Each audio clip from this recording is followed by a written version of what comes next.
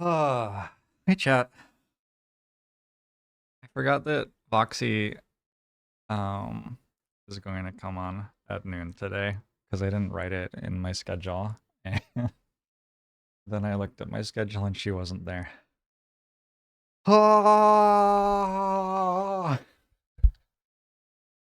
Also, I think I have Caleb written down at the wrong time in my schedule. My schedule for today is very poorly done. God, yeah, I have him in the wrong slots. Whoops. All right. Did I say Caleb was here at 3 when someone asked? I think I did, right?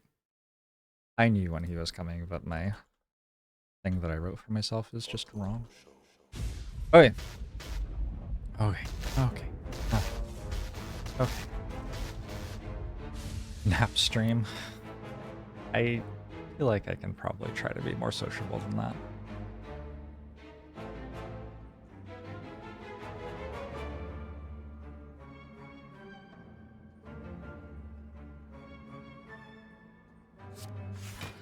Professional streamer.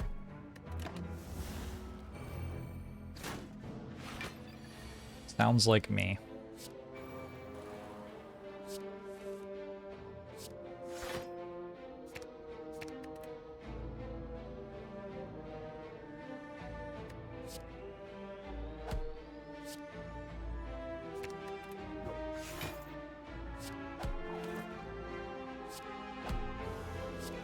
This run's kind of cool.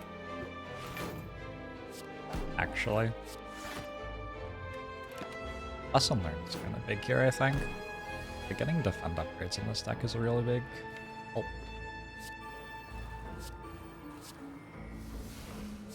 Also, apparently I have 4 energy now, which is something I didn't know until that second, so that's probably good.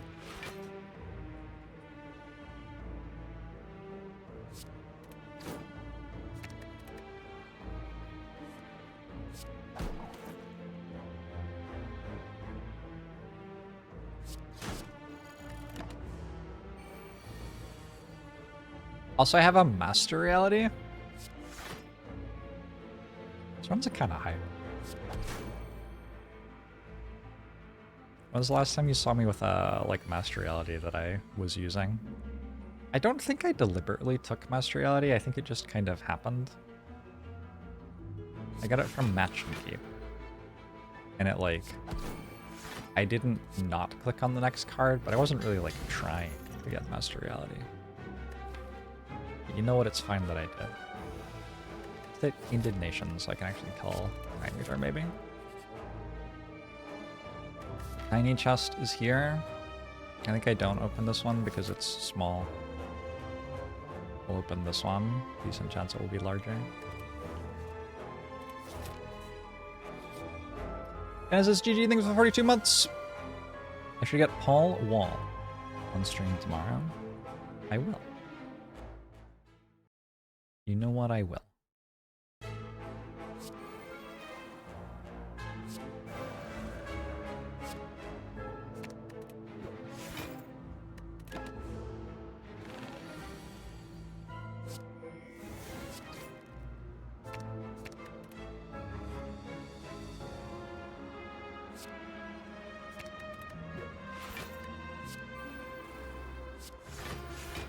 Sounds a lie.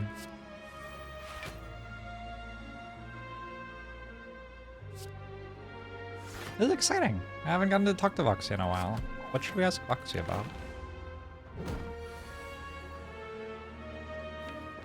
I'm talking to Kathleen about game nights. I can ask about game nights. That's the list of slides. Oh, I'm sitting in front of it. Fuck. That would have been more useful if I didn't have my webcam over that part of the screen.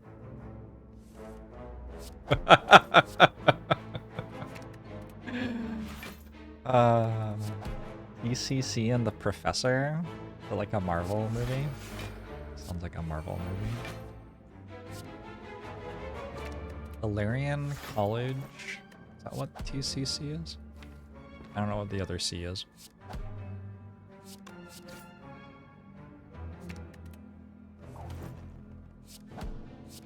Had a dream where JORBS played Commander with the Professor and you still wish it actually happened. I've had so many people... I've had so many people say that we should do that. Maybe we should. Maybe someday we will. At some point, if enough people say it should happen, it happens, I think.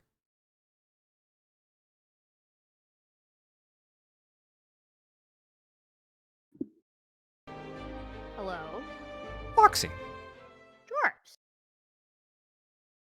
how are you? I'm excellent. How are you? I'm doing okay. It's kind of a fly-by-wire situation here. Okay, But what's you going know, on?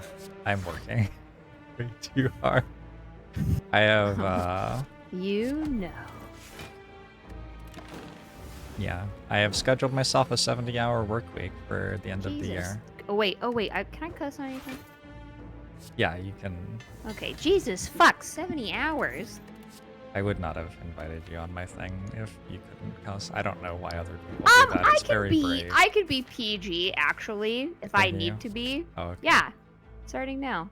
Silly of me. Silly of me not to believe that. But please, no. I paid for the full Voxy experience, and I expect every swear word in the It's English pretty language. cheap. I mean, it's just, $5.99. You do like children's birthday parties? Oh. I do. Yeah, I put on a little clown nose, and they just get to like just fucking deck me in the face if they want.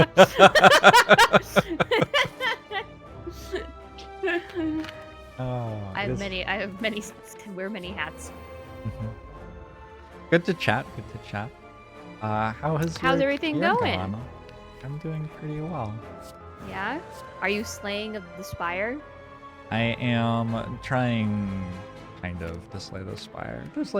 There's a run of Slay the Spire going on in the background throughout the week, basically, and people can pay attention to it if they want. Or is your stream more of like just hanging out with Jorbs and Slay the Spire just happens to be there? Yeah, I click the buttons. I'm playing on a new account at low difficulties, so it's like, you know, not that big a deal which buttons I click. I wish I could remember literally anything about Slay the Spire. Somebody told me that you played it, like, recently. I did. I played it recently? No. Oh my god, I don't remember the last time I played it. Oh, Is there a way to tell the last time I played it?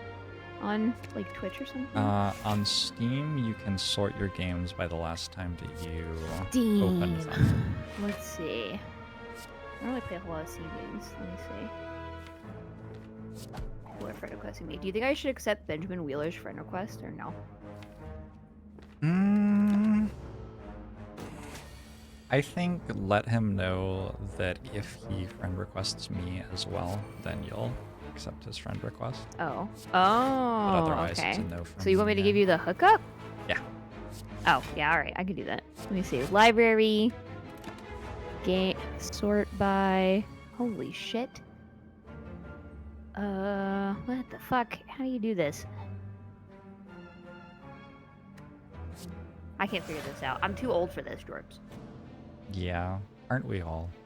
Yeah. Well, somebody told me that you enjoyed it, like, recently, I'm pretty sure, unless I'm just making up memories. It's got to have been over, like, a year at this point, I think. But I got to the heart, and I beat the heart up halfway, and then that's the last time I ever played it. You just, like, closed the game before you died? No, I died, and then I was like, well, now I'm sad, and then I gave up. Yeah, that's bullshit. Yeah, I'm a big quitter, you know, like, if something doesn't work out for me, like, I'm just gonna quit. Is that kind of the message that you would like to bring to the if things are giving, if you're not perfect at the first, like, 3 times you try it, just give up. That does feel like enough times. Yeah, that's enough. You should be good at it by then. And if you're not, then it's just not meant for you. It's just not meant to be that way. I have... Oh, we should, like, properly introduce you, I guess. I just can't imagine somebody not knowing who Voxy is. There are people who don't know me. What do you mean? How would you describe Voxy to the world, personally? How would I describe Voxy to the world? Yeah. Just kind of loud, I guess. And, very abrasive, but in maybe a charming way. And you're actually kind of quiet on this Discord call. Can you turn your mic up when you're in? I did a fucking thing with Farfa too, and he said the same shit. Also, you may have to like pull me up on your end too. Like if I right click you, your user volume is at 100. Yeah. If I right click you, your user volume's at 200, which is. Is that better? Is that better? Test, yes, test, it test. Is. That is better. Okay. Yeah. Yep. Also, like when you're yelling, it's great too. So like that's always good with. You want me to just be yelling the whole time?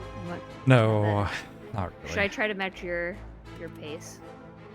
That would be kind of funny. That would be kind of funny. What the fuck, Roxy? Good. That was really good. Yeah. How's your charity stream going? It's going really well. Yeah. It's a great excuse to hang out with friends. A really good way to spend the week of the year. This is such a like dead week of the year. Like, it is a very dead week of the year. Nothing really like happens. Yeah, people are doing. I mean, who even knows? You know. What do you even do in the 5 days between New Year's and fucking what is it? Christmas. That's it. I think you hang out with family. Maybe? Family? Yeah, not for me. Well, I did all that on Christmas Day. So I did my quota. Got in and out in under an hour. Yeah, no, we played Jackbox. We were there for like 3 hours. Okay. Yeah, we all hung out for about 3 hours. We ate some cheese. That's legit. It was good. It was good. Nothing wrong with cheese. Yeah, cheese is cool. So, are you playing any other games during your charity week, or is it just straight Slay the Spire? I am leveling up a new Slay the Spire account for next year. That is how I decided to spend my week. Okay. Are you playing Baldur's Gate? Have I played Baldur's Gate? Yeah. Hell yeah, I've played Baldur's Gate. I absolutely love Baldur's Gate. I heard about your You heard about my what? Don't. I heard that you were trying to get it on with Astarion. I wasn't trying. I succeeded. You let him drink your blood so long that you died. Okay. Yeah, I did die, but I did not know that it would kill me if I let him do that. I did restart the game. I didn't know that you could like revive your own character. Oh, you restart? Well, no, I redid my last save. I didn't restart. I redid my last save. It's not that bad. Okay, I see. Yeah. I pulled up your stream. You raised over $10,000 so far. Yeah. That's awesome. Yeah, it's been a pretty good week. Yeah. We were doing cat meows every time somebody donated with Steph and Gid. Who were my last guests. Do you have any ideas for ways that you could embarrass me? Like you had a cat meow whenever somebody donated? Yeah. I'm actually quite good at it, apparently. Can you give me a good ooh-woo? Ooh-woo! You have to do that for money. You can't just do that for free. Oh, I'm sorry. You have to charge people charity money for that. New here on the internet? Alright. Yeah. Everybody knows that. God, I wish I knew what this. You're fighting a Tangela right now? This is a writhing mouse. It is basically Tangela, yeah. And Tangela? I don't. I thought it was. Oh, that was Tangela. I'm not a Pokemon dude. Yeah, I'm sure. I'm you're a right. Pokemon person now. Yeah? Yeah, I've been doing a Nuzlocke challenge. Ooh. And I've been watching Naruto also. Okay, so are you into running? Am I into running? Yeah, I'm gonna throw my hands behind me and see what happens. I was looking at headbands the other day. Okay. For cosplay or just for yourself? Sure, yeah, cosplay. Not for every day, that's crazy. Not for just for fun. For cosplay. Well, I have not watched Naruto. You should watch it. It's pretty good. I have been really struggling to get into a show. Maybe it's because I'm not watching the right ones. Maybe Naruto is the secret. What kind of shows do you like? I watch a lot of crime procedural type stuff. I like shows where I don't have to think very hard, but it's kind of logically engaging. Okay, so, give me an example.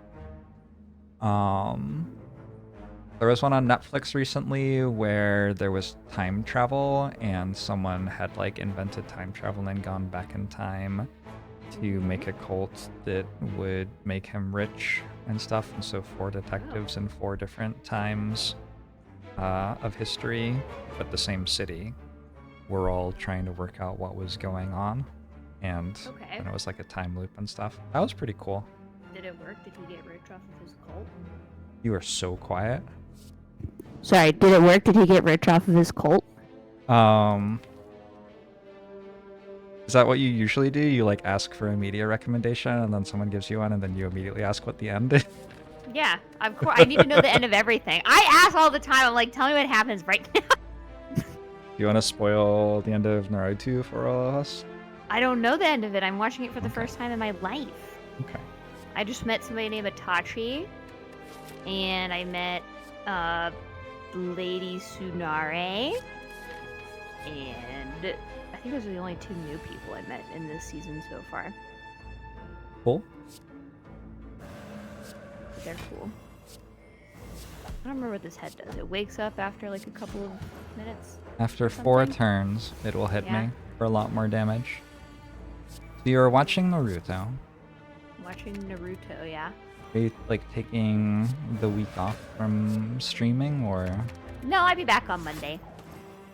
I've just been doing some things I've been putting off for a while, errands and stuff, and celebrating New Year. Cool. I'm back in the gym also. Back in the gym? Back in the gym, yeah. Working out. You're there before the New Year's resolution, people. Just barely. I mean, I was in it for a while, like 2 years ago or a year and a half ago. I was in it hardcore, and then it just kind of fell off, and then I just got back into it. Okay. What do you like about the gym? I'm so weak. I like how good it makes me feel after. Yeah. How good it makes me look because I am kind of vain. Okay. And I want to be strong and be able to run and not get winded when I go up and down stairs. Goals. Love that for you. It's so upsetting to me how good I feel after I exercise. Like it's almost infuriating. Like everything everybody's ever said, just go outside and exercise a little bit and you'll feel better. And it's annoying that they're right most of the time. Yeah, it's just tremendously unfair, I would say. I know. Why can't I get that way from like a long nap?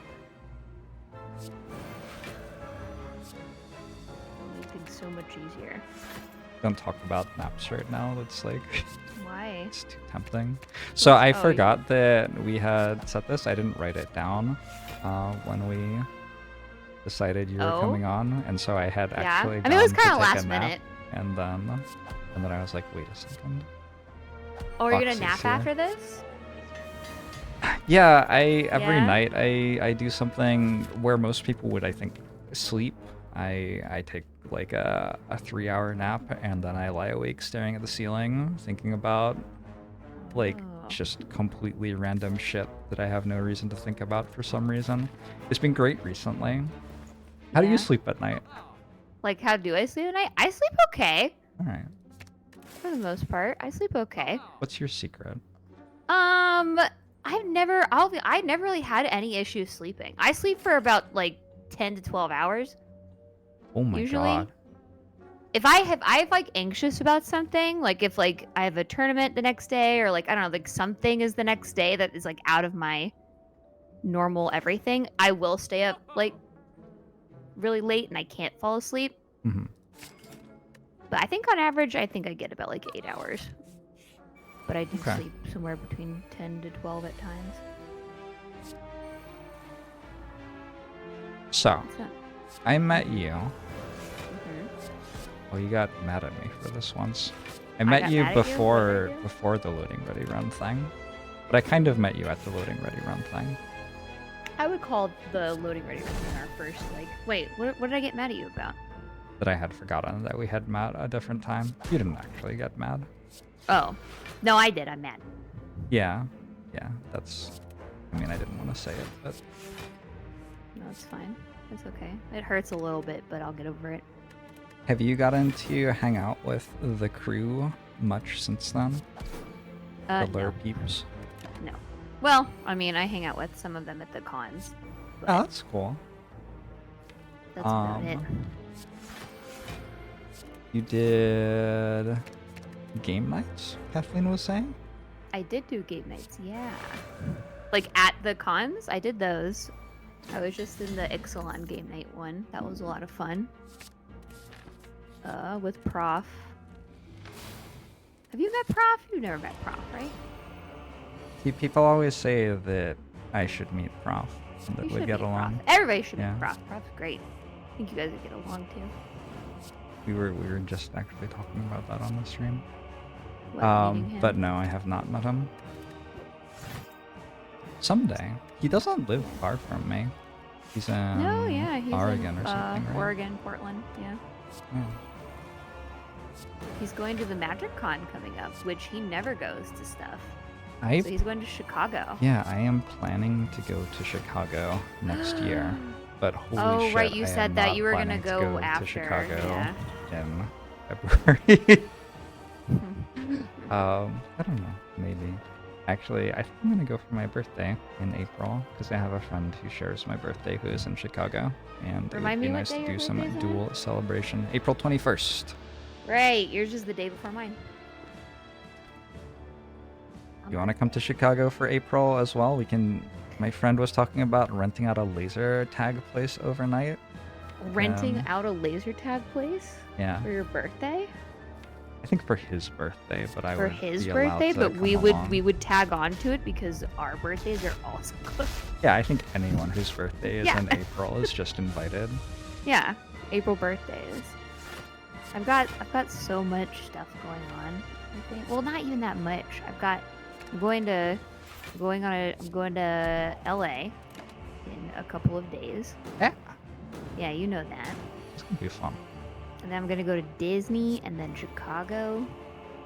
And then is Disney magic? No, Disney's just a fun thing. Okay. And then possibly pretty sure Amsterdam for MagicCon in June, July. It's like I think it's end of June, beginning of July. Are Magic Cons the new thing for Magic the Gathering? Like that's what all the people go to.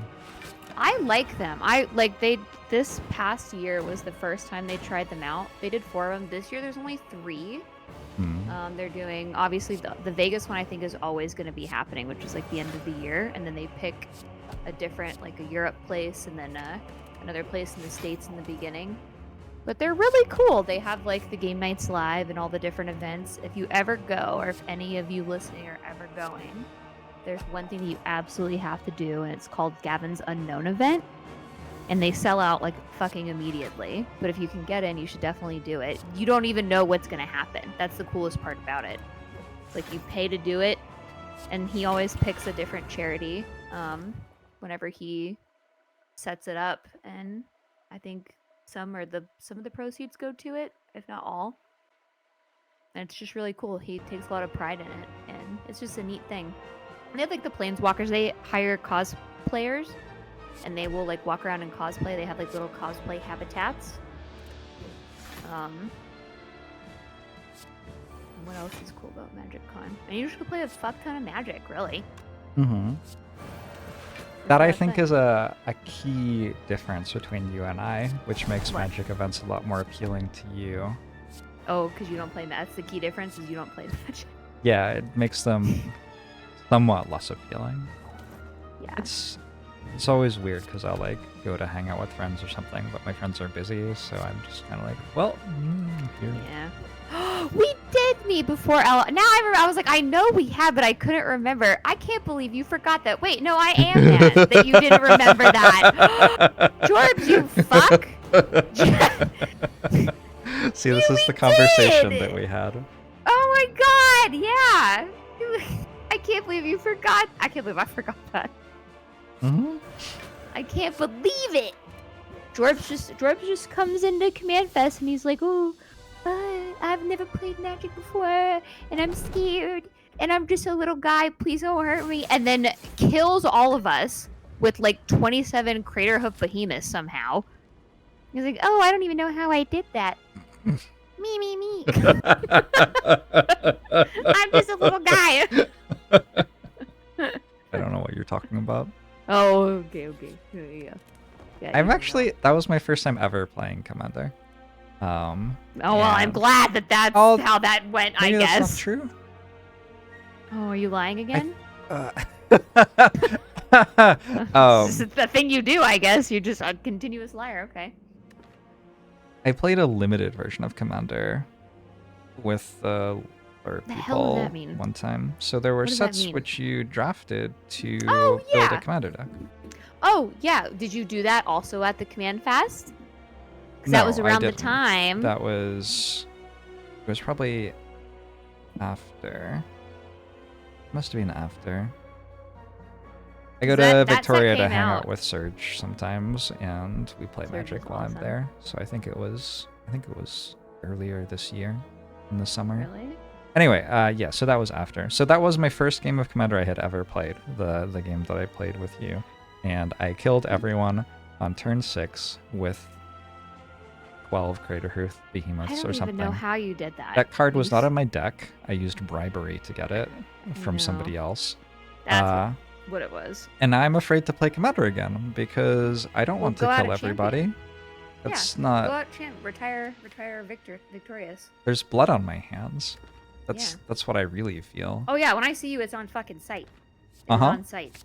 Okay. You are dead. You are dead to me, and you are dead also in the game. Well, no, I won actually. Well, the next game that we play, you will be dead. Not that one. I see. That was confusing to me. I'm sorry. I apologize. Okay. Sorry. Let me speak in loser terms because I'm the loser here and you're the winner. The next time I see you, I'll get you. Wonderful. I look forward to it. Yeah. You've been doing more games other than Magic recently, right? I have. I think I decided in like, I think Hearthstone, because I got really big on Hearthstone over the summer. And when I tell you that game sucked me in, like I've never been sucked in before. Like I got pretty sucked in with Elden Ring. It was like a month and a half or whatever. Hearthstone was like a 4-month stint. So was this kind of the first Astarion situation? No, this was, I mean, I did a little bit of Baldur's Gate. I didn't play it on stream because everybody made fun of me. So I stopped playing. Literally, one of the comments on that video was like, has she literally not played since this happened to her? And it's true. I really haven't. It's true. I really haven't played since I got rejected by everybody. But it's fine. It's fine. I've been watching. It's okay. Yeah. Oh yeah. Playing Hearthstone made me kind of realize like how burnt out I was on that. I don't know if burnout is the right word, but it made me realize like, wow, like I have a lot of fun doing other stuff, and I love playing Magic. But it made me really kind of like dip into other things. So I think I decided for next year I was going to be more, maybe do at least one different game a week as opposed to all Magic all the time and only new games every now and again. That's cool. Yeah. It's been fun. A goal of mine this year that I stated at the beginning of the year and have not mentioned much since was that I was going to play 300 different games on stream this year. That was my goal. That was way too many. Yeah. I think I played like 100 or so. Okay, I was gonna ask, how close did you even get to that? Which, like, honestly, 100 is tons. I'm not like. That's a lot. I don't consider that a failure at all. You should not. 300 is ambitious. Yeah. My goals tend to be what I'm aiming to do, not what I think will happen. They're aspirational goals, you know. Yeah, aspirational goals. It's good to have goals. My goal is to try to love Hearthstone again because I did it so much and I overindulged, I think. Burned out. Burned out. What did you like about Hearthstone the most? Did you do like the arena or? No, I played PvE and there's this thing called dungeon runs, and you can like go through the dungeon. It's kind of like, it has a little bit of like Slay the Spire feel to it. Yeah. And you can like get buckets of cards, and you can like put them in there, and it could be anything. It could be anything. That was my favorite part, is that it's like mainly randomized. Like a lot of Hearthstone is just a lot of bullshit in like the best way.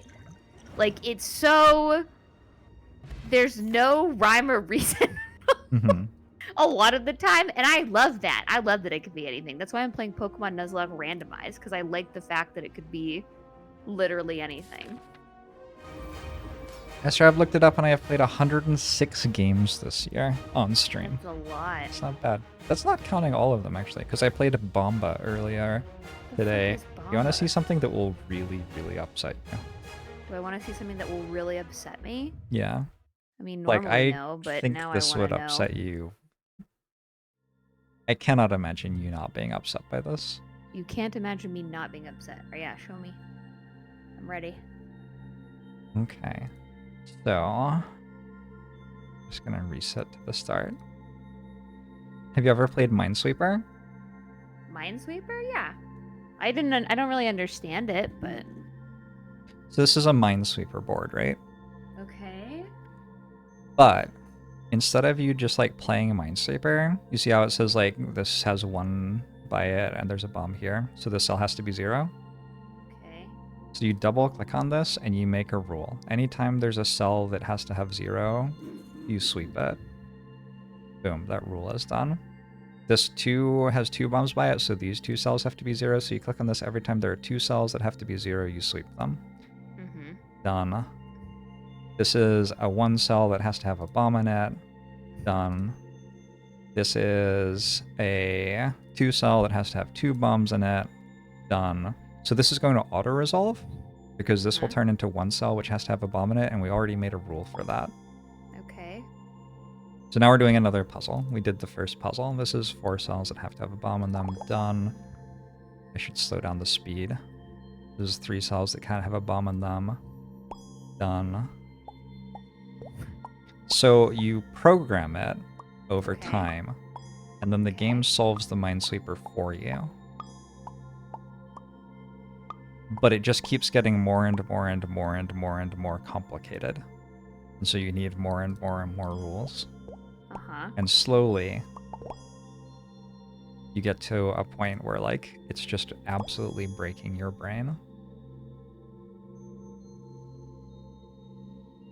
Like, what rule am I about to make here? It's that these ones can't have a bomb in them. Yeah. Wait, so remember how you're like, this is gonna upset me? Yeah. Why, what about this would upset me? Okay, try playing it. It is upsetting me, but I don't know if it's upsetting me for the reason that you think is upsetting me. Why do I think it's upsetting you? Yeah. Why is it upsetting you? Yeah. Because I have no idea what the fuck you just showed me. Literally, that's why I thought it would upset you. You're high. That's why I thought it would upset you. Yeah. Oh, okay. Well, you were right on that part. I know. Yeah. I never want to see that again. Don't do that. Don't ever show me that again. Horrible. Show me something better. Okay, I mean... How did you even find that? Someone recommended it to me as something that would be fun. What a horrible friend. You need new friends. That was awful. What a new game. A fun one. It's okay. I can just go back to playing Slay the Spire for the rest of my life. See, this one is fine. This one kind of good. You got really quiet again. Sometimes you move away from the microphone to breathe in. I'm gonna put it. You want me to breathe on the mic? No. Excuse me. I did have to think about it though. No. Are you going to any cons this year at all?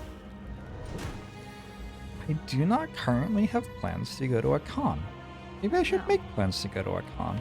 That is such a great idea. I haven't been to a con. I guess I went to that magic thing that we met at. And I went to TwitchCon a very long time ago. Did you go in 2019 when everybody and their mother went? That's when I went. I did, and then... You know what? A fun thing about that is that's the first time I ever traveled by myself in my life. You have a good time?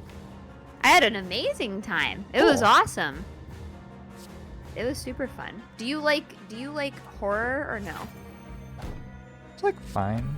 I like psychological horror more than jump scare horror. Yeah. Do you ever like think you'll have any plans to go to SawCon?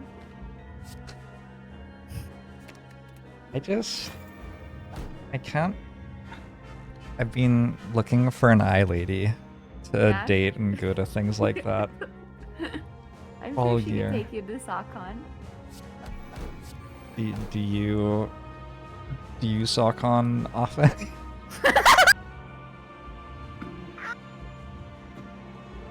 Yeah, I SawCon often. Yeah.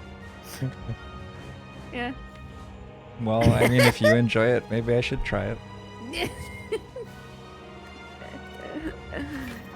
Oh man. Remember when you tried and you failed miserably? I do. I was streaming live and somebody got me with it, and then I was like, oh, that's a good one. I bet I can get Boxy with it, and they messaged you and you just roasted me nonstop in DMs. And then I read them out loud to my channel because... Did you read them out loud? Yeah. They're all here to see me. Oh, okay. See me fail. I think I even said like, yeah, fucking right, bitch. Like you think you can. I've been on the internet way too long to get D's nuts. Except for that one time I got D's nuts. And it unfortunately went a little bit viral, but that's irrelevant. And I did. That had people from my high school reaching out to me and be like, hey, I'm not kidding. They're like, is this you? Because they don't know what I do for work. And I'm like, yeah, it is. Don't worry about that. Don't worry about that. Don't worry about me. I didn't know about this. You did not know about this? Is the clip still available? It is. It went viral on TikTok and YouTube Shorts and everywhere. Oh yeah, it's like one of my most watched. Want me to give it to you? Yes, please.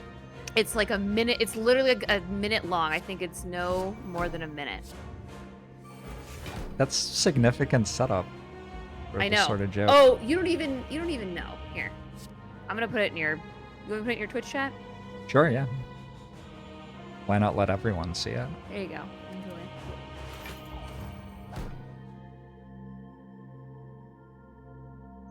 Wait, this is like somebody. Oh. Somebody. I actually have seen this. Somebody sent you. I figured you had seen it. Yeah. Yeah. I figured you had. Somebody sent me that. Yeah. Didn't even know who you were at the time. I was just like, gosh, this person's all over the national news. The national.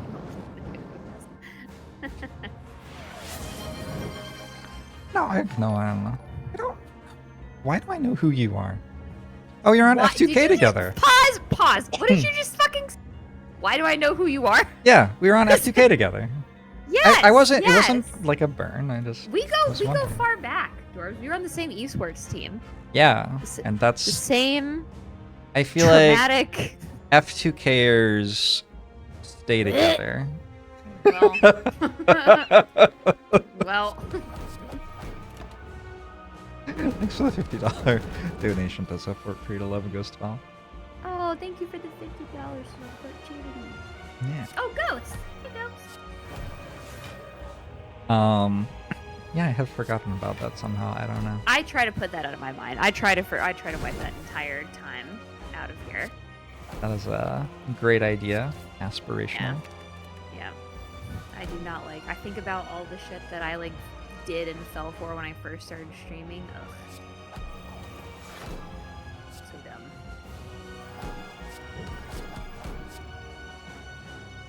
You gonna kill this heart? It was a good team for, like, making friends. It was... Yeah. I still have a lot of friends from my time in F2K. I don't know that I would even say that I regret being on the team. I do. But you would have never met me Foxy? That's not true. We would have absolutely met otherwise. You don't even fucking remember the first time we met. We could meet 3 more times after this. I still wouldn't know who you were. It's great to meet you. Be like, bitch.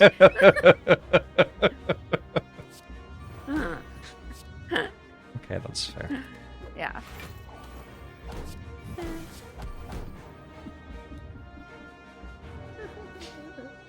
I don't know. You're very recognizable though. You have the hair thing. Hair. It's the hair. It's all it is. It's the hair. Yeah. It's like a beacon. That's how most people say they find me. Yeah. The last time we hung out, I arrived in Victoria via ferry. I hope this is the last time we hung out, or else you're. But I think it probably was.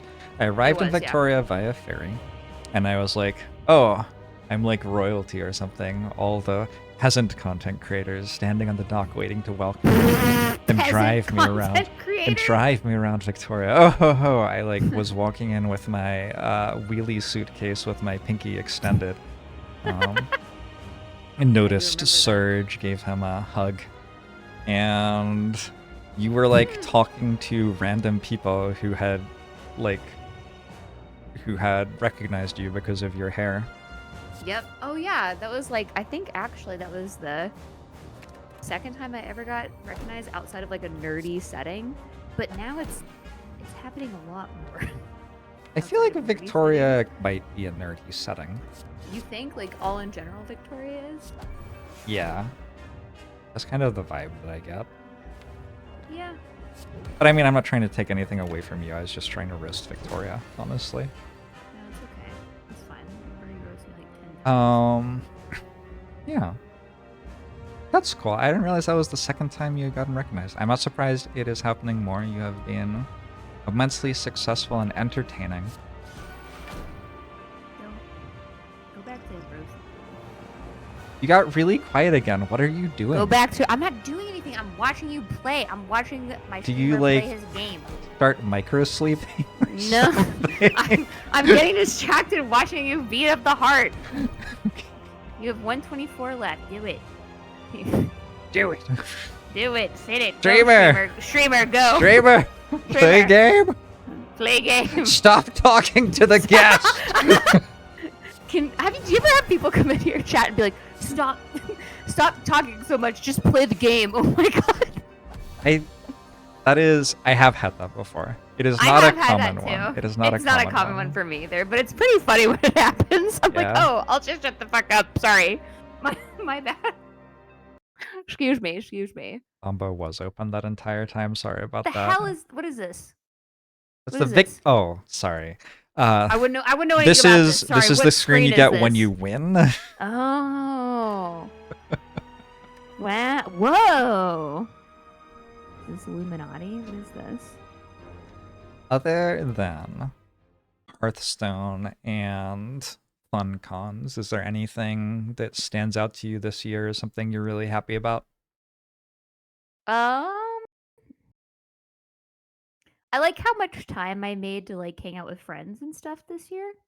Yeah. Like I tried to make it a point to like go somewhere at least once a month or travel somewhere once a month, whether it was for like where I guess that falls under cons, so I don't know if that totally negates your question. But I mainly go to like see all my friends. I call them like, I don't know, it's like event friends, like people you only really see at events. Sure.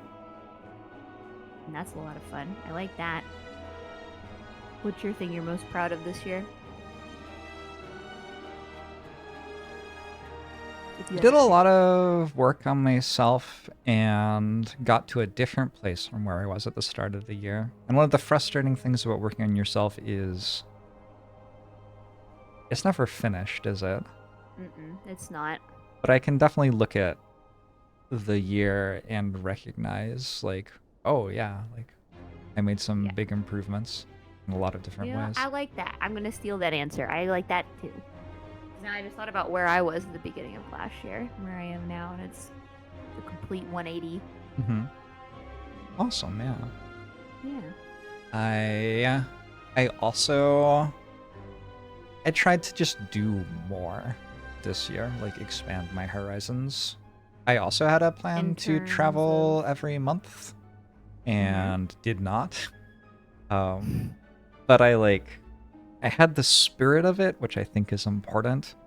And then I realized in spring in Seattle, like, gosh, Seattle's just gorgeous, and I really like being at home. Yeah.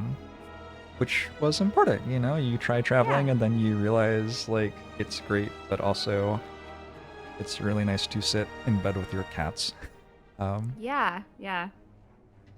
And I tried really hard with the whole Twitter shit. I mean, I don't want to get into it, right? But sure. With the Twitter shit, what I realized I really appreciated about Twitter was that I was getting to chat with really interesting people from all over the place. And the most fun I ever had was when we actually, like, became friends and did something off Twitter together, whether that was just like chatting on the phone or meeting for a convention somewhere, or I've had quite a few people I met on Twitter on the stream to like talk about what they're passionate about, that sort of thing. And so as I observed that Twitter was perhaps not long for this world, I kind of stepped up my attempts to have deeper connections with people. And so I've met quite a few people in person who are pandemic friends for the first time this year. That has been really nice. It's incredible how many people have room in their life to make time to do something fun with you if you plan something and invite them. It's not incredible, it's just like very obvious, but as someone with like an introverted person with anxiety, it's not something that's like innately obvious to me.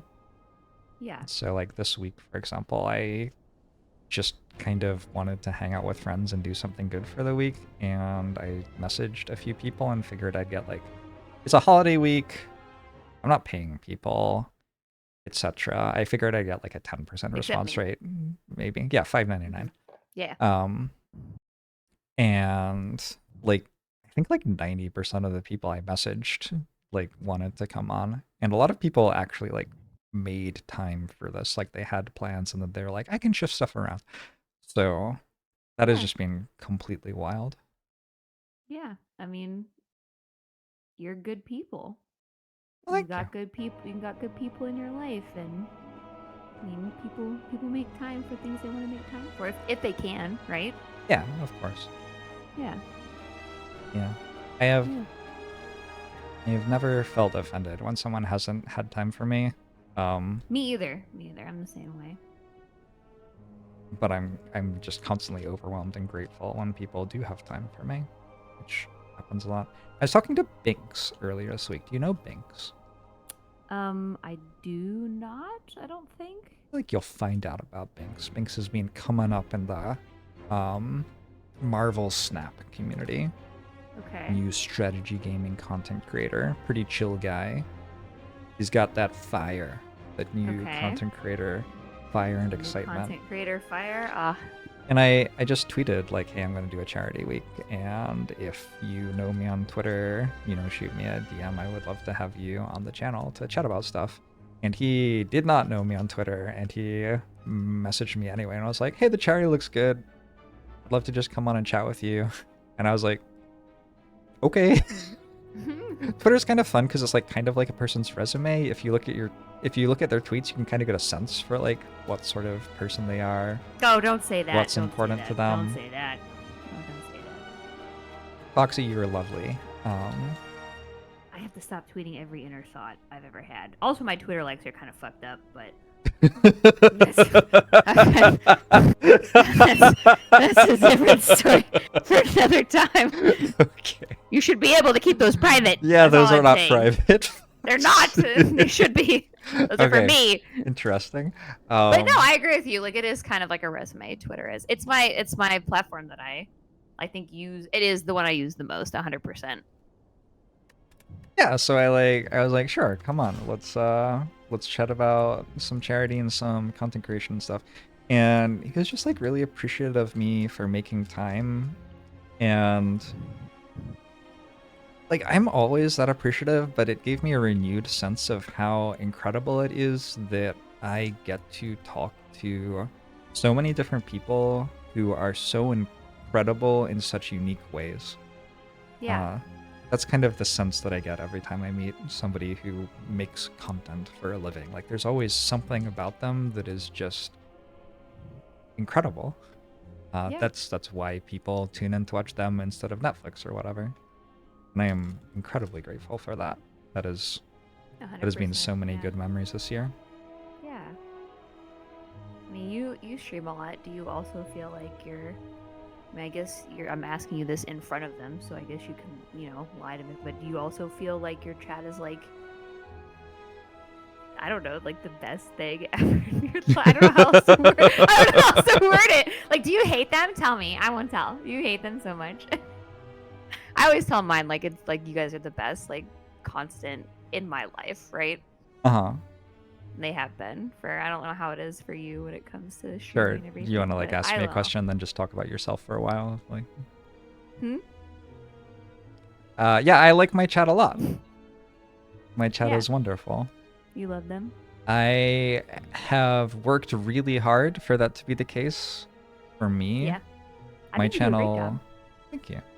My channel blew up through the YouTube algorithm, and a lot of people who came to the channel came because they cared about Slay the Spire and did not care about me. And that's back when I got the, like, stop talking and play the game sorts of comments. Like, there were people who were there very legitimately because they wanted to get better at Slay the Spire and didn't give a fuck about me, had no interest in ever giving a fuck about me, and got irritated when I interfered with them watching someone who was good at Slay the Spire playing the game. And I managed to get rid of them. So now I just like everybody. Yeah. It is a great vibe. You build a good community. Yeah. Streaming's a little bit weird in that you can get like 1,000 nice messages in a day and one mean message, and the mean message is the one that will stand out and stick in your brain if you let it. Yes. And when I was first in therapy related to streaming in like early 2000, we were really working through all of that. Like, the messages don't mean anything. It's just one person. They're just lost on their way to the close stream button. Don't worry about it. It's not a sensible reflection of you. There's no reason to take criticism from someone you wouldn't ask for advice in the beginning. Like, they don't know you. They don't know what's right for you, etc., etc., etc. Did cognitive behavioral therapy, etc., etc., etc. And, like, it mostly worked, but it was still kind of hard to have people come in and, like, just say abusive, negative, nasty shit to me. You know, that's not fun at work. And this year, I have successfully found a different solution, which is just, like, I just banned all the people who were shitty and nobody says that anymore. And it's so much easier. Yeah. It's just a much better solution. We love the ban button. Oh, yeah.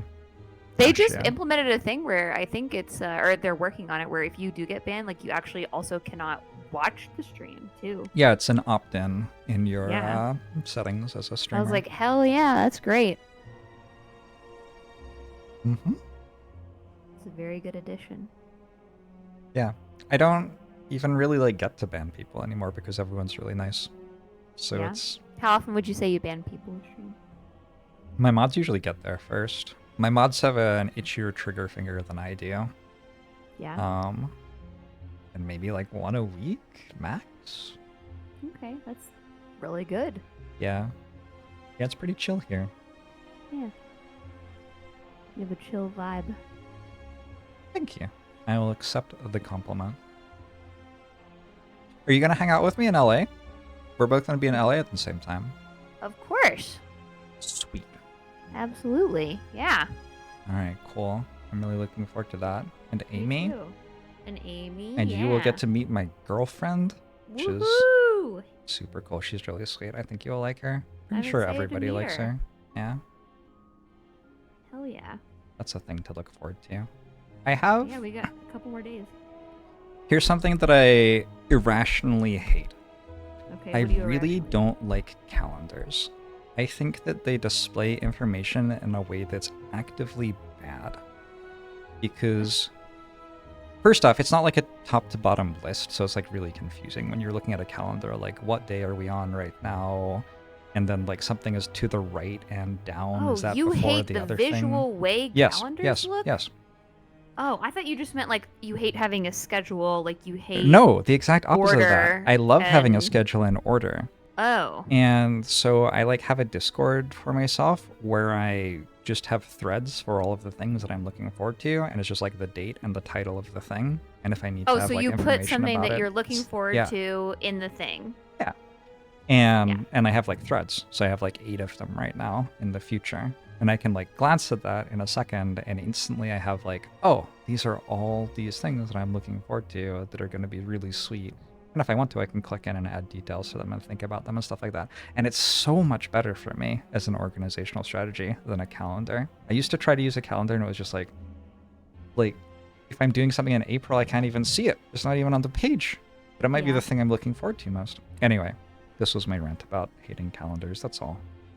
I want to get into the habit of like putting things in my calendar phone, but I just never remember to do that, and it's so annoying to do it.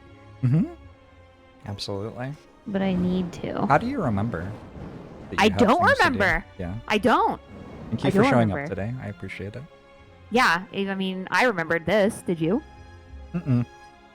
No, absolutely not. Did you not put the nice thing that you want? Did you not put this in your calendar because you weren't looking forward? Yeah, I only put things that I'm looking forward to. Oh, okay. No, it's cool. It's cool. It's fine. It's fine. I have the LA trip. Let me see what the LA trip says. Yeah, but the little hour we have here is not high on your list. We just planned this yesterday, Voxy. Let's be honest. I know. It was late. I get. Listen, you're right. You're totally right. I will go on like stints where like I don't know what it is. I freeze up and I just can't. I get so overwhelmed with like messages. Yeah. And like DM, and they come from all different places, right? They come from like Twitter, Discord, emails. Oh god, yeah. Like Twitch whispers, like, and they come from everywhere, and I can't. Ugh, it makes me even text messages. I have like they're very backed up.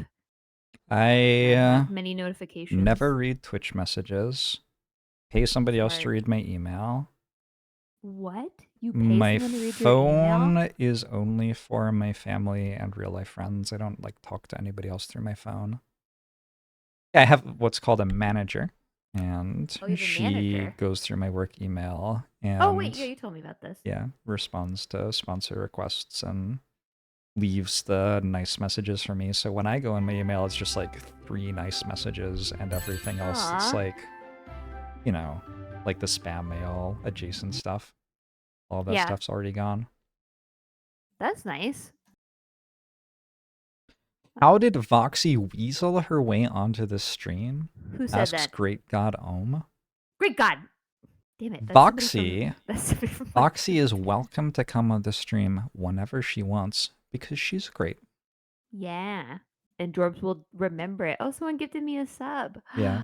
The other day, someone came into my channel and told me that you were crying because people were being so nice to you, and then I opened up your stream while you were streaming and gifted you 10 subs and left. Oh, I remember that. Yeah, you added on to the feels of all of that. I liked that because it felt adversarial because you were being overwhelmed, but it could also be nice. And I feel like that's our relationship. We're very adversarial, but also nice to each other. What a lovely thing to have. That's so lovely. I definitely for sure know what adversarial means, and you should not explain it to me, but for the people who don't know, you should say what that word means. Adversarial? Yeah. It means like we banter. We're like... Oh, yes. We I aggravate each other a little bit. Yeah. That's how I show love.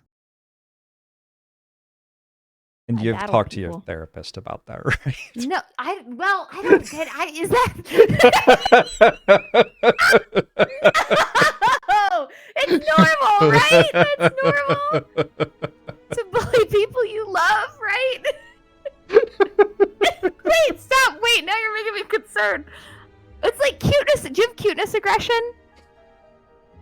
Do I have cuteness aggression? Yeah. Sure. Yes, that's normal. That's also normal. That's super normal. All of the things you do are really normal. I can't, please. Ouch. Okay, well, maybe I should talk to my therapist about that one.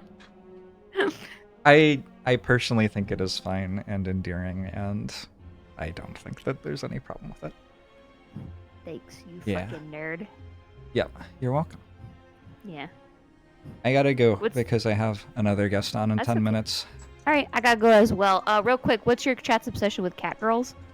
I don't know. There's like a faction. I lost control of my chat 2 years ago. Oh yeah. Did you know they took over like a nuclear facility and leaked HR records? The Catgirl faction. Oh. I don't know if any of my Catgirl people were specifically involved, but the Catgirls in general. You should answer that phone call. It's my alarm telling me that you have to leave. Okay, I will. I will get the fuck out. Doris, it was great talking to you. So nice to talk to you. Yeah. Good luck with the rest of your charity stream, and I'll see you in a couple of days. All right. See ya. Okay. Goodbye, chat. Bye.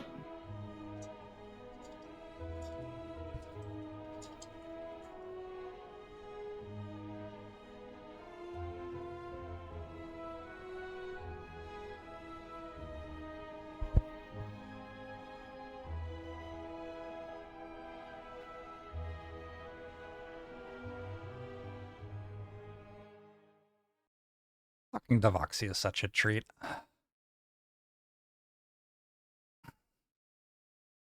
My voice is actually just starting to die. Like, I can't make all the sounds come out of my throat anymore as easily. It's kind of weird. You like Voxy? Voxy is immensely likable. Have some tea? Yeah, I might make myself some tea real quick. Terrence is going to be on, and I'm going to offer to play a defect run with Terrence instead of playing Ironclad, so that's why I'm waiting and haven't started the next run yet. Because Terrence is...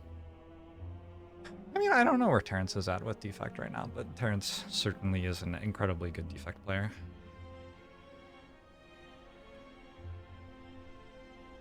Is Voxy on Twitch? She is. She is Voxy on Twitch.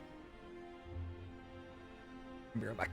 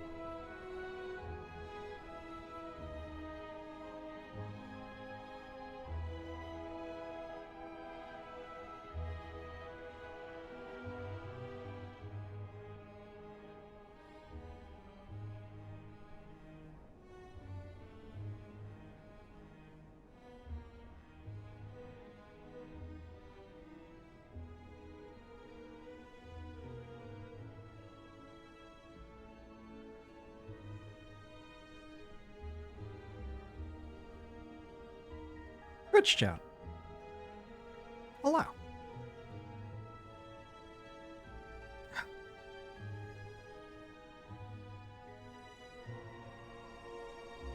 Parents should be here soon. I got... No, I don't actually know. It's either chamomile or ginger turmeric, but I just kind of grabbed one and didn't look at which one it was. We'll find out very soon. You're Irrelevant.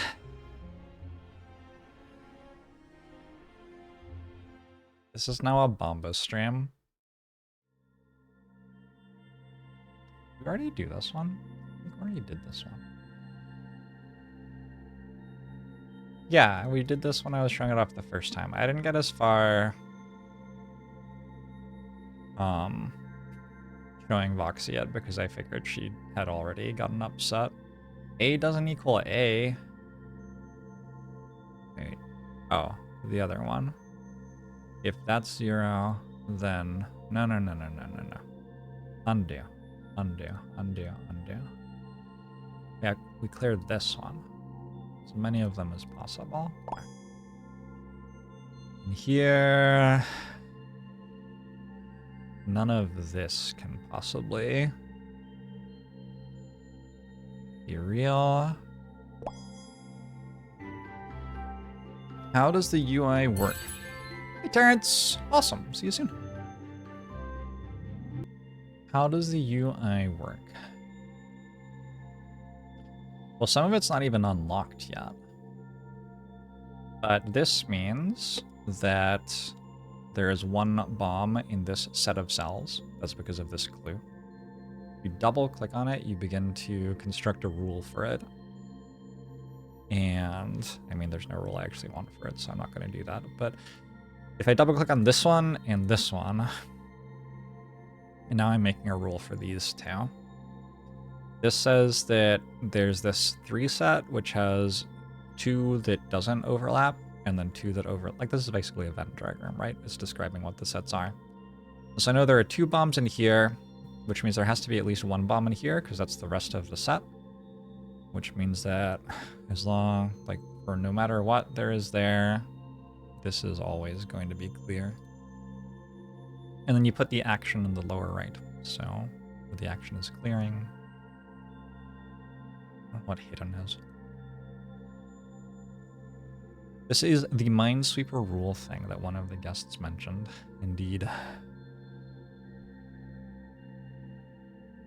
Hey Terrence, how are you? Hey JORBS, how you doing? I am doing okay, except that my voice stopped working. So that's kind of interesting. How much have you been streaming each day? I have been doing 8 to 10 hours a day this week. Okay. I think the problem is I was making cat noises earlier. Cat noises are the best.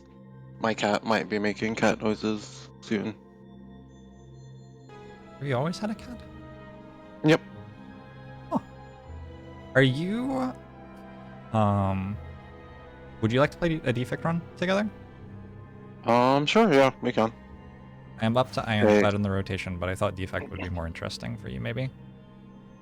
Oh yeah, no problem.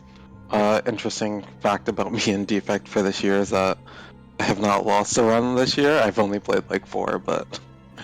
Hey, we take those. Undefeated defect. We're not counting this.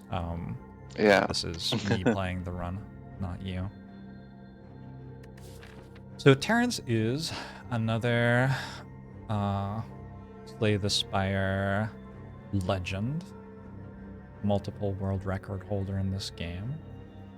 And you have also gotten like a real world job just in the past year, right? Or was it last year? Yeah, I started in June. I'm working as like a data analyst / consultant using 2 programs called Tableau and Alteryx. Tableau is a data visualization tool. You can build like dashboards for businesses and stuff. I'm a lot more interested in building them for games. So I've done some Slay the Spire dashboards, Lorcana, the new Disney card game. I looked into that when that first came out, and I have a dashboard for that. I have a TFT one that's not public because it's not great, but just some business dashboards and some gaming dashboards. I don't know how things are in your channel as far as links, but I can link to the current one that I'm working on. I can link it to you in Discord, and you could. You can put it straight in the channel chat. Links are fine. This is the one that you're working on for Slay the Spire, or for? Yeah, so Arcana? it's Okay. like the current work in progress, Slay the Spire one. Cool. It's not together at all, but if you look at my Tableau profile from that, there's a couple that are together, but that's just the current like work in progress. Just a bunch of different random Spire stats on like card pick rate, Meow bonuses, enemy damage, stuff like that. I think it's pretty cool to look at. 20 years of Bundesliga. I'm clicking through your other stuff. Oh, this is really cool. Yeah. So for the job, the company I work for is like a UK-based company called the Information Lab, and they offer like 4 months of training, and then you get like another 4 6-month placements at different companies for experience. So a bunch of the stuff that's public on my profile has been made throughout like the training period, but most of my business stuff for them I can't have public, like NDA and business data, stuff like that. Yeah. Are you enjoying it? Yeah, it's been really fun, and I mean, this whole time I've been interested in learning Python to be able to work with so the Spire data. So having this job, and they're actually pretty supportive and open to helping me with this. Like in this current one, you'll see a bunch of things that are like labeled VK. That's one of the coaches, and she helps me so much with just figuring out different things that don't naturally work in or aren't like simple questions that you would think, like for example, like showing the last comparing the last 50 games to the previous 50. That takes like 7 different calculations to be able to do in Tableau, where you would think that it's not like a super crazy thing. Sure. Yeah. I learned Java and R in order to do the statistical stuff that I have done. Okay. It was really fun learning coding languages. There's something very logical about the way that programming languages tend to work, which I think makes them like very synergistic with analyzing strategy games, because strategy games are also very logical, of course. How much Spire have you played this year? You said only 4 runs of Effect. Not very much at all. Let me see. Let me just use the dashboard to check because I don't know myself. Sure.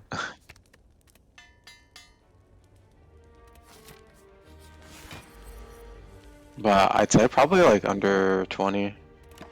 Okay. Not very many. Do you miss it? Yeah, I do miss it.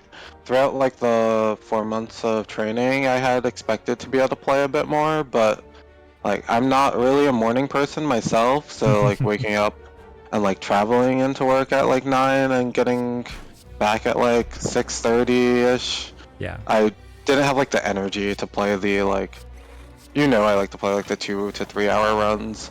So it's like doing that and other life stuff just didn't really fit. Sure. Have you still been gaming and just playing games that you can get in a shorter amount of time instead? You said Lorcana. To some degree. Like I played a little bit of Lorcana when that came out. I've played a little bit of like backpack battles recently. Sure. I was playing like Marvel Snap traveling to work. I've gotten a lot more appreciation for the like what I would before consider the like more casual short mobile games, like when I didn't have like the traditional job and had like just infinite time on my hands basically. I was like, why would I ever play one of these silly games when I could play like a game with more substance? Amazing how quickly that changes, huh? Yeah.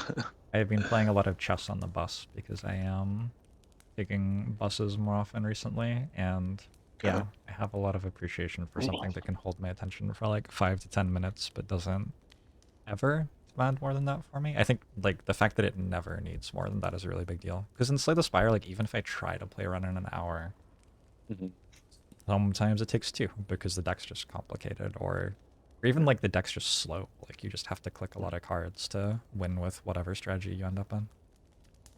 Well, there was like a point where people really wanted me to get the speedrunning achievements, because all the achievements that you couldn't get without like actively trying for, I didn't have at some point. Yeah. I probably still don't have like 2 or 3 of them actually. But it was like hard to rewire my brain to do the speedrun achievement. I managed to get the speedrun achievement. I still don't have Minimalist, and I don't have one other one, but I don't remember what it is. Yeah, I don't have Minimalist, Common Sense, or the Relic one. Maybe something else, but I know at least those 3. Yeah, it's probably the Relic one and Minimalist that I don't have. That sounds right. I got the Common Sense. I think one day I like sat down to get them, and I got the speedrun and the Common Sense really quickly, and then Minimalist and the Relic one. The Relic one didn't seem very fun, and Minimalist I like tried a couple of times and didn't get it, and then I basically lost interest and stopped trying to get them, so I still haven't ever done it. What boss is it for this round? I've been like somewhat paying attention. Hexagoose, okay. How do you feel about Act 1 card removes? I mean, I like them. Like, in what context? Should I be removing Strike or Defend here, and should I be card removing at all, or just buying, like, Toolbox? I mean, Toolbox is pretty sweet. I should probably buy Toolbox. Yeah, I think Toolbox is better than a card move for sure. Toolbox is, like, the one thing that stands out to me here, and then I don't remember what the path looks like. Maybe a block potion, if anything. Yeah. We're still at Ascension. But it's also like a Hexa act. Oh, yeah. Okay, yeah, there's that too. Yeah, at Ascension 20, the block potion, I think, is more exciting than at Ascension 12. Yeah. Leveling up the account's actually been really interesting. The game difficulty is not as low as I expected it might be. At lower Ascensions. It actually like holds together pretty well. Part of it is also just that Ascension 20 is easier than the highest difficulty has been in the past. Like 75%, 80% at Ascension 20, where there was a time when highest difficulty win rate was like 35 to 40. Yeah, I was looking at that today actually with the data that I have. I was looking at like picking a month and then seeing what, as of the last day of that month, what is the win rate and last and number of games. I've been doing like 50 and 100, and going back to like December or like February. Let me see. Is this for me? Yeah, in March 2020, I had like a 24% win rate on Ironclad over 50 games. I don't remember what Ascension or whatever I was at, but just looking at the like growth from like the like 20-30% days to the like leveling out at like 50 at some point, and then the like high 60s, low 70s is interesting. It is wild to me how much like small changes in game balance and small changes in understanding of the game can do in Slay the Spire. Yeah. I've been thinking about like one thing that I would be interested in seeing data on is how much you can predict whether the run is a win or a loss based on what like the first 3 relics are. Okay. Because it feels like a huge difference, and I don't know, like you could look at data for that theoretically. I would be really interested in seeing it. I always like when I get Mawbank, Ceramic Fish, Bottled Flame as my first 3 relics, I definitely don't feel happy. Thanks to 8 months. Yeah, you definitely want those like. Thanks to the raid Bilbo. Sorry. Active relics to help you fight elites rather than long-term relics for your first few, for sure. Yeah. That's interesting. It also brings up like the issue of like quality data versus like quantity, whereas like that's definitely something that needs a large quantity of data, and then to some degree you lose a bit of quality and what you're looking for to like answer that question. Especially when you're looking at like 3 relics from 100 relics or however many there are. Yeah. You're not going to get the same 3 relics very often at all. You'd have to look at, like, for each relic, maybe, what was its win rate when it was in the first 3 relics of the run.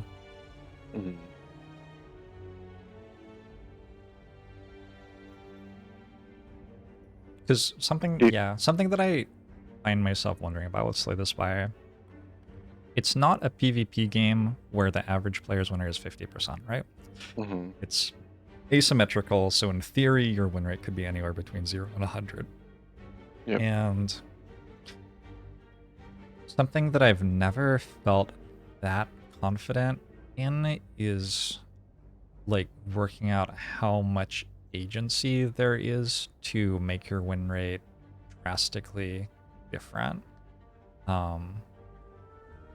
Like if a patch has people winning at 50%, say, is the best player in the world going to be winning at like 80% on that patch?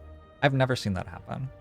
For me, it's always like in the really, really good people who are doing really well are winning like maybe 55 to 60% on a patch where like people who play Ascension 20 very regularly and very well are finding 50% win rates.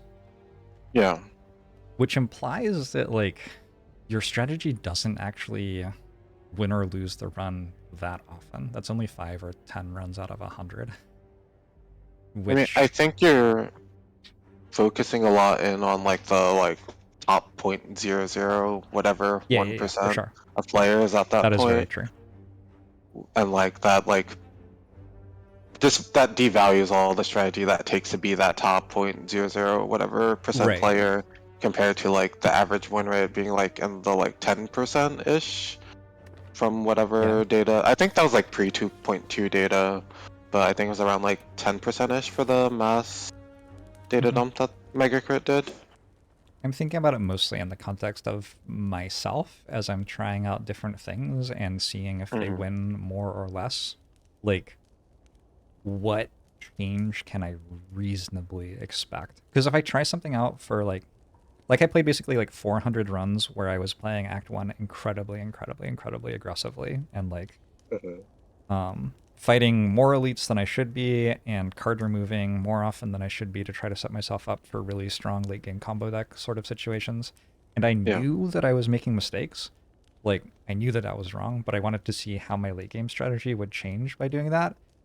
And what I found was that like my win rate kind of stayed kind of the same-ish. And like it just didn't actually change that much. But like if I play 400 runs and the actual credit of the strategy change is like 2% difference in win rate, 400 runs is barely even enough to reliably detect 2% win rate, especially given that like on different days I'm going to play at different qualities. Like my changing as a player is going to probably be a larger effect than that change in strategy. Definitely.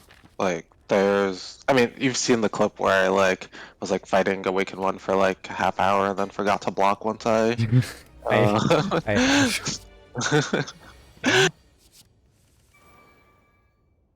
Yeah. I had some wild ones when I did more like monthly challenges. Like there was an Act 4 elite fight where on turn 2 I had Apparition in the hand and just ended turn without playing it and died. Stuff like that. Yeah. It's a hard game. Very unforgiving. Do you do the thing where you like plan out your turn in your head and then you're like, okay, I know what I'm gonna do, and then you just start clicking things, and then you don't do everything that you had like planned out to do. Like I do that a lot. Every now and then. If I really want to plan out a turn, I will write it down, because I have a little tablet that I can write things on, and they show up on screen, which is really helpful for me. Because that's a habit that I've always had in gaming, to like write stuff down, but I would always do it on a pen and paper when I like played poker and stuff like that.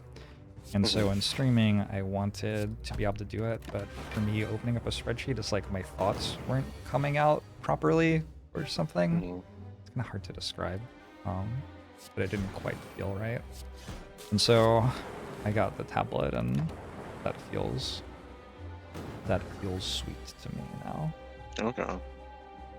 I would have to, like, for the serious rounds, I'd have to implement like a mental rule of like 10-15 seconds in between actions or something. Like, I picked that up from like Hearthstone tournaments when I was competing in that, and the same kind of thing where you like spend however much time like planning out a whole turn, and then it feels very bad to like mess up and potentially lose because even though you planned out what you felt was the right thing, you didn't execute it. Especially in a like turn-based game like this, where it's not like you had to execution is a like skill. I increasingly just don't care that much if I lose. It's just kind of like whatever. So that solves that issue pretty comfortably. How do you feel about Hexaghost as a boss? Do you feel like you can comfortably estimate how well you'll do against it? I feel like Hexaghost rewards counting things more than the other two bosses. Like, against Hexaghost, I really count to see if I have that much damage in the amount of turns that I have reliably. Yeah.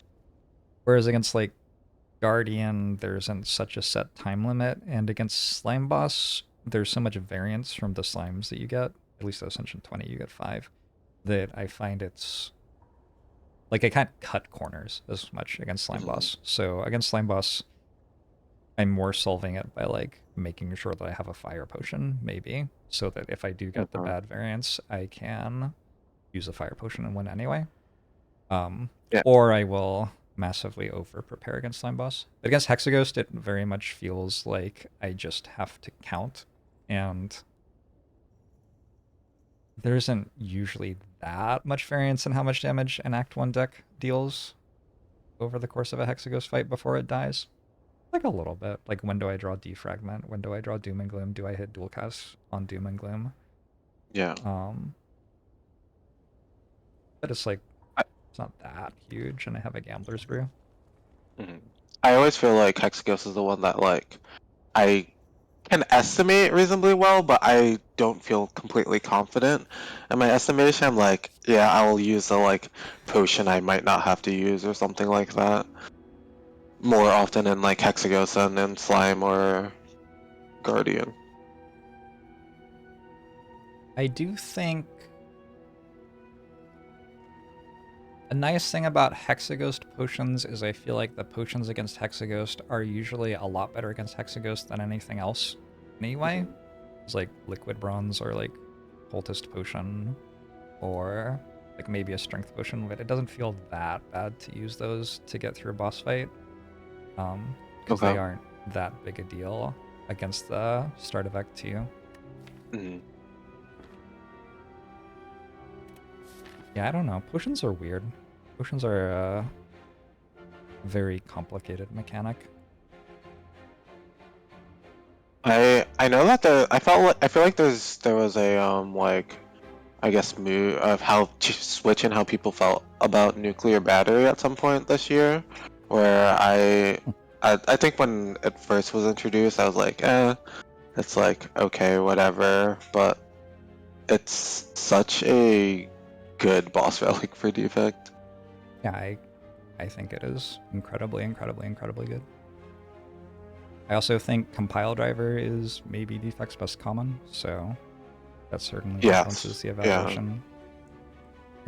thought that Nuclear Battery was very good in Defect for quite a while, though. I think, like, for me, my Defect journey was... I really liked building scaling Frost Orb decks, and that was kind of like the synergy space that I settled into most comfortably. And then Blur saw me doing that and like really took it to the next level. Like he was like saying things like all you need for damage is one doom and gloom kinds of things, which like I think is a bit extreme. But he was like really, really, really going hard on it. He would be and he would be really focused, like hyper focused on turn 1 and 2, which makes sense because if you are scaling into Frost Orbs, you don't care about your deck working once you have the Frost Orbs deployed, really. You just need to get them deployed. And so Nuclear Battery is really, really good at turn 1 and 2.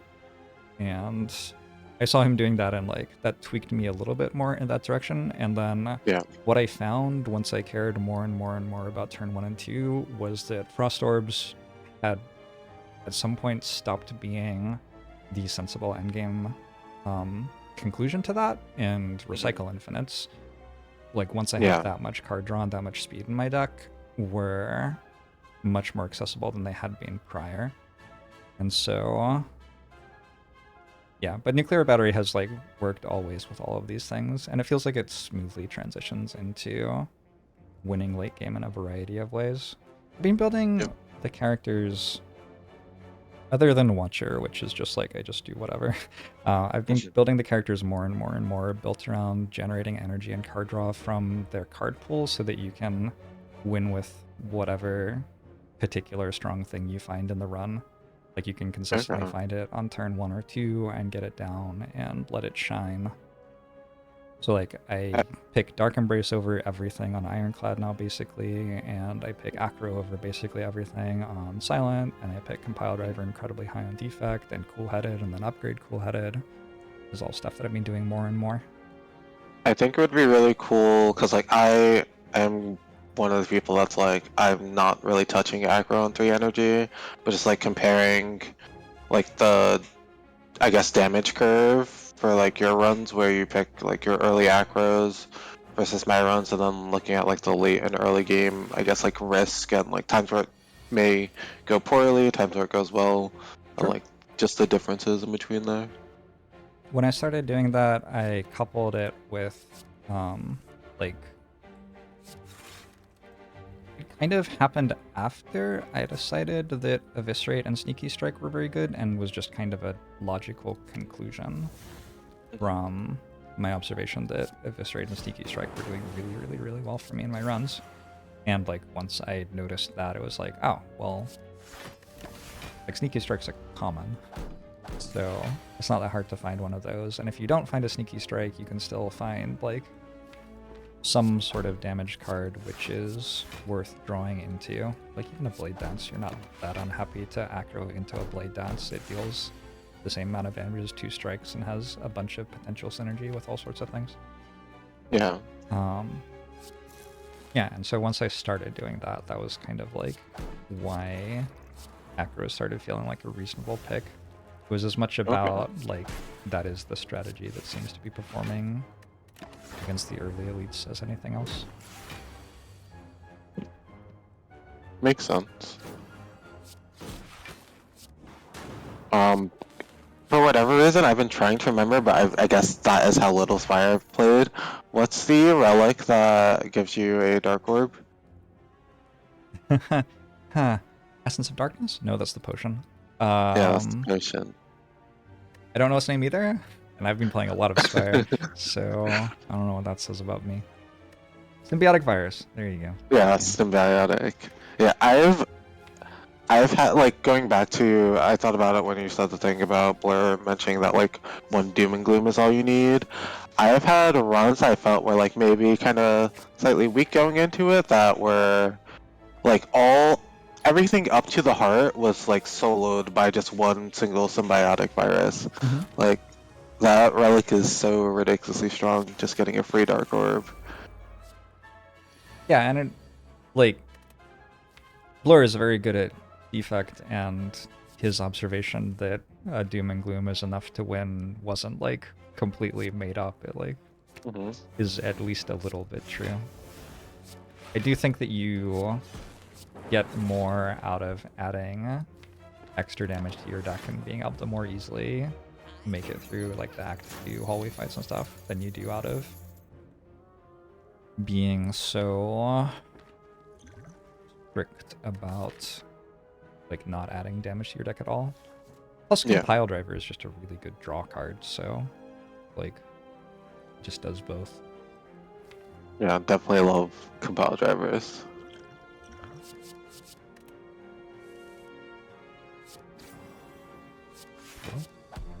So that was wrong. What else have you been up to this year? What's been like a good part of your year that would be nice to reflect on here at the end? I mean, my year started off a little rocky. It was like pretty drama-filled through like March, and then like the whole job search portion was not great. Like I don't really have much experience. At like straight out of college, I was competing in Hearthstone, and then like at the point where that didn't go well, I only really just kind of casually streamed Slay the Spire while sitting on some of the money from like Hearthstone earnings, and I was like, yeah, the streaming's not going like super amazing, so let me look into the data analyst stuff. So that really is like the highlight of my year. I also started dating someone new, and she's been really great, so mostly just the job and dating has been the highlights of my year. Nice.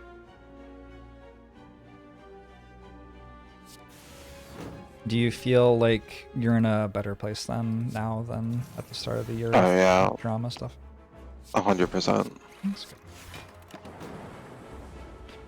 I definitely feel like I'm in a different place than I was at the start of the year, but I'm so like apprehensive about the human experience these days. Is the different place better? I don't know. Maybe I just think it is right now. Sometimes like something can be good for a while and then you realize like, gosh, this is exhausting me, or something like that. I've learned to be a bit more apprehensive. Mostly though I feel good. It's the holiday season. How was your Christmas? It was good. I streamed Christmas, but the day before my family came over to my place. I'm like the person in my family who has a house capable of hosting people these days, which is kind of fun. So my brother is in charge of organizing things, and my mother is in charge of working out some sort of food for us all to eat, and I am in charge of hosting otherwise. And it's like a really nice share of responsibility, and we get to hang out and do stuff as a family, and it's cool. Nice. No complaints.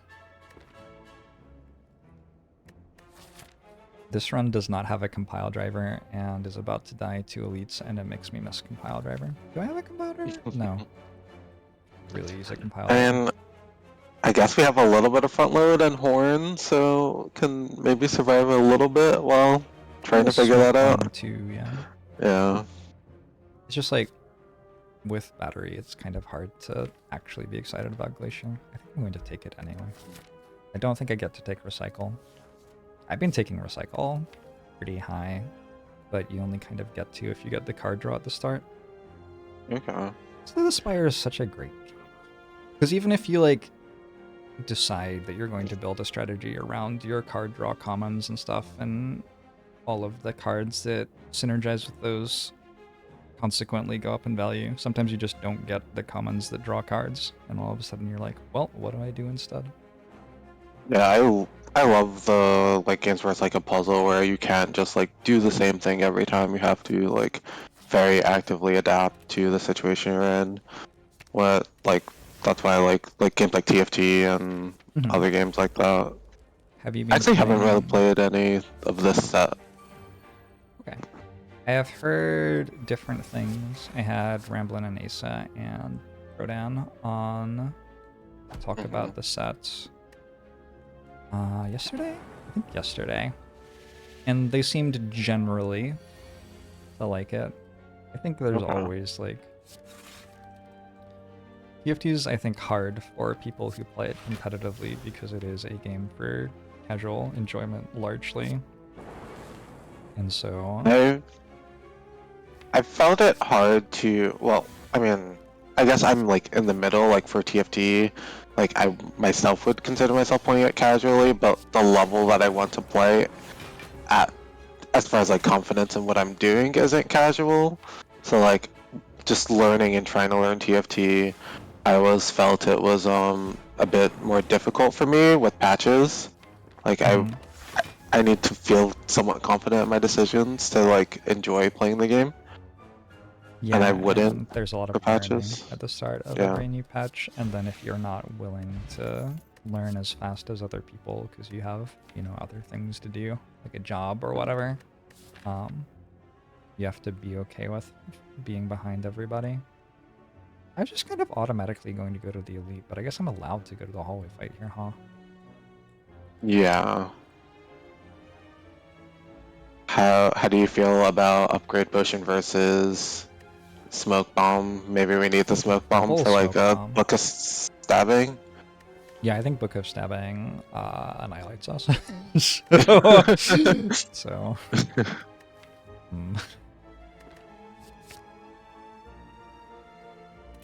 But we use Smoke Bomb against Gremlin Leader significantly less than like 25% of the time, I would say, and we use it against Slavers maybe like 30% of the time, like not that often. Okay, this one. Yeah, like... this one.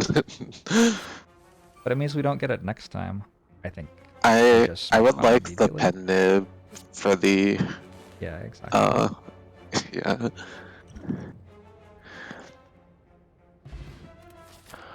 Something for your chat with like the data analyst work that I want to be doing with Spire. Something I've been looking into is like just looking at the Spire Reddit and like filtering to like the question/help and just trying to see how many questions can be answered with Spire data. Because I feel like a lot of the questions that like players like me and you might have are like very circumstantial, where it's like even if we do have a little bit of data, the answer will like always be it depends. But for like someone that's trying to like improve and like climb ascensions and things like that, having data from players like us is something that you can kind of just like follow until you like learn the game to a better degree for yourself. So just any general questions that anyone in chat may have that they think could be answered with the Spire data would be very helpful for me, and I'll just take some notes of things that any of you guys put in chat. Yeah. I asked you about the relics thing, but maybe that's too specific. Yeah, the 3 relics thing would be like more machine learning and be a lot like longer for me to implement than other questions. I'm also gonna link in chat a kind of like planning out of a dashboard that I was gonna do for Spire, where I just write down a bunch of things, and maybe me and you can go through this another time and kind of just write down questions that you'd want for the one that would be like just your data. Sure. Yes, Terrence is going to put together something for my runs this year. It's going to be sweet.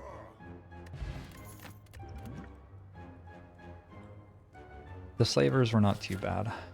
Toolbox did well that fight.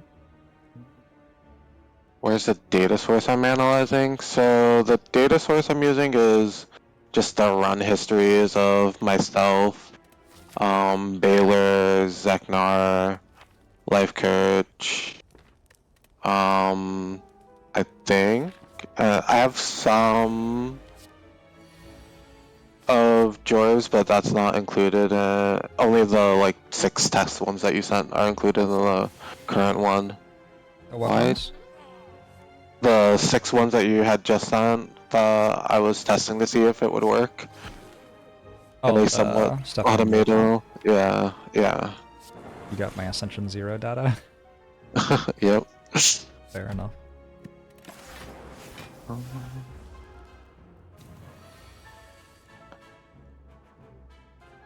Oh yeah, I'm not using Python recently. I did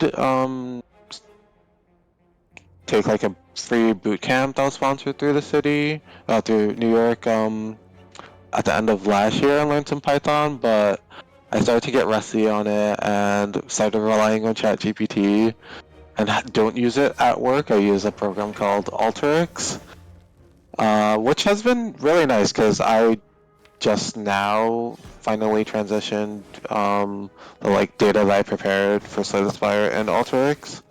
I've done it in every program that I've learned so far.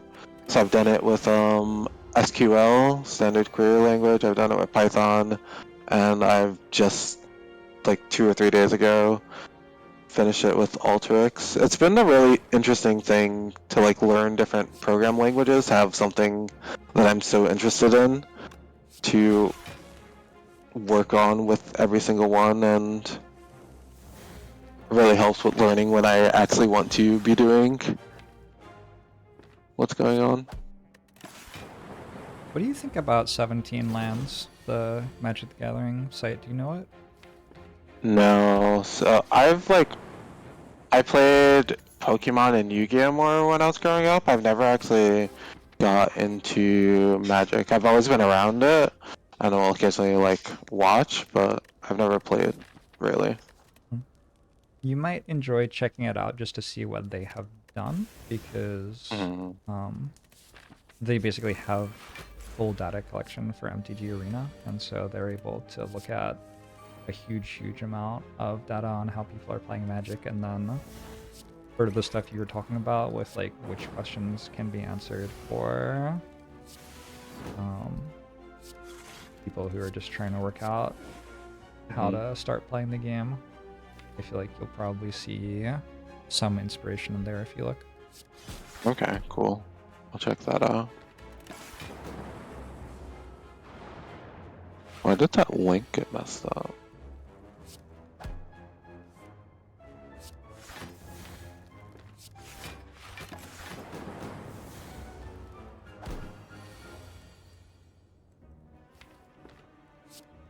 I bet you could just ask DC and Anthony to have a bunch of Spire data. Do you need high-level player data, though?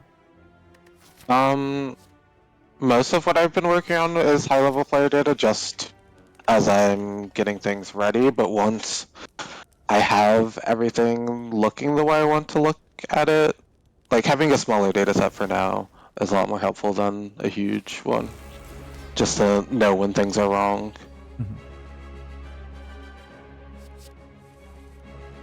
I feel like they could probably hook you up with some data. I know that there is like the big Slay the Spire dump, which is formatted in a different way than the regular run history. I think they're like all just like mashed together, and the way that I knew how to parse the data didn't work with that, so I had given up on that at some point, but I'll ask them. I want to look at that. It's pinned in the Slay the Spire Discord. Oh, cool. I don't know that there is something like that public. Sweet. Maybe I'll look at that sometime.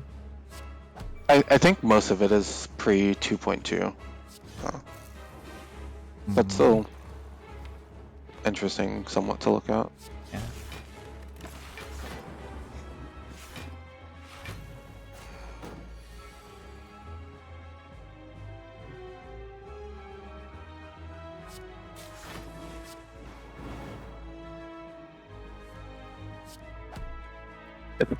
Good that you've been enjoying. Oh, go ahead. No, I wanted to hear what you were gonna say. I was gonna say anything really.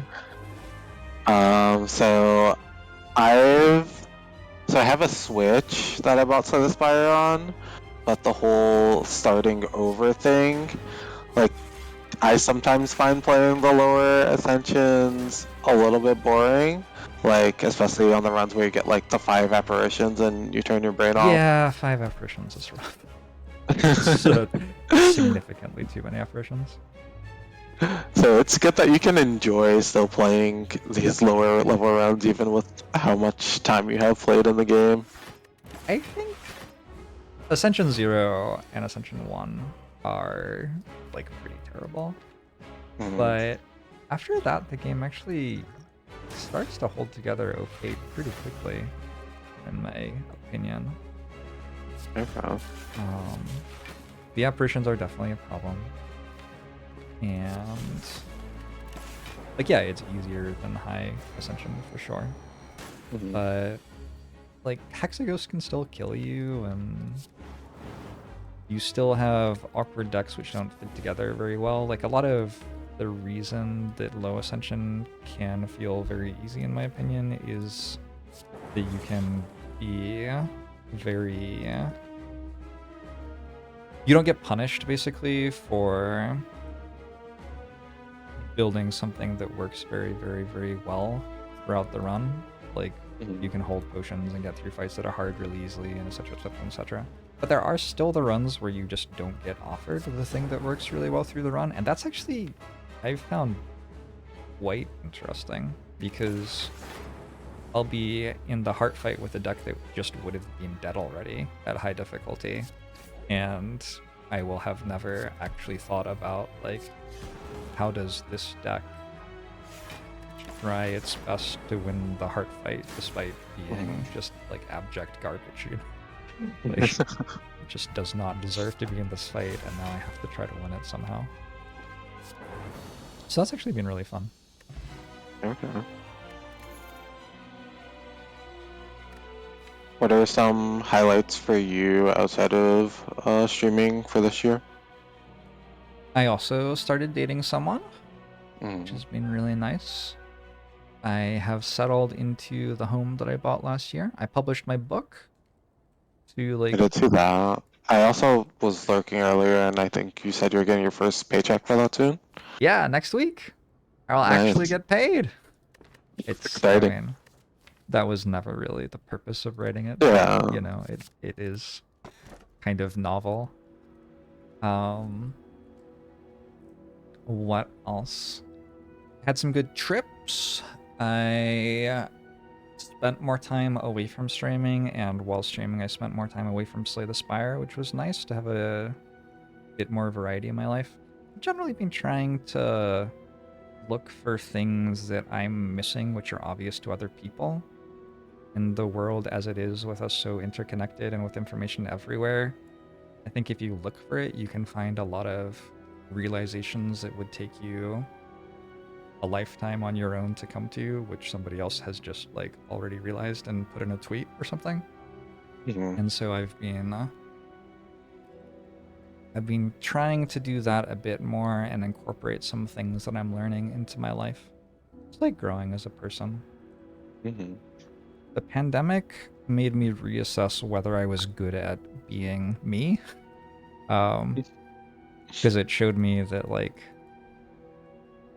it showed me what I was like in a very different environment, I guess. Like, I was very comfortable with who I was in the world that I knew, and then the pandemic happened and everything was different, and I realized, like, oh, I, like, have some stuff to do with, like, motivation and setting boundaries for myself and stuff like that, which I had been coasting on because my environment had let me.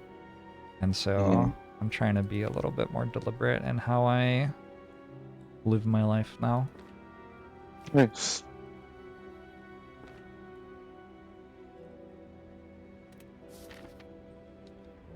Have I learned anything I think will help me with Ascension 20 from my reset? I feel like I'm always learning anytime I'm playing or thinking about Slay the Spire. I honestly, this week, have not been paying that much attention to runs. It's more about chatting with people. So we'll see if I even remember what happened this week at the end of it. But it's been a good time. One thing that I've noticed about like growth in the Spire is that it seems like it happens around like the same time for people. Like that point where me, you, and Baylor were all like at the rotating streak together, and I feel like sometimes streaks like happen in groupings. Isn't that just It's pretty word interesting. for word how humans see patterns that aren't actually there, though? Yeah. Like word for word. it happened to happen that time, and probably doesn't mean anything, but I think it's a lot more fun to read into it than to not, and just true. be like, that is true. Yeah, whatever. I think it also, it's commonly like 6 months after a patch or something is something that I feel like I've noticed. Like the patch gives some player buffs of some sort, and then it takes everyone around about the same time to work them out, which like makes sense. And once people have worked them out, we all do a bit better. I don't know though. I don't get super competitive about Spire anymore. Yeah. So I don't pay as much attention as I used to.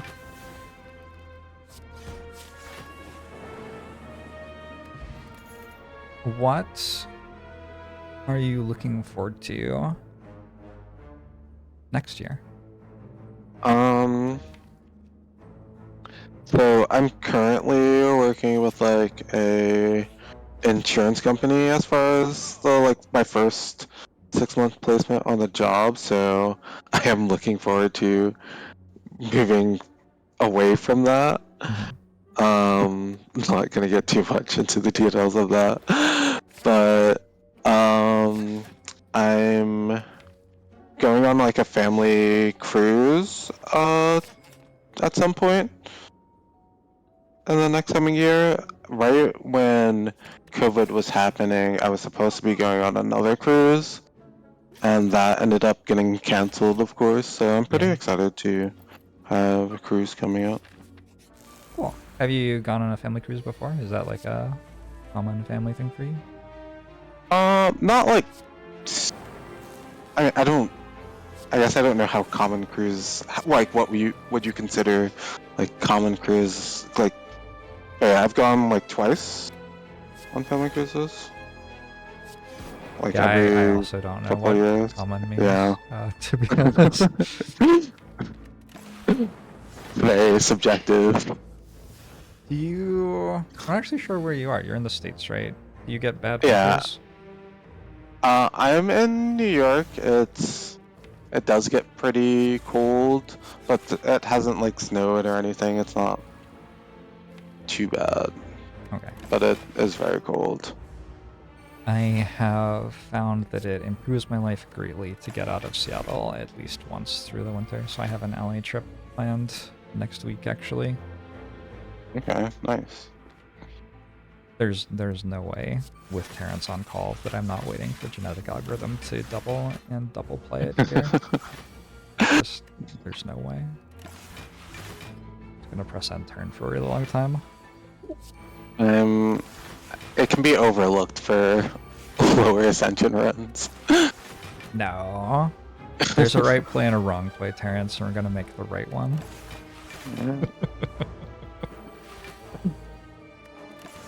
What do you think appeals to you about Slay the Spire so much? That have you ever like gotten really into Monster Train or any of the other games that have tried to be kind of like the next thing in the Slay the Spire spirit? I think it comes back to the thing I mentioned about why would I play if I'm going to sit down and play something, I'd rather play something with like a bit more depth. And I felt like Monster Train has less decision points, so it never really appealed to me as much as Slay the Spire does. Like, I like the novelty of it and the newness of it, and just like learning a new thing, but it didn't have the same like staying power for me. I think I know what you mean with Monster Train. Mm-hmm. I looked at like what it would take me to get to a point where I felt like I was really good at Monster Train 2, and a lot of it was like if the spreadsheeting for a turn is bad in Slay the Spire, Monster Train is just so many times worse with it's not really, at least when I was looking at Monster Train, I had to work out what all of the different waves were in the game. Like, there wasn't a good wiki for me to just look it up. So I was like making a spreadsheet with when it says that it's like the disciples of whoever in the fight, what actually shows up. There's that to do. And then like the numbers are bigger. Like there are all these things with 240 HP or whatever, and your units hit for like 88 times 3, so there's all this math with that. And in order to actually play like a battle perfectly, like when I play a unit on turn 1, I should already be thinking about like exactly what's happening all the way through to turn 8 or whatever, and making sure that I'm hitting the right breakpoints with cards that maybe like give it +3 attack, and like, oh my god, I just didn't want to do that. Yeah. There's another game that I think you got me into. Loop Here, I think it was. Was something I found to be like a very interesting game and like very much my type of game. Cool. I got really into kind of like, that's the most I've ever been into, basically mapping a speedrun for a game was basically what I was doing with my time playing it. And it was really cool. Sometime this year, I went back to playing Loop Hero again, and someone who was familiar with the speedrunning community was like, yeah, like your pathing for the speedrun is basically what we use. So I did a good job, I guess. It was... I wonder how much Loop Hero I've played. I'll look. That was one of those games, though, where there were a lot of hours with the game closed as well. Played 159 hours. And then a decent amount in spreadsheets alongside, I imagine. 8 days.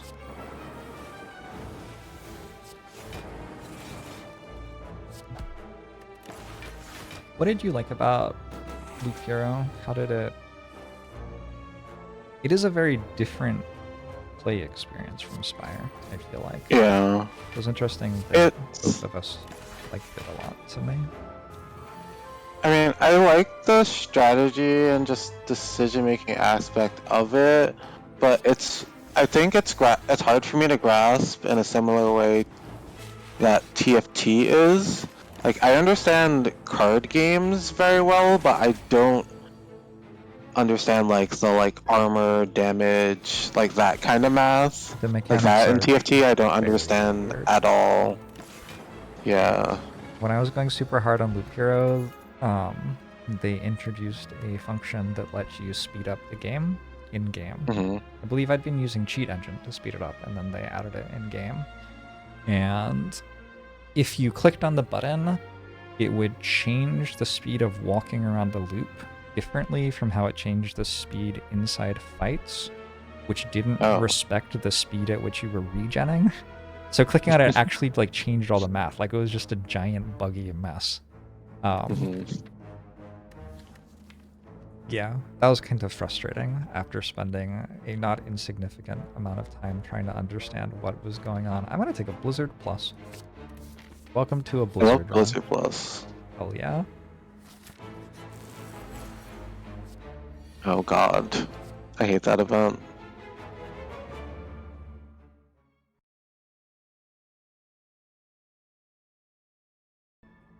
Which event did we get? I wasn't even looking. The Portal event. Oh. It's so frustrating because, in theory, you should just play every run fast enough that you never get it. That's the optimal play. I've actually spent a decent amount of time thinking about that event, and I think something that would be cool thematically if it's like a multi-click-through event and you get like some options for things to take, whether it be relics, a heal, whatever, like stuff left there by whatever adventurers are planning to like attack the bosses of the Spire, and you go like immediately to the boss. So if there's some kind of like decision making as like, do I want what's happening in the rest of the act, or do I want like these different options to pick through? I think as a bare minimum, it would be nice if it gave you all of the keys if you clicked it. That would just be like, that just seems kind of mandatory for the balance of the game if people are going for the heart. I think I could imagine clicking on it sometimes if it would give me all the keys at Ascension 20. Okay. I can't actually think of a single situation where I would right now, but like, I feel like there might be one at least. Whereas, as it is right now, it just feels like there isn't a single situation where I could possibly do that. Yeah.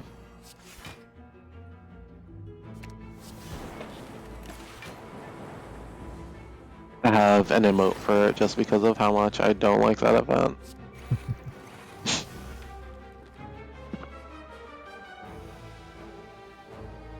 Because the 16 months start with. What's your favorite card art in the game, or your favorite lore of Slay the Spire? Do you ever get into that at all? Not really into the lore, but card art is probably Tantrum and the emote for Tantrum that I have. I'm not playing Watcher, I can't see the Tantrum card art. You like the beta art or the original art? The beta art.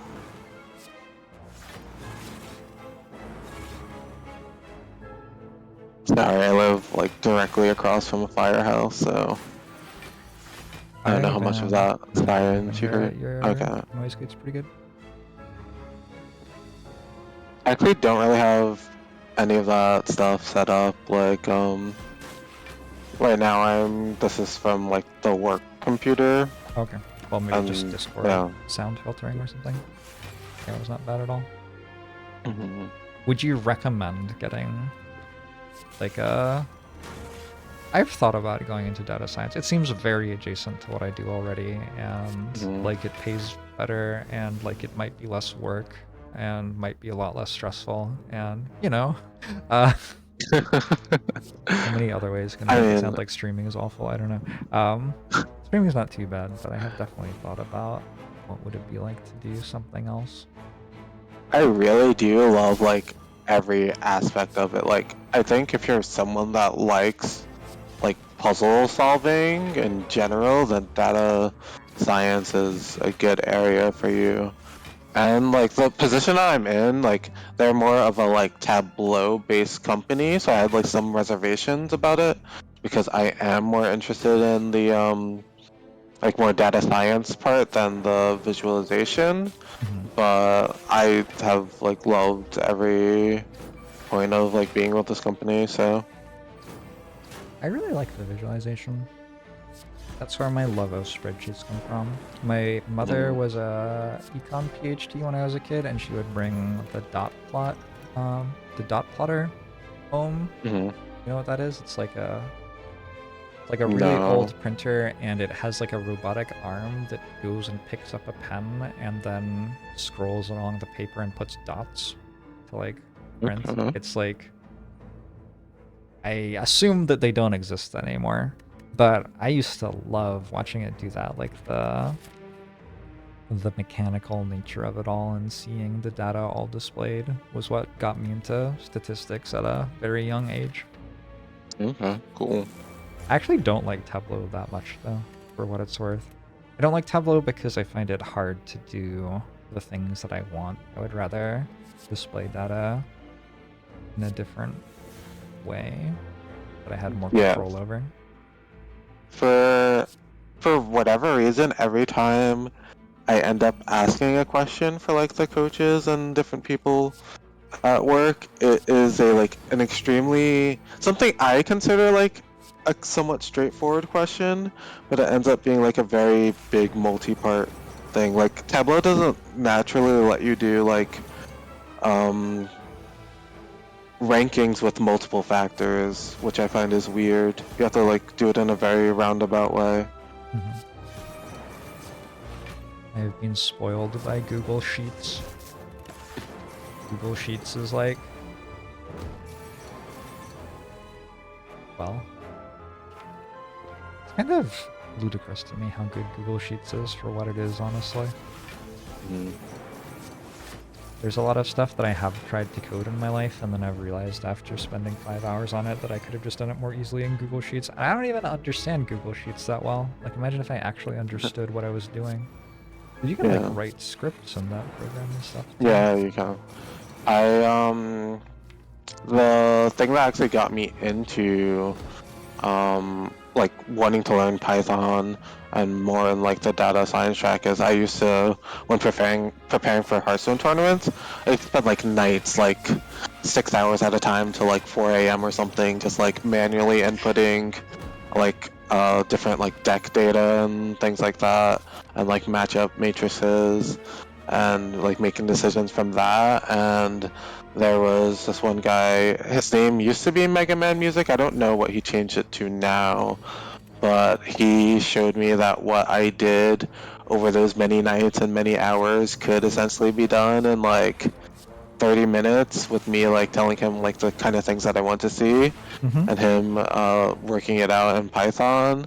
And like ever since that day is what like started me on this path towards data analytics.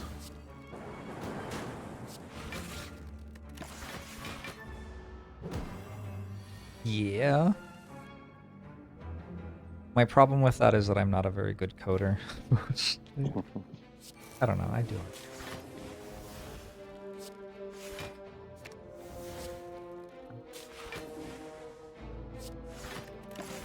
If Alteryx wasn't such an expensive tool and had a free version, I would recommend it. It's like not very, it's like there's a lot of logic in it, but there's not like, it's not really code.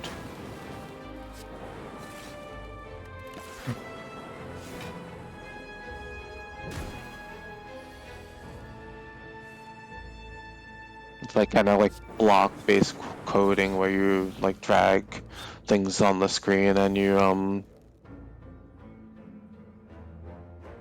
like work out whatever logic that thing will be doing. Did I show you the silly Minesweeper game? I was looking at it a little bit earlier. Yeah, I wonder if you would enjoy and it. I immediately made a note for it. Yeah, it seems. I'm surprised that I haven't heard about more people doing it, because it seems like such a game that would spread through a community like the community of gamers that I'm in. Mm. Spread like a plague of Minesweeper rules. Swift potion. I guess I don't attack things. Do I attack things? I don't.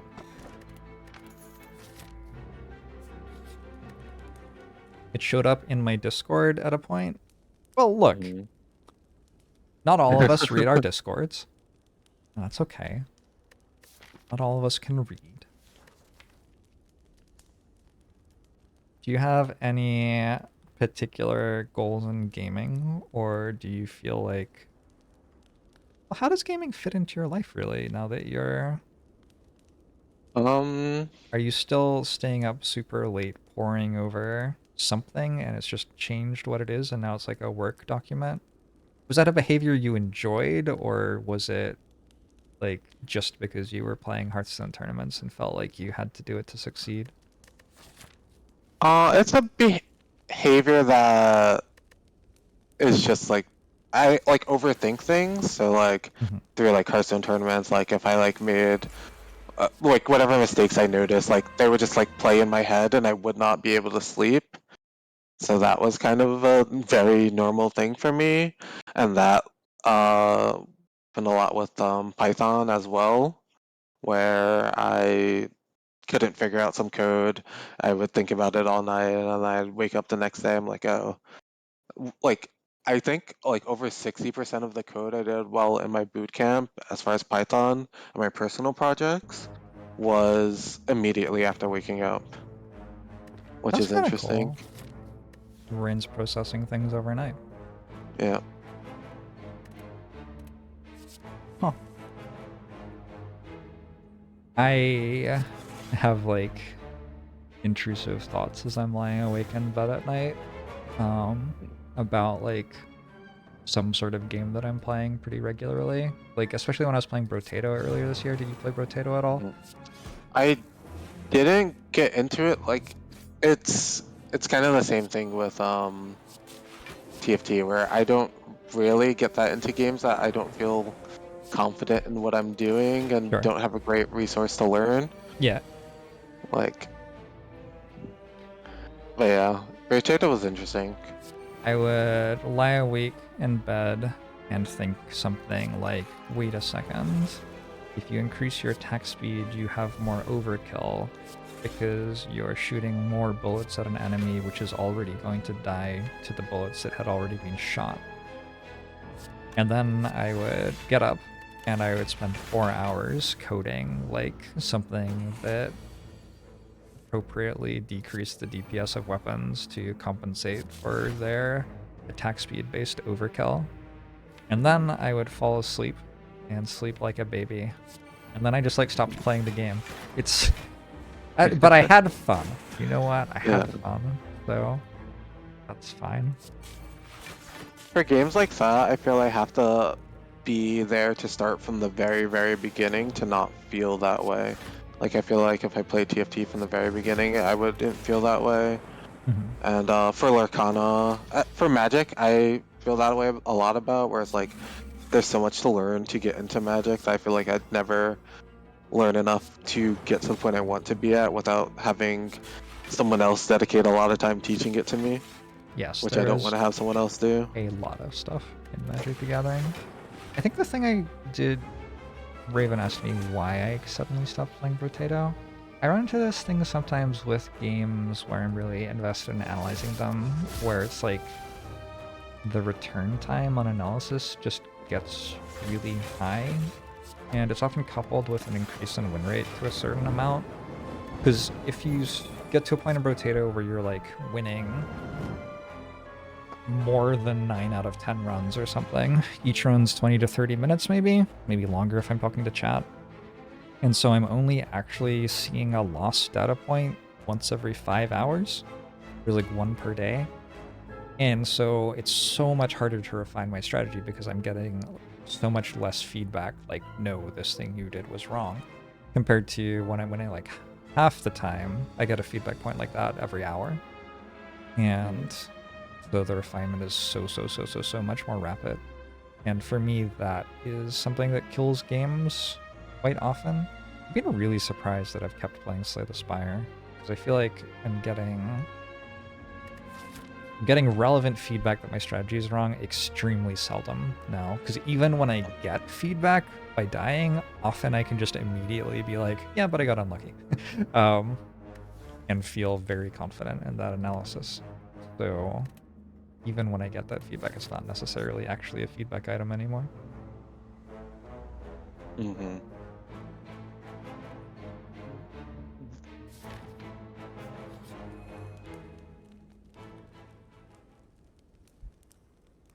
Yeah, it's weird because like the feedback in Slay the Spire can be like, it can be a one-time thing or it can be a common thing, and it's not easy to tell, especially with how much hours in the game we have. Mm-hmm. Yeah, like people will ask me if I am analyzing something in retrospect a lot of the time. And usually for me at this point, it's like I am currently analyzing something in retrospect. The thing that I'm analyzing in retrospect is 9 months ago, I realized that I was reaching the heart very commonly, but was sometimes arriving at the heart fight with a deck that couldn't kill it. And I wondered if I could build decks which could kill the heart more consistently and not sacrifice arriving at the heart fight that much. So I started doing this, and I've been doing it for 9 months, and it's still going. And at some point, like, as I'm saying that, I just start to sound like I am actually mad. But that's true. That's like, that is like what I did in Slay the Spire for like a 9-month period of this year, pretty much. And that's kind of what I have to do to keep improving. Do you think that the distribution should be around even for like deaths to Act 1, 2, 3, and 4? I do not think Act 3 is meant to kill you very often because I don't think it's balanced correctly. I think between Act 1, 2, and 4... At the very least, 2 and 4. Logically, to me, since you play Act 1 every time, you should die in Act 1 more than you die in other acts. So I think I would say that you should die in Act 1 the most, in Act 2 only slightly less than Act 1, and... Okay, well, I guess I could talk about this a different way. Given that you reach an act, I think you should probably die in Act 1, 2, and 4 about the same. But if you look at it, if you like zoom out and look at just the data, what that would mean is that you die most in Act 1, and then Act 2, and then Act 4, because you don't check 4 every time. Yeah, so just like quickly looking at like mine and Zeknar's sample data, it's 24% in Act 1, 30% in Act 4, 27% in Act 2, this is given and that you 21% them, right? in Act 3. Yes. Yeah, so those are like fairly similar. What were the numbers again? 24% Act 1, 27 Act 2, 21 Act 3, and 30 in Act 4. Yeah, that is a pretty damn well balanced game. Yeah. Those numbers are very close together.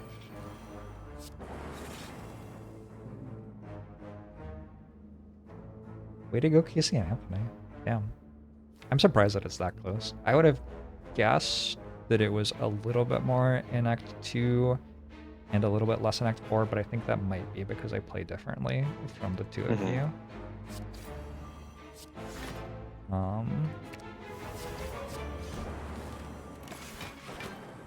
Although I don't actually know entirely how the two of you play. I've been very deliberately trying to build decks that can beat Act 4. Yeah.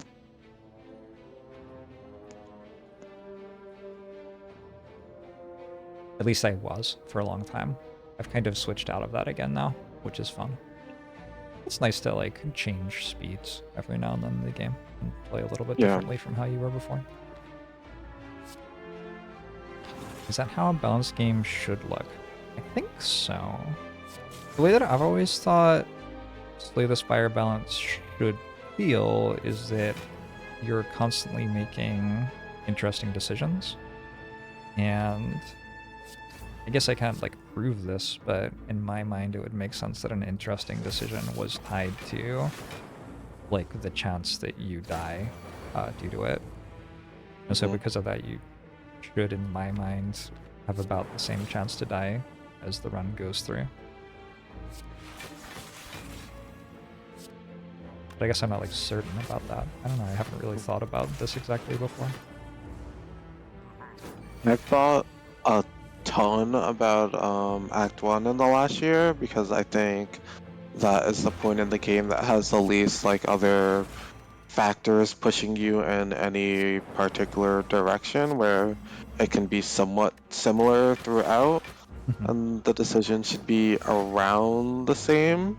So like having like access to the data now and like knowing different ways to analyze it, I've looked more into just seeing if there's a like I guess slightly more correct thing to do in Act 1, or like how greedy can you be with your picks and how efficient you can be. There's a lot of what I've looked into this year. It's hard though because sometimes your Act 1 choice doesn't kill you until Act 4 or whatever, right? Yeah. That is the thing that I am kind of... That's what I find most interesting about this game, is the fact that sometimes the mistake that I made that killed me was a mistake that I made, like, literally 52 floors ago or something. And sometimes it's very apparent. Like, I still remember a Watcher run where I used a potion halfway through Act 1, and then I got, like, a broken Watcher deck. I never had to use another potion again, basically, and I reached the heart fight, and I drew just abysmally on turn 2 and died. Because I, like, my deck was broken for hallway fights and everything, but I didn't get any defensive relics to, like, smooth out that variance. And the potion that I used in Act 1 was either a Gambler's Brew or a Swift Potion. Like, that would probably have won me the run. And it was, like, so extremely obvious in that case that, like, that thing that I did in Act 1, if I did the other thing, I wouldn't be dead right now. Mm-hmm.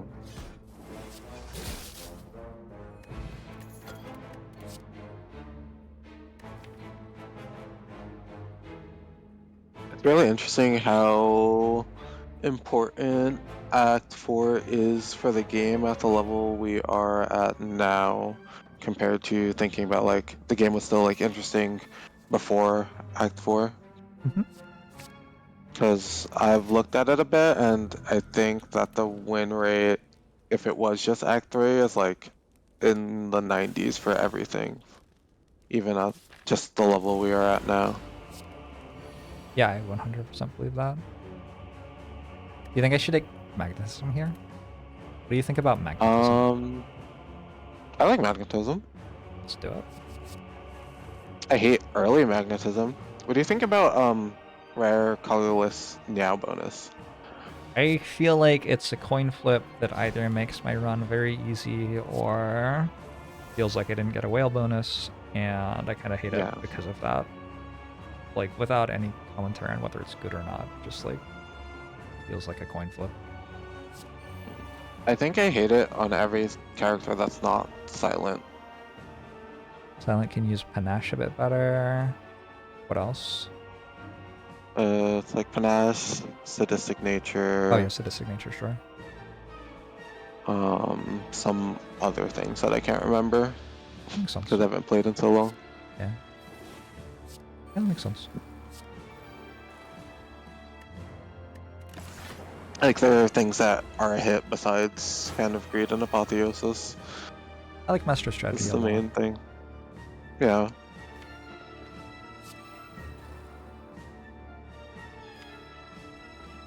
Oh, Bomb? Bomb is actually such a nice start.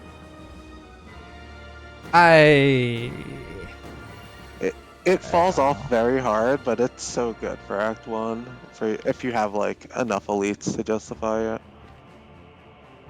I don't know, Terrence. I don't think I'm a bomb convert yet. This is looking a little scary. I mean, we have a full potion belt. I'm not thinking about that much, but just looking at the current turn. Yeah, it's not a good turn. It hasn't been a great start. I don't really know what to do.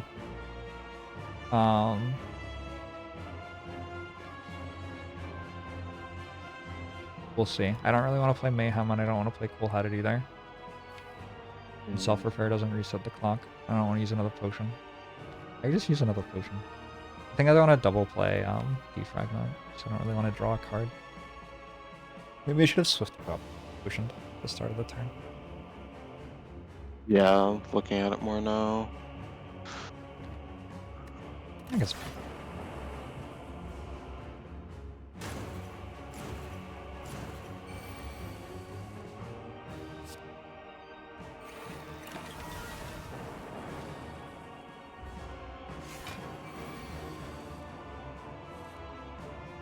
Did you consider the Ancient Pot? We can top potions. Did I just win now? Didn't I just win? It's over, right? Yeah.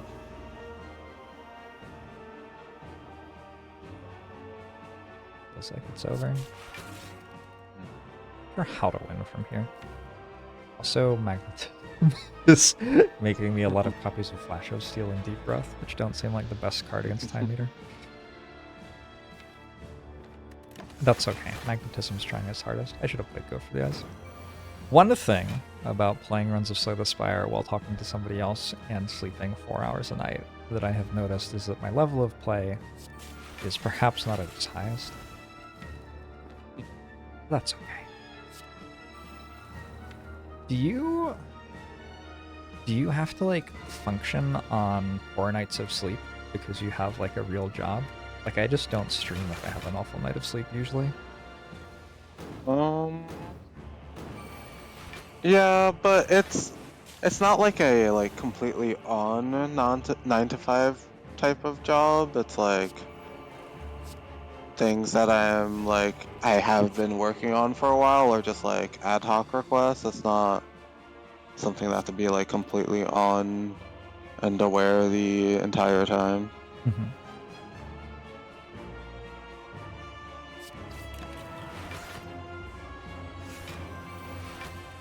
my girlfriend has a real job, and I just don't understand how it can possibly work. Like, what if, like, she's responsible for things, like, in the real world. What if she sleeps badly, and then she, like, has to be responsible for things in the real world? Seems impossible. This fight's wild. It's not going very well. At least this is the only boss fight. There's not another one. I don't think I should have played Mayhem. Although, how much does Blizzard deal? We don't know. It's one of the worst things about Spire. They really should tell you what Blizzard dealt. How do you feel about like quality of life changes like within games? Like, do you feel like that's something that should be like prioritized? Absolutely. You mean like modding quality of life changes, or yeah, like that, the idea that like some or a majority of like some of the modding quality of life choices should be in the main game. I think that stuff isn't in the main game is mostly just that it's really hard to update now because of localization. Yeah, I mean, I don't expect them to update anything at this point. I do think it would be awesome. But just as like a theory in general. Yeah. Or I think they did a really good job with the interface as is, I think. So the Spire has probably the best interface of any strategy game that I've played. But there's always room to improve UI and UX, and there have been some decent mods that do that since the game stopped updating, and yeah, I think using them is great. I guess it's like the only reason that I ever didn't was that my viewers are going to be looking at something they're not used to, which means like for my viewer base, it isn't actually an improvement in quality of life. It's actually kind of a downgrade because now they don't quite understand what all the buttons on the screen mean. But yeah, that's very specific to being a streamer. It doesn't really apply to most people's play the Spire gaming. Yeah, to some degree, a lot of the like quality of life choices that like can sometimes be, I guess, slightly controversial, I guess, like the potion chant stuff. Like, I feel like that is very useful for viewers, where like I don't have to constantly answer the question when I'm like making decisions what my potion chance is. That's like something they can see even if they're not tracking, and like make decisions all at the same time, kind of thing. Yeah, that makes sense. I really like the mod that lets viewers like see my deck and stuff like that. I think quality of life improvements for my viewers are rad. I'm all about that, 100%. We did it. We beat the timing. Surge, thanks so much for the raid. You know Surge, Terrence? I think you would love Surge, but I also think everybody would love Surge. You're doing well, Surge.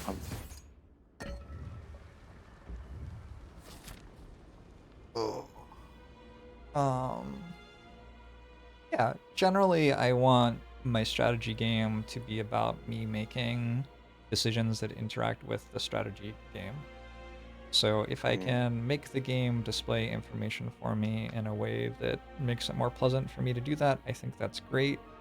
That's also why I installed RNG Fix, because I just absolutely loathe like thinking about the fact that fighting bird cultist means a certain thing about what the next floor can be, and like getting a shrine event changes my event, and taking a different number of hallway fights changes what relic I'm getting and stuff. Like, that's just not... that isn't the strategy game to me, so it feels like RNG Fix for me is as much a quality of a life mod as it is anything else. Yeah, it's also like really awkward, right? Where it's like you understand the game as like you're making decisions as to like the percentage as to like what a question mark can be, and like for some RNG things to completely change that feels like very wrong and awkward. Yep. Agree. But I do understand it, because I think I saw something about like Anthony and Casey not wanting to change it because of like mods that seeds that people might have that they like and other things like that. Sure, yeah. It affecting. I think it is very reasonable for them to take a break from doing anything to this wonderful game that they have already spent a billion years working on. A huge part of someone's life. Like 4 or 5 years of development time. And I think both of them... Anthony likes getting into the weeds and making micro optimizations in games, but he prefers doing it for other people's games, not like for his own, because it's different if it's your own game. And then Casey mostly likes building prototypes of games. He doesn't like... The thing that he is passionate about is the part of building Slay the Spire that happened before the game released several years ago, you know? And he's been, he did weekly updates for a really long time anyway. Someone asked what localization is. It means making the game be in a different language, like making it work in a different location by changing the language, basically. What would you say is your favorite part of, or favorite like time period of playing Slay the Spire? This one? Okay. Probably. For me, it was Defect Beta. Just that like constant, like something new every week, I think was the best part of Slay the Spire for me. Makes sense. It was like really exciting to just have something new to try out each week in such a good game. Yeah, for sure. I think for me, I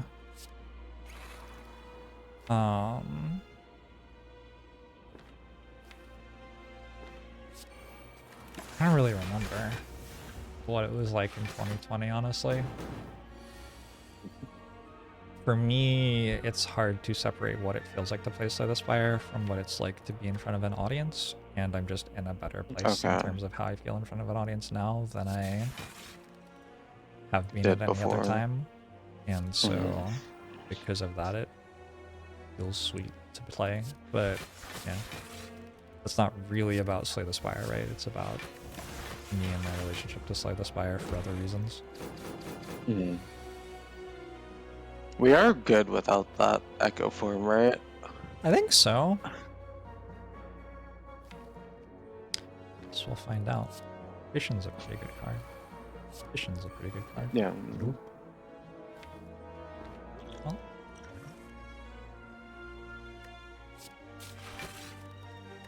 Great.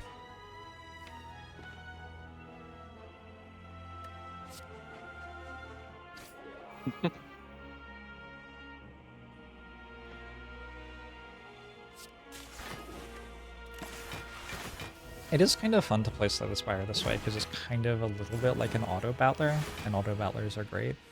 Because, like, I don't really know what my character's going to do every turn. I end up clicking buttons. Then a variety of stuff happens, so...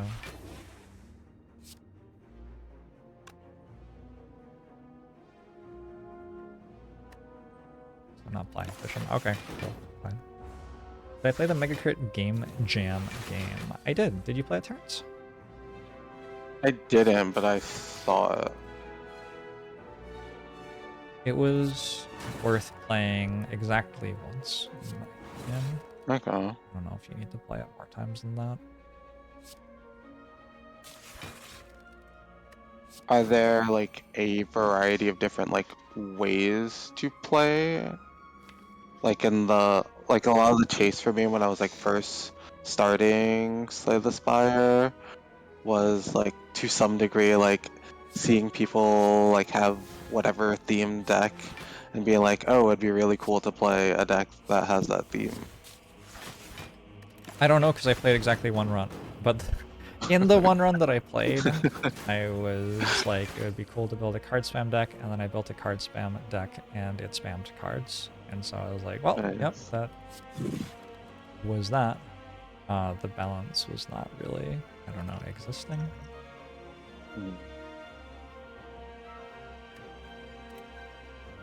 That's making me remember there was a game that I was sponsored to play. I think I went infinite in my first game of playing it. Uh-huh. And did it end after you went infinite, or did it keep going? It's a very, I think it's, I'm looking through my Steam library. It might be Deepest Chamber. It's a like very Slay the Spire-esque game. But I was able to make it infinite. Thing in Deepest Chamber. Oh, okay. I'm pretty sure. It's like a little bit awkward.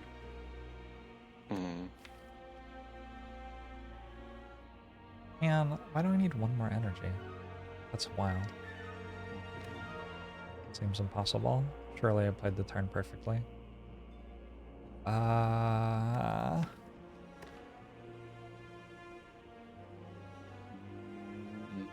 don't really feel like doing the math.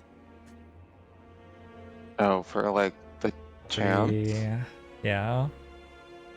40... No. For how much damage? Do I have lethal on this? I think I do. Oh, I need 40, isn't it 72 30... and then you just need one? I have 72? I was thinking double blizzard. Oh. Hey, you're right. Really. Did I mention I haven't been sleeping very well? Oh, I was trying to pen I didn't closer. notice that we had electrodynamics either, actually. Yeah. Okay. I was hoping for one of the lightning orbs to hit. Okay, so we both played the turn perfectly. Well done, everybody. Yeah, I was trying really hard to pen a bit, and because of that, I didn't realize I could just play it twice. Which, yeah, hologram is basically a pen up there. Yeah, pretty much.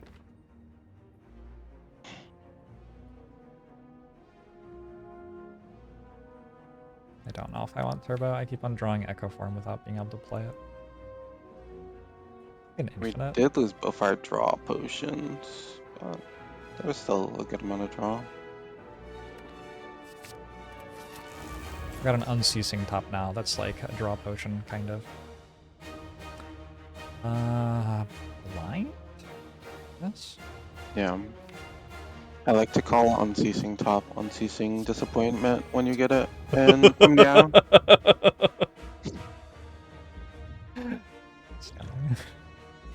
Alright, turn 1 echo form means we win. I don't know if I'm going to play defense. The beat of death's only 1, so I think I just take 3 probably. Yeah, it's reboot stuff. Or these. That's scary.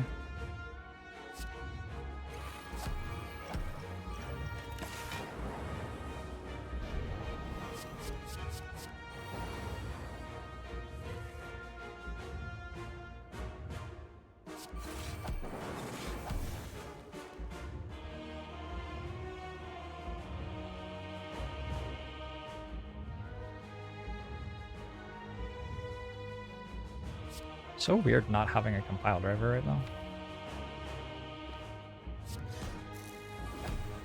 Yeah, I think the run only saw 1. Remember when it was? I just know that someone in chat said that it was skipped at some point. I saw somebody saying that too, but I don't remember when it was, so I mean they're probably right. I wasn't paying enough attention, so I guess I trust them. If there was one. I guess I also wasn't. Some point in Act 2, probably. Double loop is great. Blind again for later. I'm pretty sure that was correct. Hey, Onion Knight.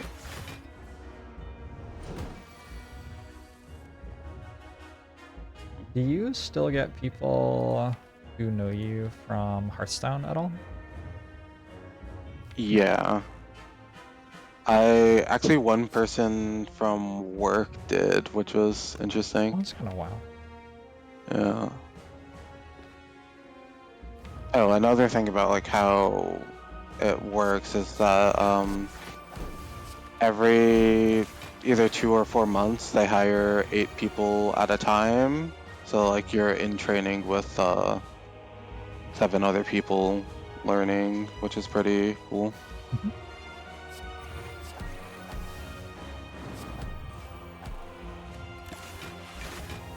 So, are you still in training for a little bit longer than you're out? Right? No, I finished training in October. Okay. Yeah. I'm with my first of the like 4 or 6 month placements with an insurance company. Gotcha. So you mentioned that. Okay. Yeah.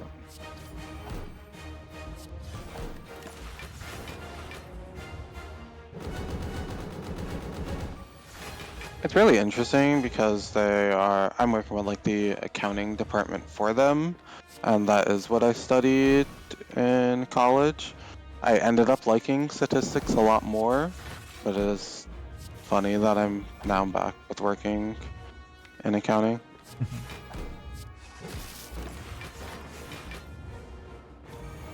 How did you get into Hearthstone? I've competed in card games since I was 7 with Pokemon, so it was pretty natural. Yeah. I think there was like get into Pokemon? I don't know. I think just being a kid when Pokemon came out, I started playing the card game, and I have I think I'm just naturally very competitive, and I have asthma, so I couldn't really be competitive at the level I want to be in sports. Sure. So I think card games was just like card and strategy games was just the natural thing for me. Makes sense. But yeah, I was never great at Pokemon or Yu-Gi-Oh. I would win most locals when I was playing Pokemon. I was very young though. When I switched to Yu-Gi-Oh, into immediately I would win most locals.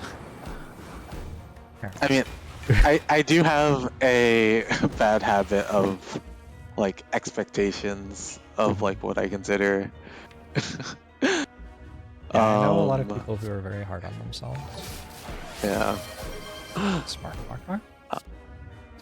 For Yu-Gi-Oh, it was like very much the like regional and like day 2ing national level, and nothing farther than that. But like Hearthstone was like the first big jump as to like actually being very good at the game.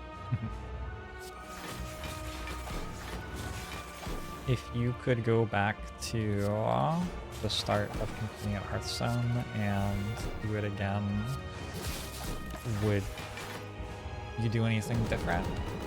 As somebody who has competed at a very high level at a very competitive game, do you have like thoughts about could have been I feel like I don't really have anything I would have done differently as far as like how I competed. I was like very happy with that, but I didn't feel like I capitalized really on like the attention I got from like starting out in Hearthstone. I like had a very like bad laptop at the time, and like when I tried to stream, my mic my mic has been terrible. Most of my time streaming, like I'm not great with setting all that stuff up, but yeah, I feel like I didn't really capitalize that much on like the initial attention I got within Hearthstone. It was more of like a business and like streaming kind of thing that I would have done differently as far as Hearthstone. Sure, you were kind of wrapped up in the moment of competing at the game and not thinking about like what can I do with this for later in my life, kind of. Is that a fair way to frame that? Yeah, exactly.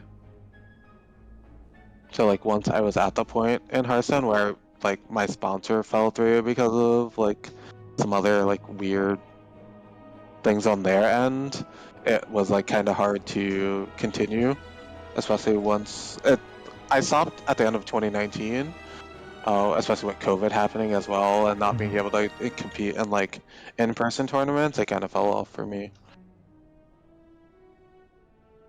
Sure. That's something I think about a lot with streaming. It's like I don't think Twitch is necessarily going to be around forever. I don't think YouTube's going to be around forever. And I don't know. It took me like 2 years after poker to decide I wanted to be a streamer. Like I just spent 2, maybe even 3 years, like just sort of wandering, like trying lots of different things because I just genuinely didn't know. And I feel like I found streaming almost by accident, and it's been awesome for me, and I have enjoyed it. But if I stop streaming, I still kind of feel like I would need to wander for a while to work out what to do next.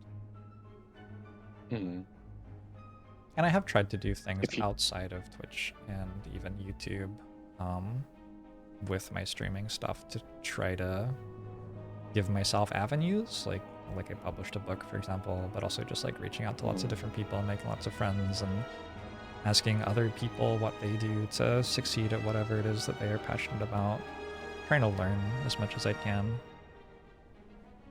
But if, say, for example, you had to do something like a year or 2 down the line from now and like Twitch was gone tomorrow, what do you think it would be?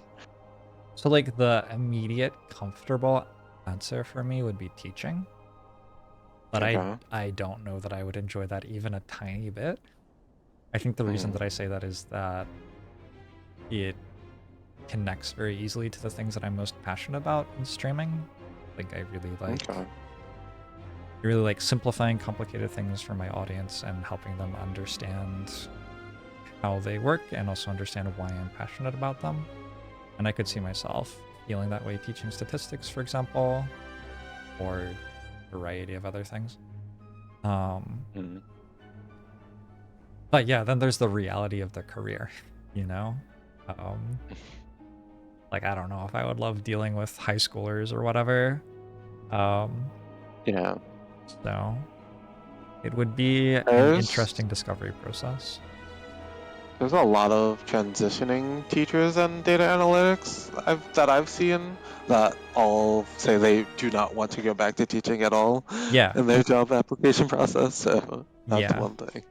Yeah, that does not surprise me at all. I think that that happens to teachers a lot. I have friends who have been teachers and are not teachers because of the work conditions, and so yeah, I get that. I wonder if there's something else to do with the same energy, though, somewhere. I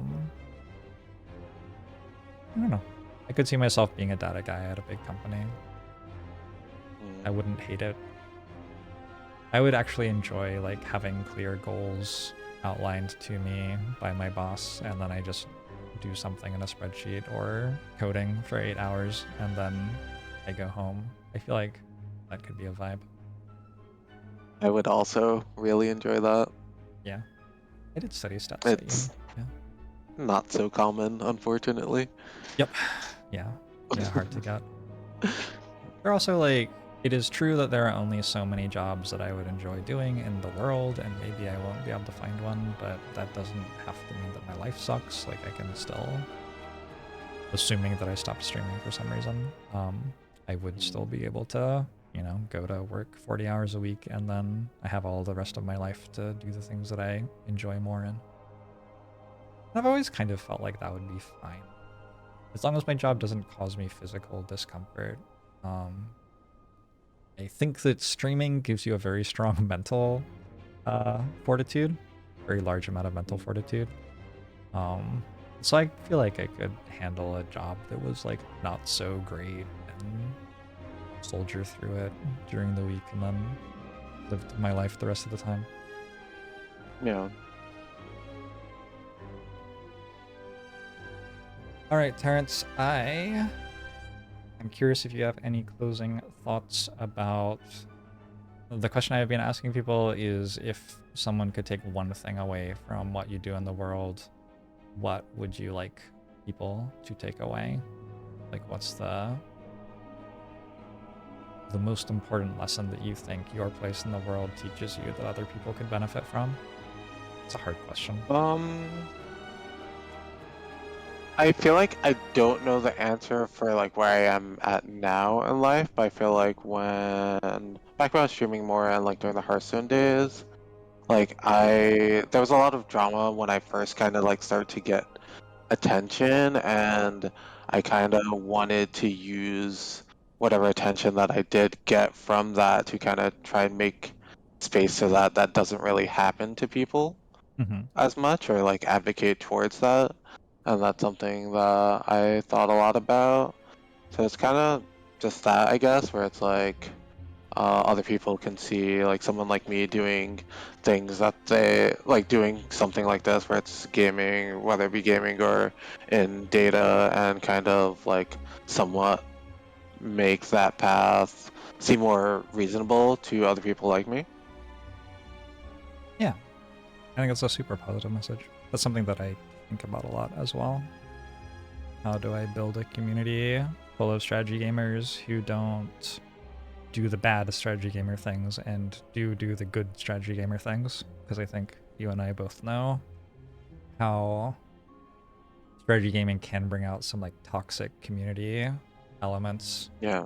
And can also bring out some really, really positive, like, coming together. And yeah, I think you can, if you have an analytical mind and you understand how to look at the world and see the way things interact, you can choose to use that to learn and better yourself and help others. And you can also choose to use that to like defend yourself and your ego and convince yourself that you're right and other people are wrong.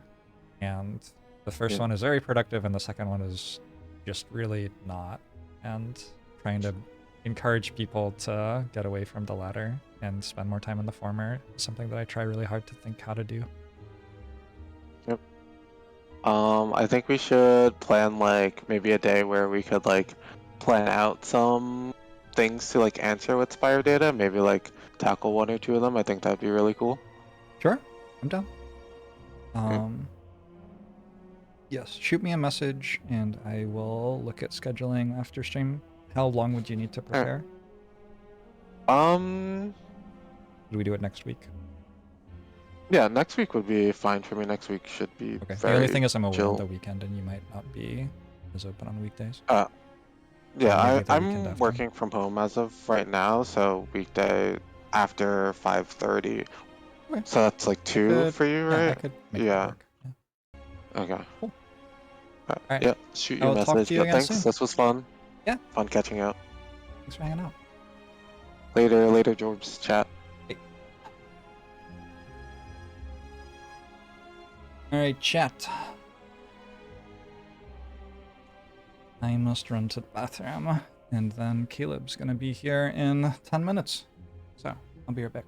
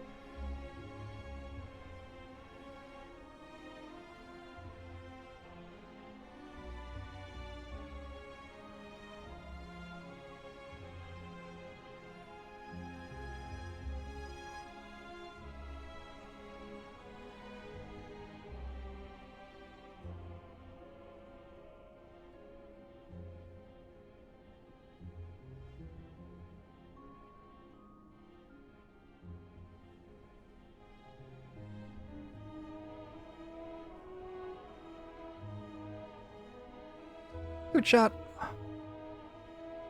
How is everyone doing?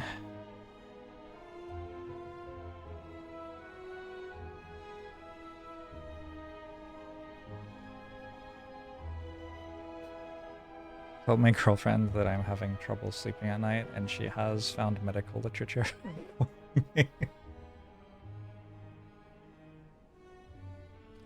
It's nice to be loved.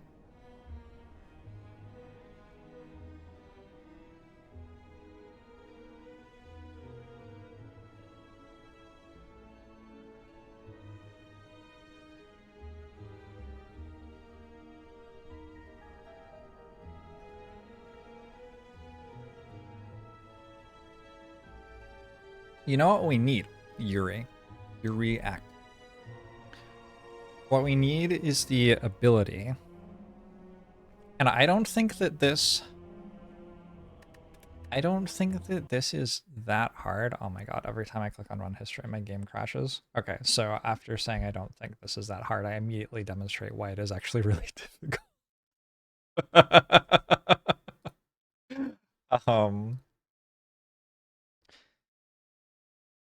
Let me start up Slay the Spire again, and then I'll finish making my point.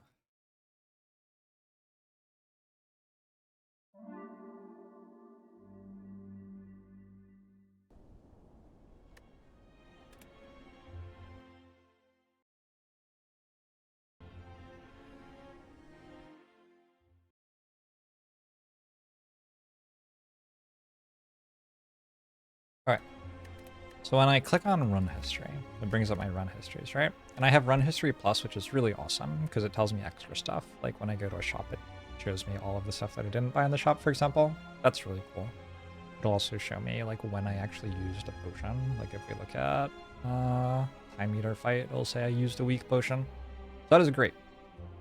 That is really nice information, and somebody looking through my run histories would be able to learn a lot from this. What we need, and what would make your idea of a streamer playing for 20 minutes building a deck and then another streamer continuing the run from there, what would make that idea a lot more actionable and interesting, is if I click on this, it should load the run at the start of 431.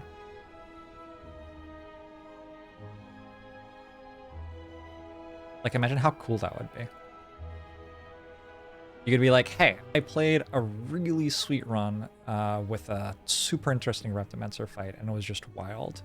And then I could just send my friend the run history folder, because it would probably be a folder at that point, not a file, I'm imagining.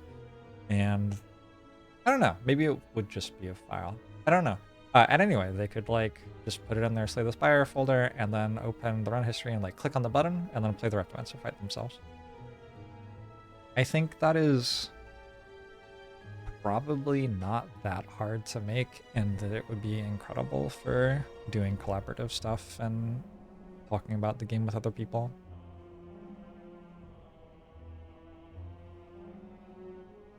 Save states, that's not that hard to do. Yeah, I would be happy to commission somebody to make that mod. If you got like a quote from someone, I would pay for that to be built.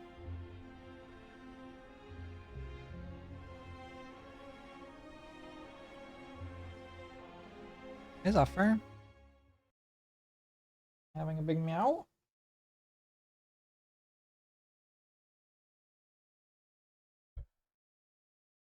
Hello.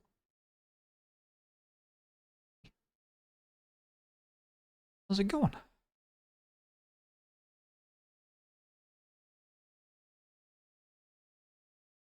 Or a string you can share which loads the game state.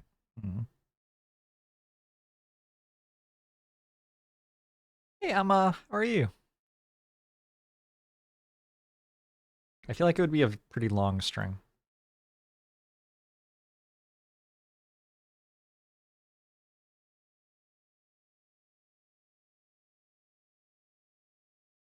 Someone's having a big purr. Ooh, is it your microphone now? Is it your microphone? Are you gonna be the streamer? What games are you gonna play? Maybe he's a Just catting streamer. Get it? Peace or Nimley? Do you get it? Because he's a cat, but there's just a chatting, and I left the H out, so I said just catting instead. That's kind of funny. That's just kind of what you have to be able to do, Zephyr, to entertain people. You have to make the jokes. You know how to make jokes? Sometimes Zephyr makes jokes. For example, at 3 a.m., he will tell me that I need to feed him breakfast. That's kind of funny.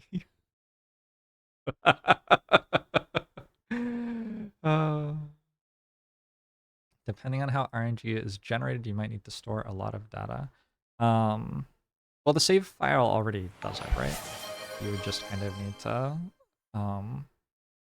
keep the save file instead of overwriting it when you want to a new floor. Caleb D, MTG. Yeah, it's the Caleb D, MTG. How's it going? I'll call you on Discord. You ready to go? Hey, Grabs. Thanks for doing what's. I'm doing well, by the way, Grabs. I saw you asking, but then I'm very awkward about talking to people in chat while I'm talking to someone on call as a streamer.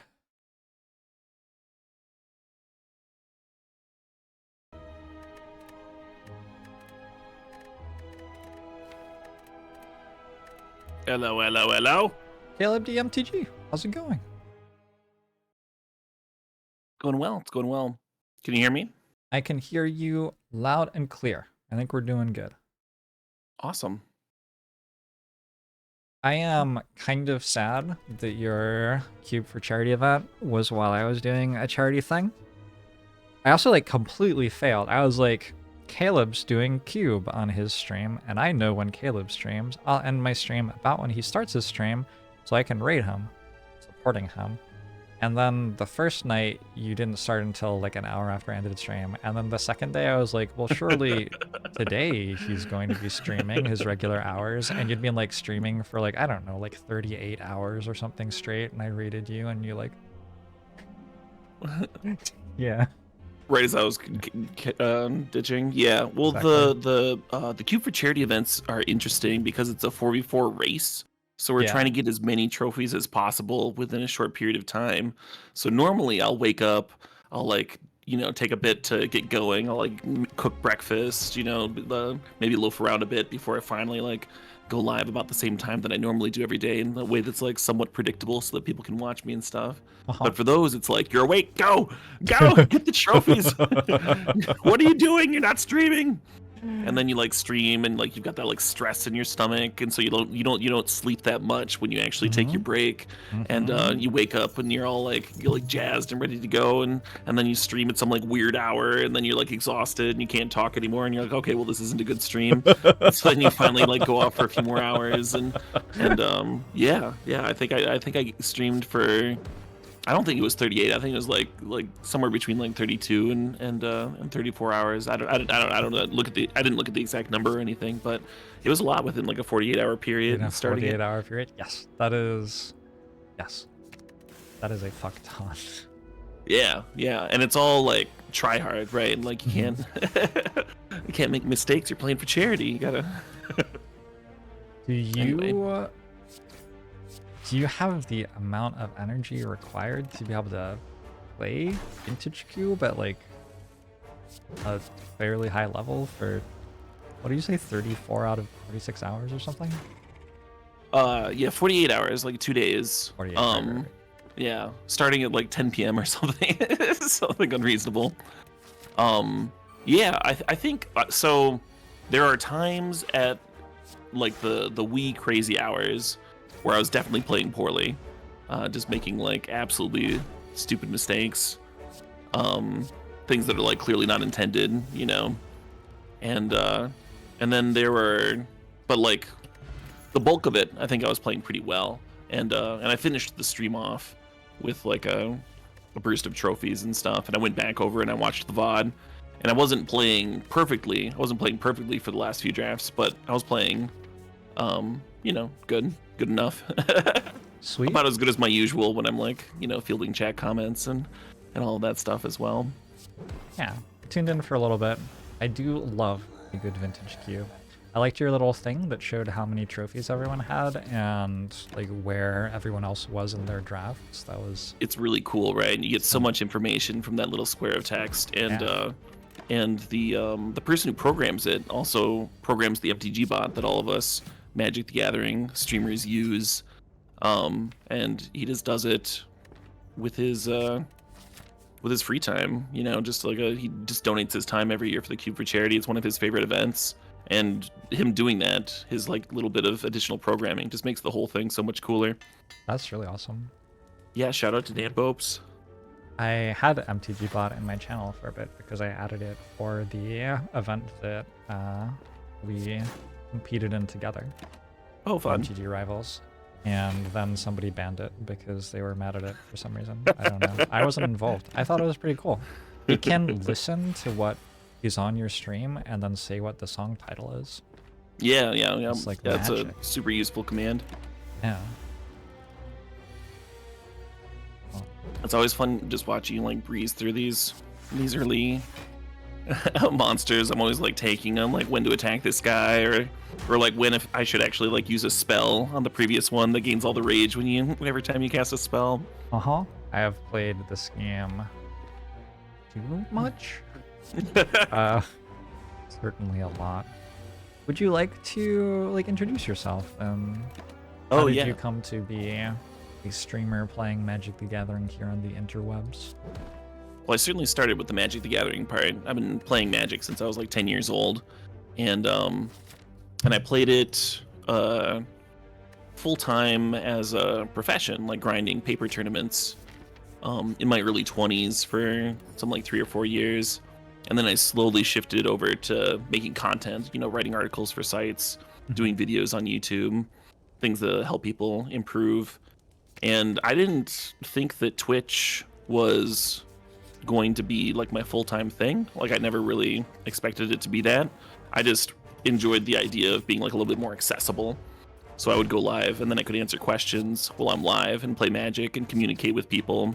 And then I would be spending less time you know, writing answers to emails, people messaging me on Facebook, and I have to like answer, like figure out where they're coming from, think I'm responding appropriately, and then they like clarify, and then I go back, and so like every day I'm spending like an hour like just responding to people and getting back and whatnot, instead of just being like, oh, it's this, and they're like, oh yeah, sweet, you know, which is it's so much easier when you're just live and you can just answer people.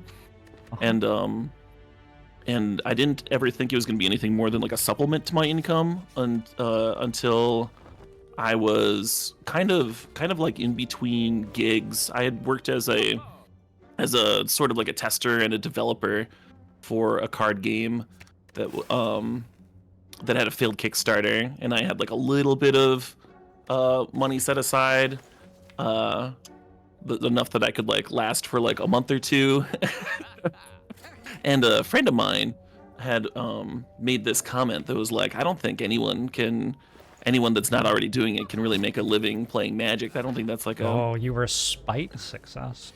I was spite successful, exactly. They didn't think there was room on Twitch for more people than who were already doing it. They thought it was like a very like a niche community that would stay niche. And I was like, I could fucking do that shit. But I didn't jump straight into it. I put it up as like a sub goal. Like if we had 100 subs, then I would do a year of streaming. And then after we got 100 subs, I like locked it in. Like, all right, let's go. I'm full time now. Sweet. And that was before Amazon Prime subs were a thing. Like I think it's much easier to get 100 subs now than it was for me at that time. Also, the cost of a sub hasn't gone up despite inflation existing. Like, right? What the hell, Jeff? When am I getting my raise? I don't know. Think about that a little bit. I had a similar reason for starting on Twitch. I I was making YouTube content, so a little bit closer than writing articles, but I was playing XCOM on YouTube, and I was really enjoying talking with people about why I was making the plays in my turns and stuff, but it was like, you post a video, and you like go to sleep, and then you have some comments on the video the next day, and you like respond to those comments the next day, and then like if there's a follow-up from them, you don't hear for who knows how long, and at some point it was just like, can't you do this live? And it turns out, yes, you can. So fantastic. So you didn't dip into Twitch being like, this is going to be my full-time gig and I'm going to be Not at all. I was just making YouTube stuff as a hobby. That was like what I did for fun when I was young, was make silly videos or tell stories about games I was playing or that sort of stuff. Very unfocused. My early YouTube stuff is still there. It's like probably 11 or 12 years old now, and it is all over the place. I have thought at times about whether I should like make it hidden on YouTube. I don't know. But it's still there. Very fun. And then you can live there for fans to go and scour around, see what you were doing. Yeah. Even on Twitch, I didn't actually get into it to a level of like, this can be my career for, I want to say like 2 or 3 years after I moved from YouTube to Twitch. I was mostly just streaming on Twitch for fun. It was very much a hobby. I wasn't really actively doing anything outside of what I already wanted to do in terms of growing my channel or whatever. Like, I wasn't trying not to grow my channel, but it wasn't like I was looking up tutorials on how to grow your channel or anything like that. I was just like, this is what I want to do. I want to talk about games and make strategy guides and stuff like that with some people, so I'm going to do that. Got really invested in a few games, got some people invested in watching me, and eventually the channel grew, and at some point I was like, whoa, this paycheck. Nice. It's actually... Yeah, I never thought to look for like a strategy guide into how to do well on Twitch, because it seems like most people that would be doing well on Twitch would be doing that, so, and instead of making strategy guides on how to do it. So I just copied what I liked from other streams and what I thought made sense in other streams, and it went from there. Yeah, I stole their hard work. Not really. Plagiarist D. Yes.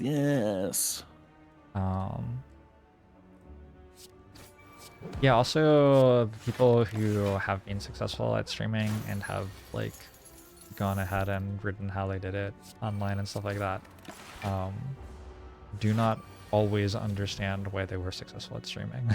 Oh yeah, so, yeah. It'd just be very frustrating.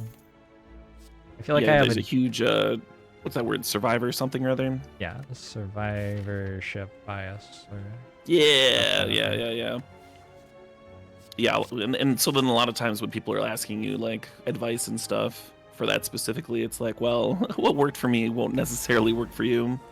They're coming from different places. Yep. If you want to follow in my footsteps, step 1, become a Magic tournament grinder around between the times of 2010, 2014. Build a successful following there. Anyway. How are you liking streaming lately? Streaming's been gas. I mean, it's cube season, so it's basically I do less work and have more fun and make more money than during when it's not cube season. So I'm just like always in a good mood during cube season. It's good. Plays my strength. By less work, do you mean you stream fewer hours, or like the streaming feels like less work? Oh no. Ideally, I would stream more hours during cube season. What I mean by less work is if you're gonna do a constructed stream, in Slay the Spire, you're like always building your deck as you go, right? Like no matter what stage you're on, you get to draft your deck. In Magic, you very often bring a pre-constructed group of cards to go battle against your opponent. I love that you're explaining this very slowly to me after we played in a constructed tournament together. Like, I know you do, but you've got viewers, right? You've got viewers. Do you know that I do after my performance in that tournament? I don't. No, I'm not. I'm not trying to talk down to you. I'm just saying, when you're doing a constructed stream, you have to then like source those cards. You have to figure out the decks you're gonna play that might be interesting. Maybe even have backup decks.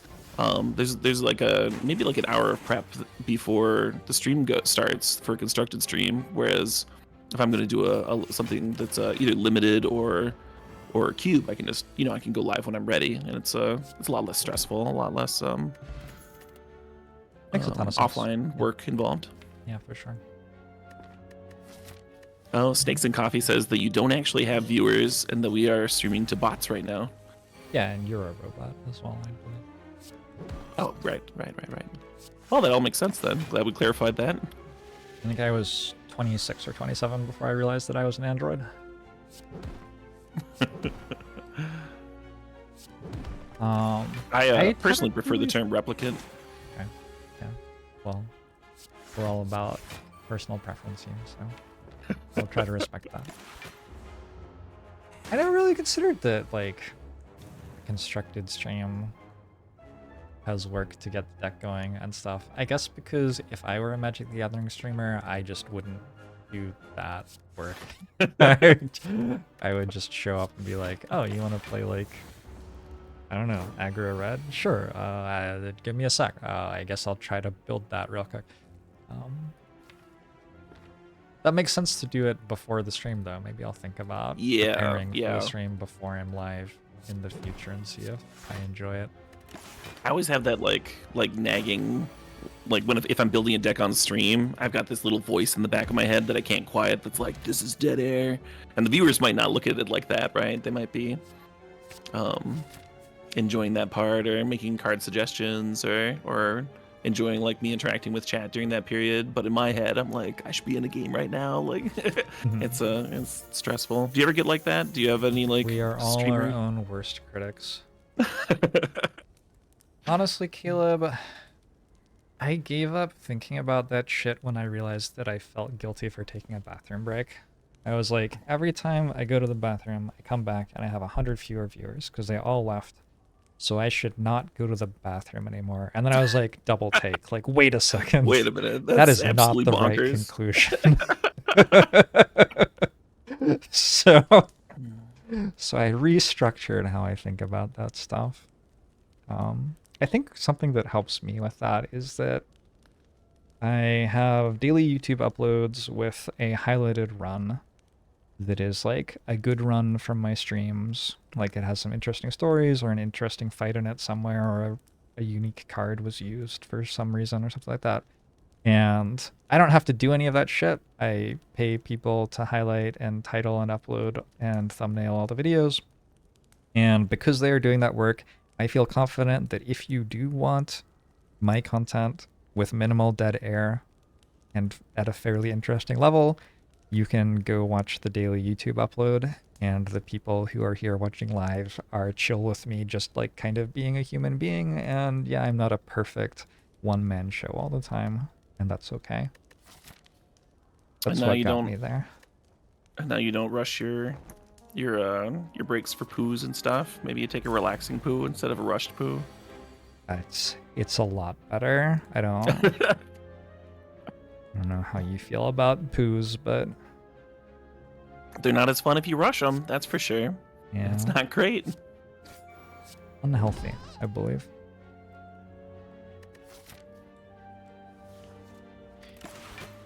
Yeah, and also just other things like, I have always struggled with keeping a schedule as a streamer, and I would love to be better at that, but as of now, I am still pretty terrible at it, and the fact that if somebody wants to watch me at a particular time of day, that's on YouTube, frees me a lot. Sure.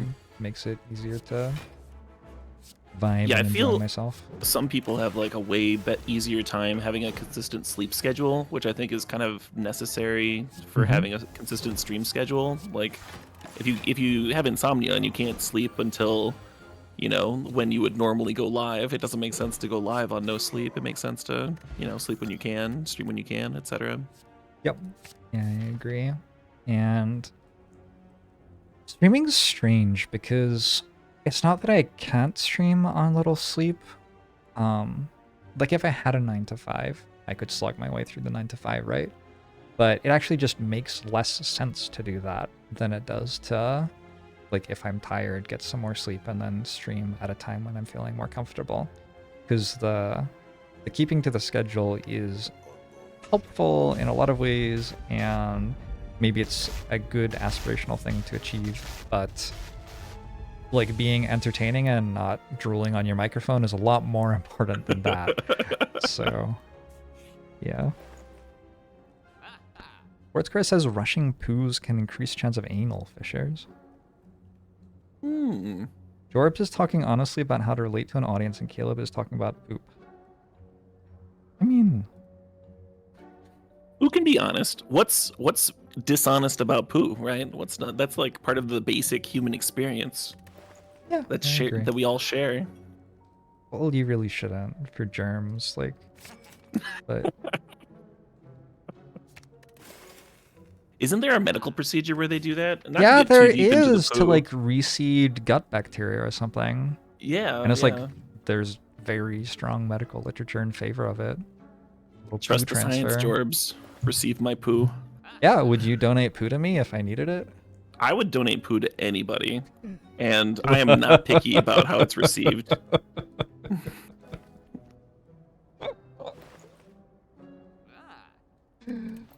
Good. You never know what you're gonna get when you hang out with Caleb DMTG. What are your highlights of the year 2023 as we put it in the rear view? I went to a couple music festivals that I really enjoyed. It's hard for me to not think about Cube for Charity because that was this big, like, intense event, and we had a lot of fun. We raised a lot of money, did a lot of good, you know, so it's like fresh on my mind. That can be one. I started dating a girl recently, and it's hard to not like wax poetic and stuff, but it feels like a lot of things that I was missing in my life for a long time, or like needs that are now being met.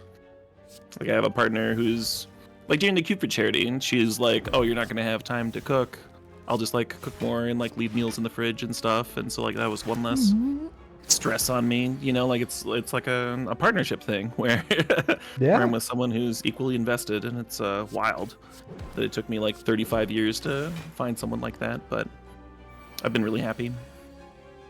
I am also dating recently, and I have found for the first time someone who thinks constructively about my relationship with them, like actually significantly more than I think about it, I think. Love that. I'm a very analytical person.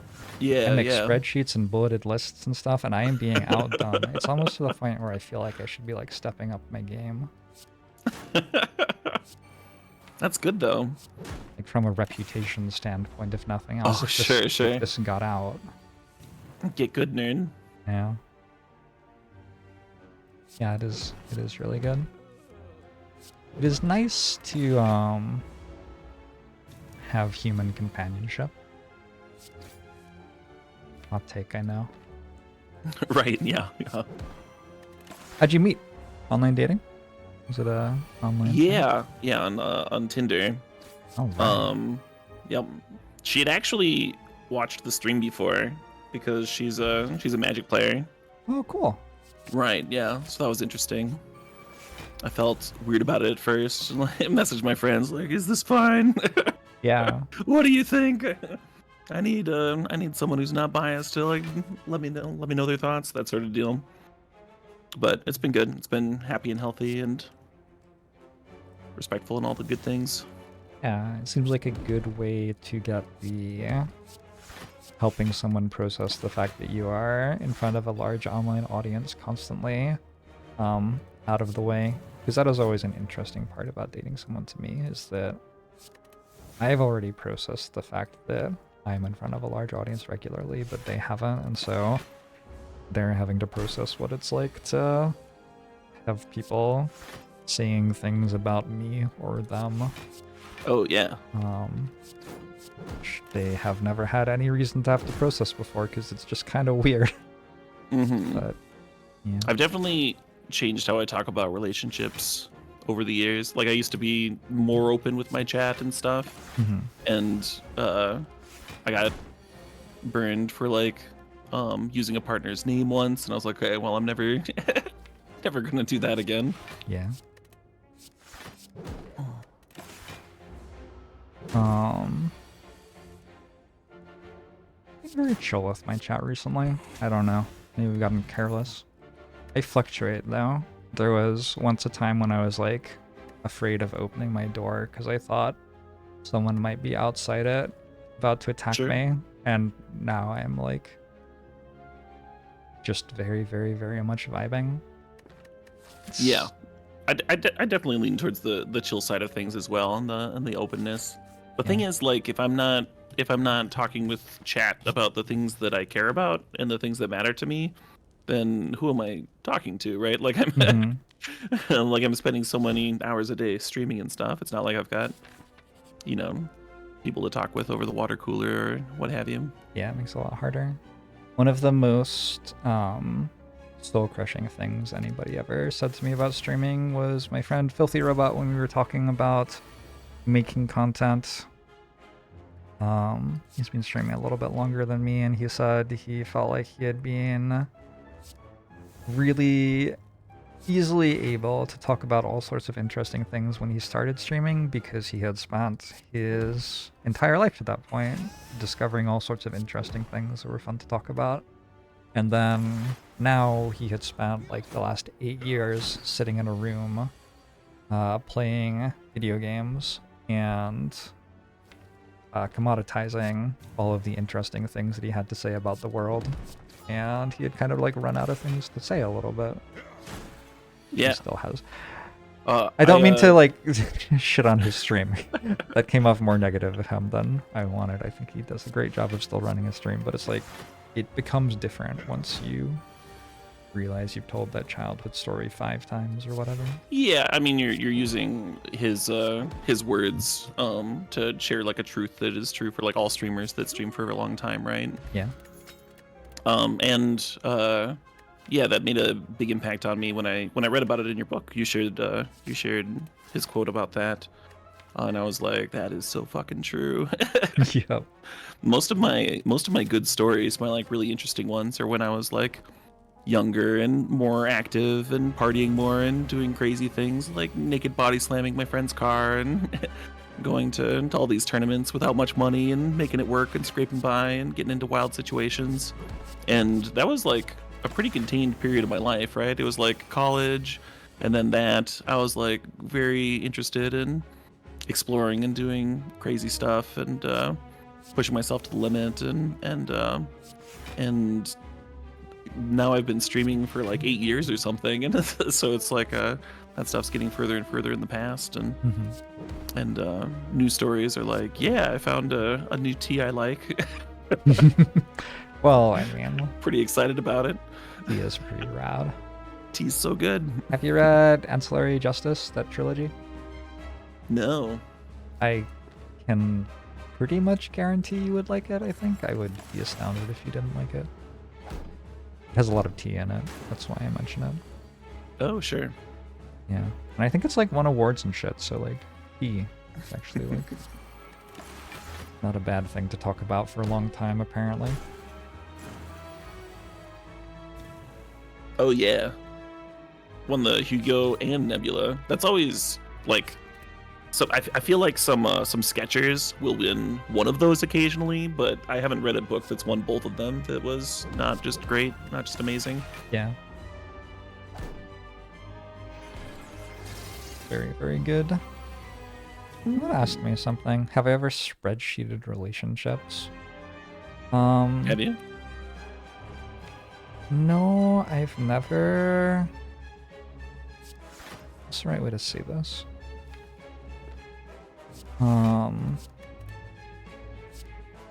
I feel like there are places where it is sensible to use the things that I have learned about strategies in the world, but they are mostly places that are self-contained to me. And relationships are the thing in my life that is like most not self-contained to me. It's very much about me and another person. And so I don't know. I find that I don't know enough about situations for it to make sense for me to do a ton of analysis on my own. So my relationship problem solving is like conversations. Yeah. And lists that I make with another person and stuff like that. It's not something that I do on my own.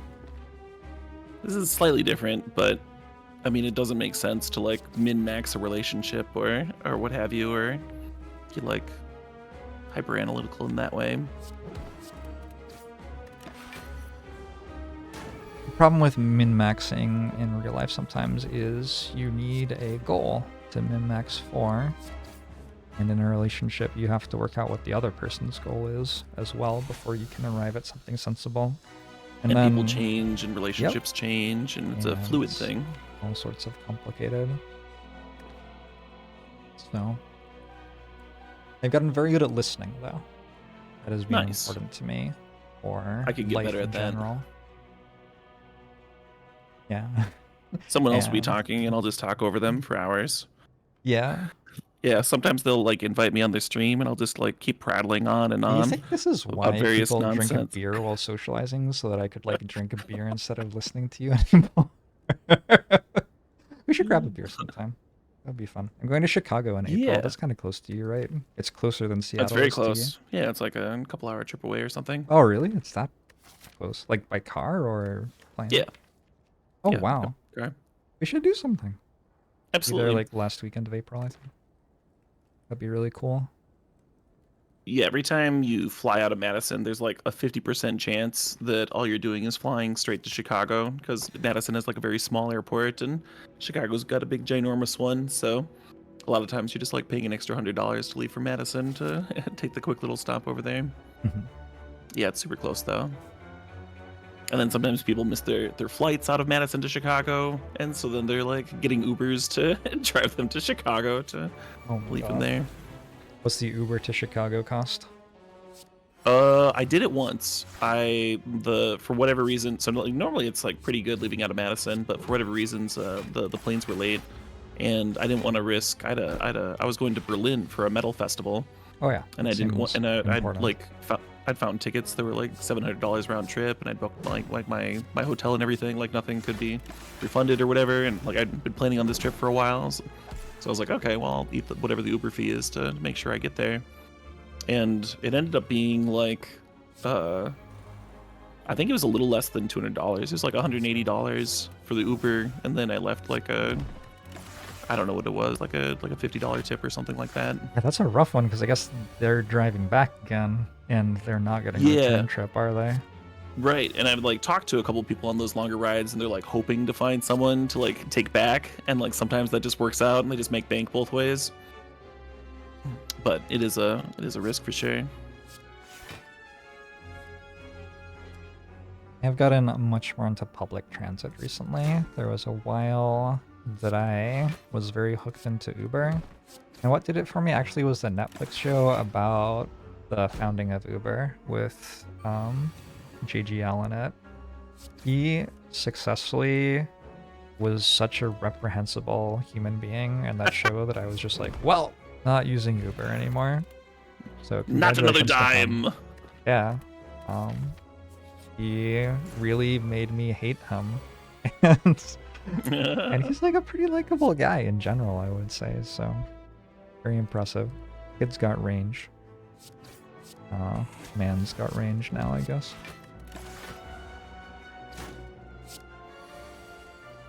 We're talking about Tom Waits in chat. That kind of doesn't surprise me with Caleb here. You a Tom Waits fan? Oh yeah. Yeah. Doesn't surprise me at all. Singer rank, gravelly voice. Have you discovered any particularly good new music this year? Yeah. Yeah, some prog stuff. a lot of my favorite bands actually like put out albums. Like the band that did my theme song put out an album this year that I think like rocks. It's like the best thing that they put out, and it's super cool. Sweet. I got to catch them opening. The band's Howling Giant, and I got to catch them opening for Elder over the summer, and it was also like the most impressed I've been seeing them live. They've just been, you know, steadily growing over the years. Sweet. Yeah. How did you end up getting your theme song made by them? So they heard that I was playing them on stream, and they contacted me on Instagram. They like sent me a message, and they're like, "Yo, we heard you were listening to our music. We have like a little bit of extra time. We're in the recording studio anyway. Do you want us to like do a quick little intro for your YouTube or something?" And I was like, "Well, wild. this is a fucking insane comment to read. I would love that. Yes, yes, please." And they sent me like 4 options in case one of them didn't work, and I was like, "Oh my god, this is insane." Are all 4 have all 4 been like heard by the world, or is there extra? No, I've used 2 of them. One of them is like my bass. It's the you hummed it when I joined. Yeah, it's a banger. Caleb D MTG Magic the Gathering show. It is a banger.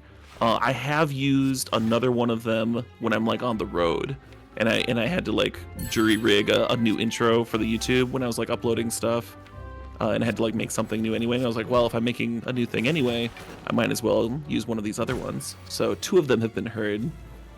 But yeah, there's more. They're getting spaced out. Yeah.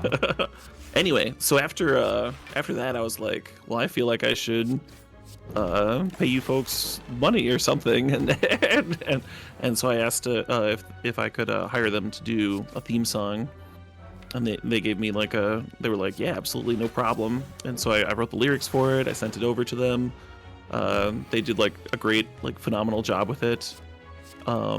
They quoted me something like super reasonable because they're penniless musicians, and I tipped them a lot and felt better. Yeah, but yeah, that's great. Really cool folks. I've gotten to hang out with them a number of times at various like metal festivals and shows over the years, so it's been really cool seeing them evolve and interact with them, because you know they're just generally fun people, good folks. Have you ever done anything with live music with your channel? Like had somebody on to perform somehow? So I've thought about it. I've played the didgeridoo since I was like about as long as I played Magic. I think I was a little bit older, like 12 or 13. Is that like I think in your sub notifications or something, you with the didgeridoo? I feel like I've seen a clip somewhere.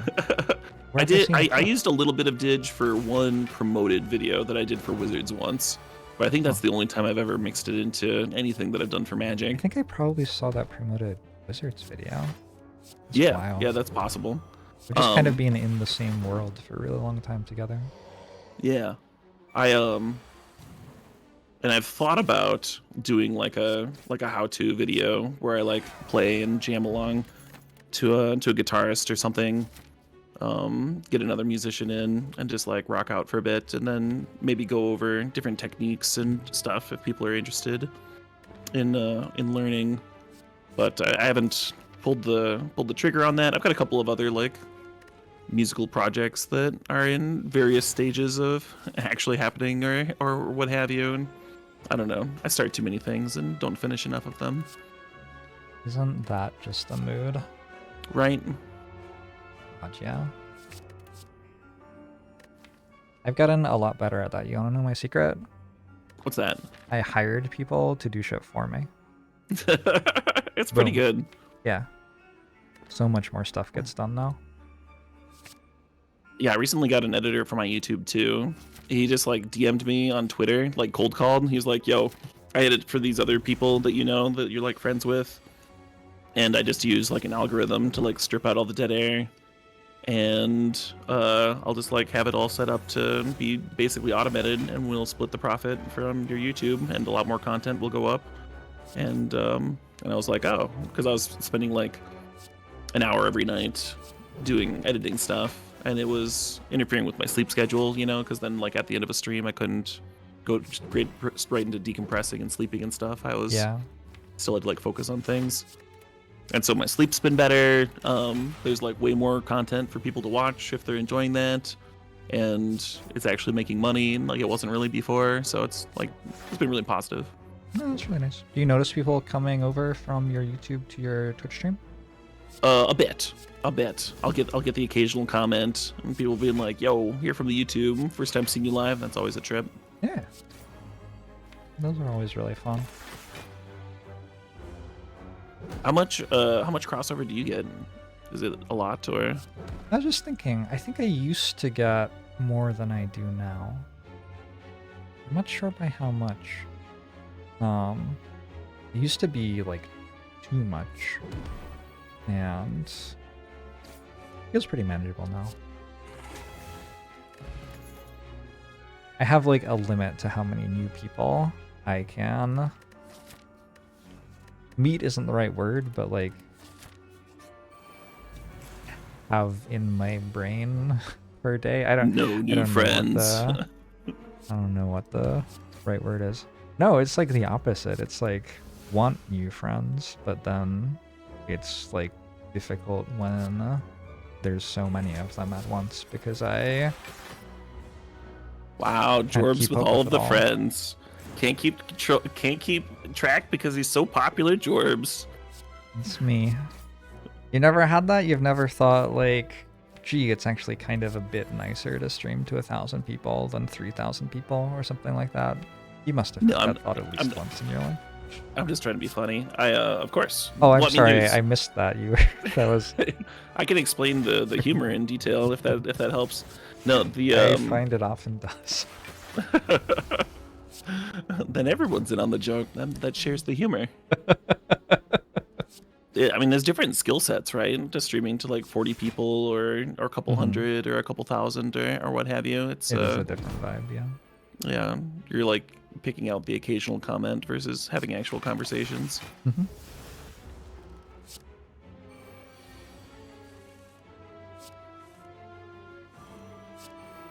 Yeah, I think that might be one of the things that I appreciate about it actually is I just like things to change quite a lot.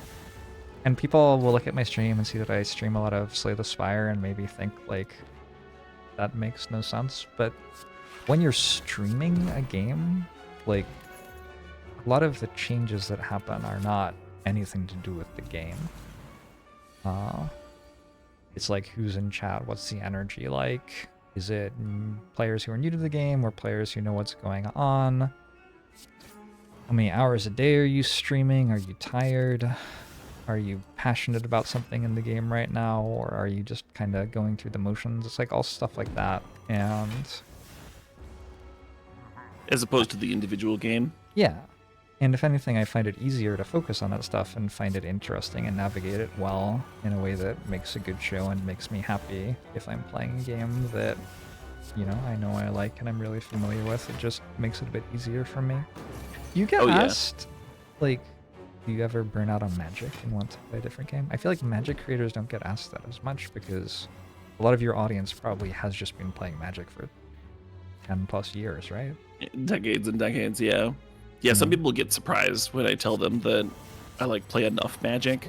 Like I play like the perfect amount of Magic a week for me, and so I don't like feel this like burning need to like go travel to tournaments to go play every weekend. Sometimes it's nice to see people, you know, it's a different vibe in paper, and I still enjoy it, but it's not like a drive, it's not like a hunger that like it used to be, and it still is for a lot of people because, you know, I get to play it full time, and that's great for me. Yeah. One of the cool things about Magic in terms of burnout is that Magic is actually like a bunch of different games. It's like 6 or 7 games. We even have different like clients to stream it with. True. Based on your preference. And the clients have like different formats or game types within them.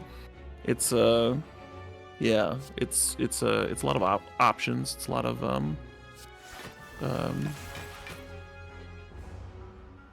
you can always roll back to Chandelar if you're playing a little bit more like a retro game today. Yeah, played that for the first time recently. Really enjoyed it. The first time, yeah. Sid Meier's Chandelar. Is it really? Yes. I did not realize that.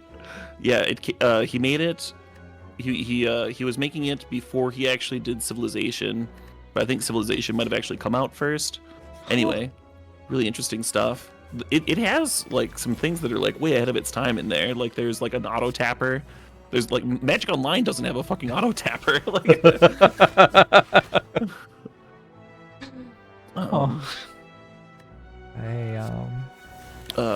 Richard Garfield wrote a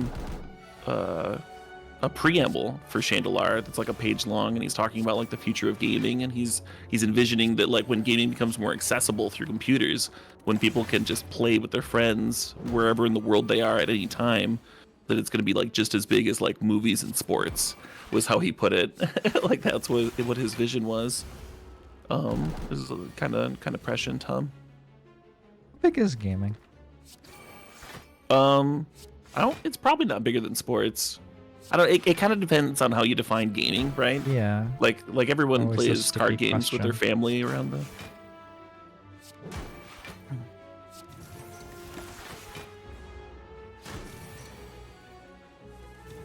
I think it's probably bigger than sports.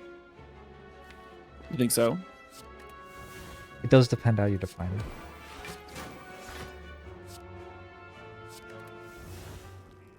Oh, well, that's really cool. Chandelar was a childhood favorite of mine. And actually, when I found Slay the Spire, one of the things that I thought was, oh, this is kind of reminiscent of Chandelar, so. Certainly Slay the Spire has like the bits of Chandelar that I found really exciting in it. The idea of going through a world and starting with a pretty bad deck, but then you fight things and you get rewards and new cards. And you go to a town with a shop in it, and you can buy and sell cards and stuff. And then there are bosses and stuff, and you get stronger over time. Yeah, Chandelar was perhaps the original Spire, like. Interesting. And I've heard it compared to Slay the Spire, and I always thought it was more of a. When I was playing it, it felt like more of a an RPG than a roguelike. But those are all really good. Yeah, I wouldn't say that it is a roguelike. I would say that it has the elements of Slay the Spire that are not roguelike. Sure. Pretty well, but in terms of the roguelike part, that's pretty missing.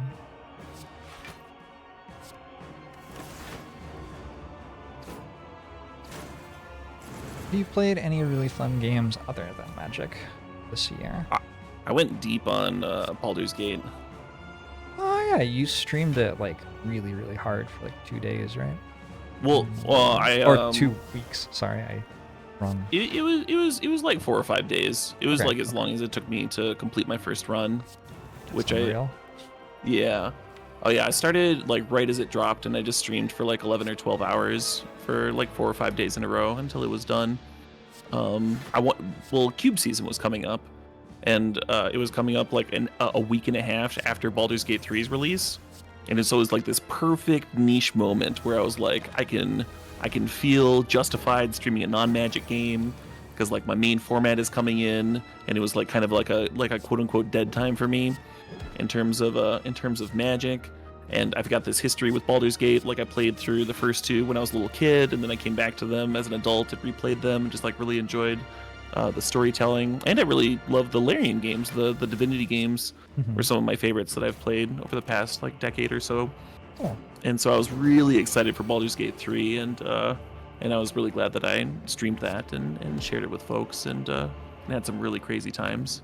Have you gone back for another run yet? I did a second run. So I thought I was going to take a break. Usually when I play through an RPG, I take a break for a few years before I come back and do another run. And then during one night, a viewer was like, yo, what if I throw you a few bucks to fire up another run? And I was like, yeah, I guess I can do that. And then once I'd started a run, I was hooked, and I ended up not streaming that one. I just streamed that little bit right at the start, and then the rest of it was just like the offline game that I played while I ran through it, and did a Dark Urge run where I thought that I was going to be evil. And so the first run I did, I was like, okay, I'm going to be good. I'm going to do good things. I'm going to save the innocents. I'm gonna be a hero. It'll be great. And then just like me being my normal self, like there's just this trail of blood and bodies as I like meander through this game, right? trying to do the heroic thing, and like one of my characters wants to do something evil. I'm like, well, I can't take away their agency. That wouldn't be very good of me. And like anyway, yeah, stuff it's like actually you are being a good person, right? Yeah, by killing them all. And then my second run, I'm like doing Dark Urge, and there's a very like evil aesthetic with the Dark Urge playthrough, and there's a lot of death and gore involved with the run. And I was like, okay, well now I'm just gonna lean into it and be deliciously evil and stuff. And so I start out doing that, and then there were a couple of good characters that I didn't get on my first run that I managed to fuck up with all of the accidental deaths, and I really wanted to play with them on my second run. And then on my second run, like picking them up and playing with them in my party, one of them actually impacted me such that they changed the nature of my run. And like halfway, like in the last act, in the third act, I like switched over and do the good thing, and have the good ending, despite being like absolutely like truly evil for the first like act and a half or something like that. And I don't know, it was the most that an NPC has ever impacted me in any game that I've ever played, and it was only because it was a game that, you know, had characters that I'd played with from, you know, as a child. Like I hadn't played the first two Baldur's Gates when I was much younger, and all the lore and stuff was woven in so well. Yeah, really impressive game. That's sweet. That's sweet. Yeah, sorry about the ramble. I don't know. I love that. One of my guests this week was Tiffany, does trans rights, who narrated a turn one of a hypothetical Yu-Gi-Oh duel. I don't know how much you know about Yu-Gi-Oh, but it took like minutes to get through turn one, this hypothetical turn one. It was really enjoyable. I just love hearing people talk about ways that they're passionate about gaming. This is probably why I'm a streamer, and I enjoy watching streams as well as being a streamer. Cool. Turn 1 is most of the Yu-Gi-Oh game. I have 247.2 hours of Baldur's Gate, and I imagine that probably most of that isn't streamed, although I streamed a lot of it.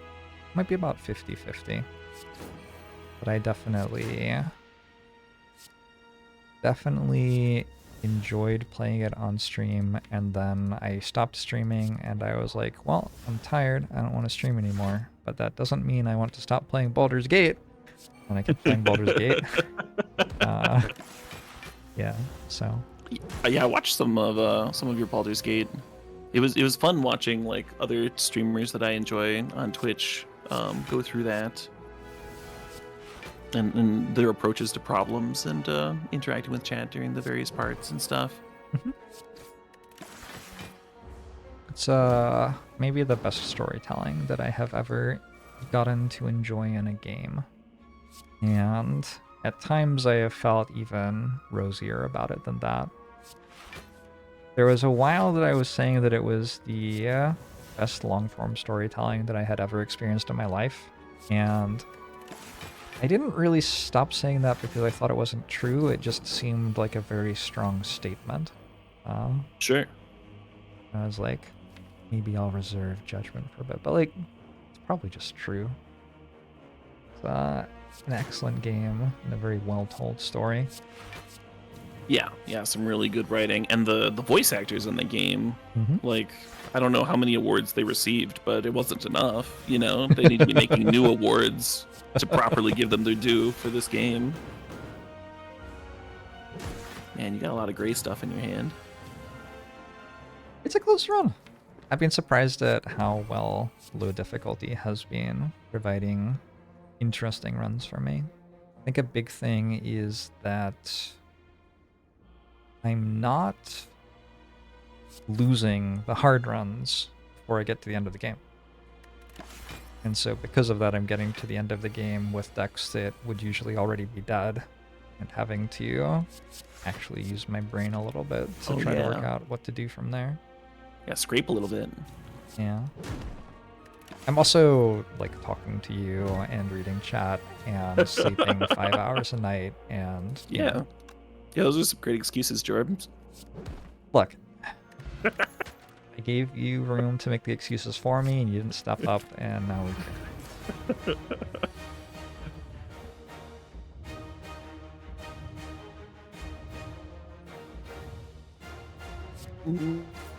The heart.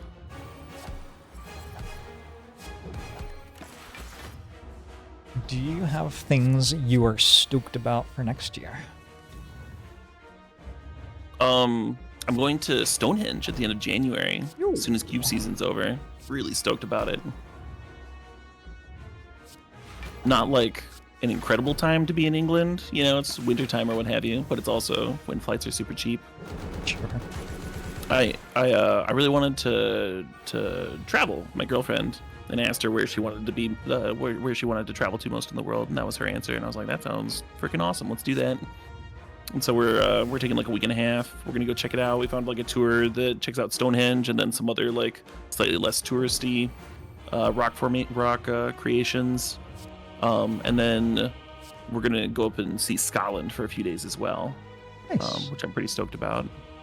Spend a few days in London, check out the British Museum, see all of the artifacts that they have stolen from around the world and collected in one place for me specifically to look at.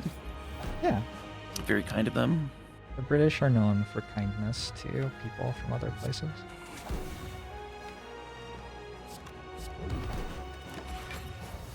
Do you have much of a history with travel internationally? Oh yeah, yep. Yeah, my growing up, my mom insisted that we travel once a summer, even though it stressed her out to no end, and it was usually not particularly fun. I did at least get a lot of experience traveling, and then as a Magic player, if you would qualify for pro tours, they would end up being in like Spain or the first one I played in was Amsterdam. So as an adult, I've still been traveling and stuff. I mentioned that metal festival that I went to in Germany a couple of years ago, and I think that was the most recent time I left the States. How about you?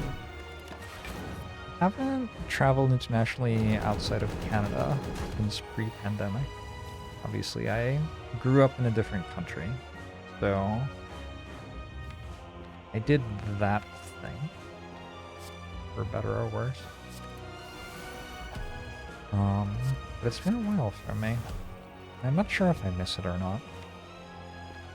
The actual travel part, where you're stuck in a plane for however long, is certainly unpleasant. That part I don't miss. Yeah.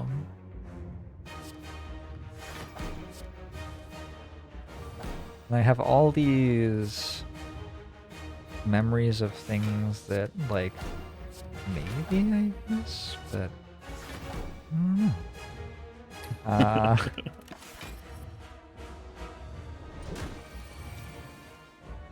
As a streamer, it used to really stress me out being away from the stream for any amount of time longer than like 3 or 4 days. Sure. But I've gotten a lot better about that. The last couple times I streamed, or I took little vacations, I actually came back and saw that some of my viewers have been like showing up to my stream to leave like Prime subs while I'm away. Aww. Right? I almost cried. That's very sweet. Are you an easy crier? Yes, I would say I am. I used to be a lot easier. I used to be a lot more sensitive and stuff, but I'll still, I think, cry at like a emotional moment in a movie easier than the average person. Stuff like that. How about you? I'm about to cry at how beautiful this win was. That hard fight was wild. I get wound up without really realizing, and then when I am in like safe, comfortable places where I'm not being overwhelmed by anything, I just randomly start crying sometimes. And there was a moment in my life where I was like, this is a pattern that I could control. And I worked out that, like, if I was feeling stressed out, I could go watch a rom-com by myself. And, like, you know, it's a completely brain-dead activity. I already know what the plot is going to be. It's a very comfortable thing, but it's engaging enough to take my mind off of everything else. And I know that I have, like, 2 hours that I've set aside for myself. And I would just, like, bawl my eyes out. So that is my thing. I cry heavily during rom-coms. but only if I, like, intend to. It's it's a choice. Yeah. I mean, it's healthy, right? It's a way to do it. It's been working for me. Do you ever rewatch shows? Every now and then I'll give a show a second watch through, but I rarely do more than that. What I do is I watch things which are procedural, where they're all the same, like crime dramas or rom-coms, where like every single one of those is like, you can be watching an episode of a new show and you already know what's going to happen because it's all the same plot beats and everything, you know? Sure. Yeah, it's comforting. People like that. I mean, they're popular for a reason, right? True. Oh, Carados points out that I've watched Andor 3 times this year. Yeah, Sick. that was Andor though, so that feels unfair. So... Andor's pretty special. The writing in that show is like incredible. Have you seen Severance? I have, and I enjoyed the hell out of season 1, and season 2's still not out, right? No, yeah. Season upsetting. 2. I mean, the people that are involved making that show, there's no way that they would rush it through when all of the strikes and stuff were happening. Probably takes like 1 day to do all of the filming for that show. It's not like easy. They just walk around in like a room.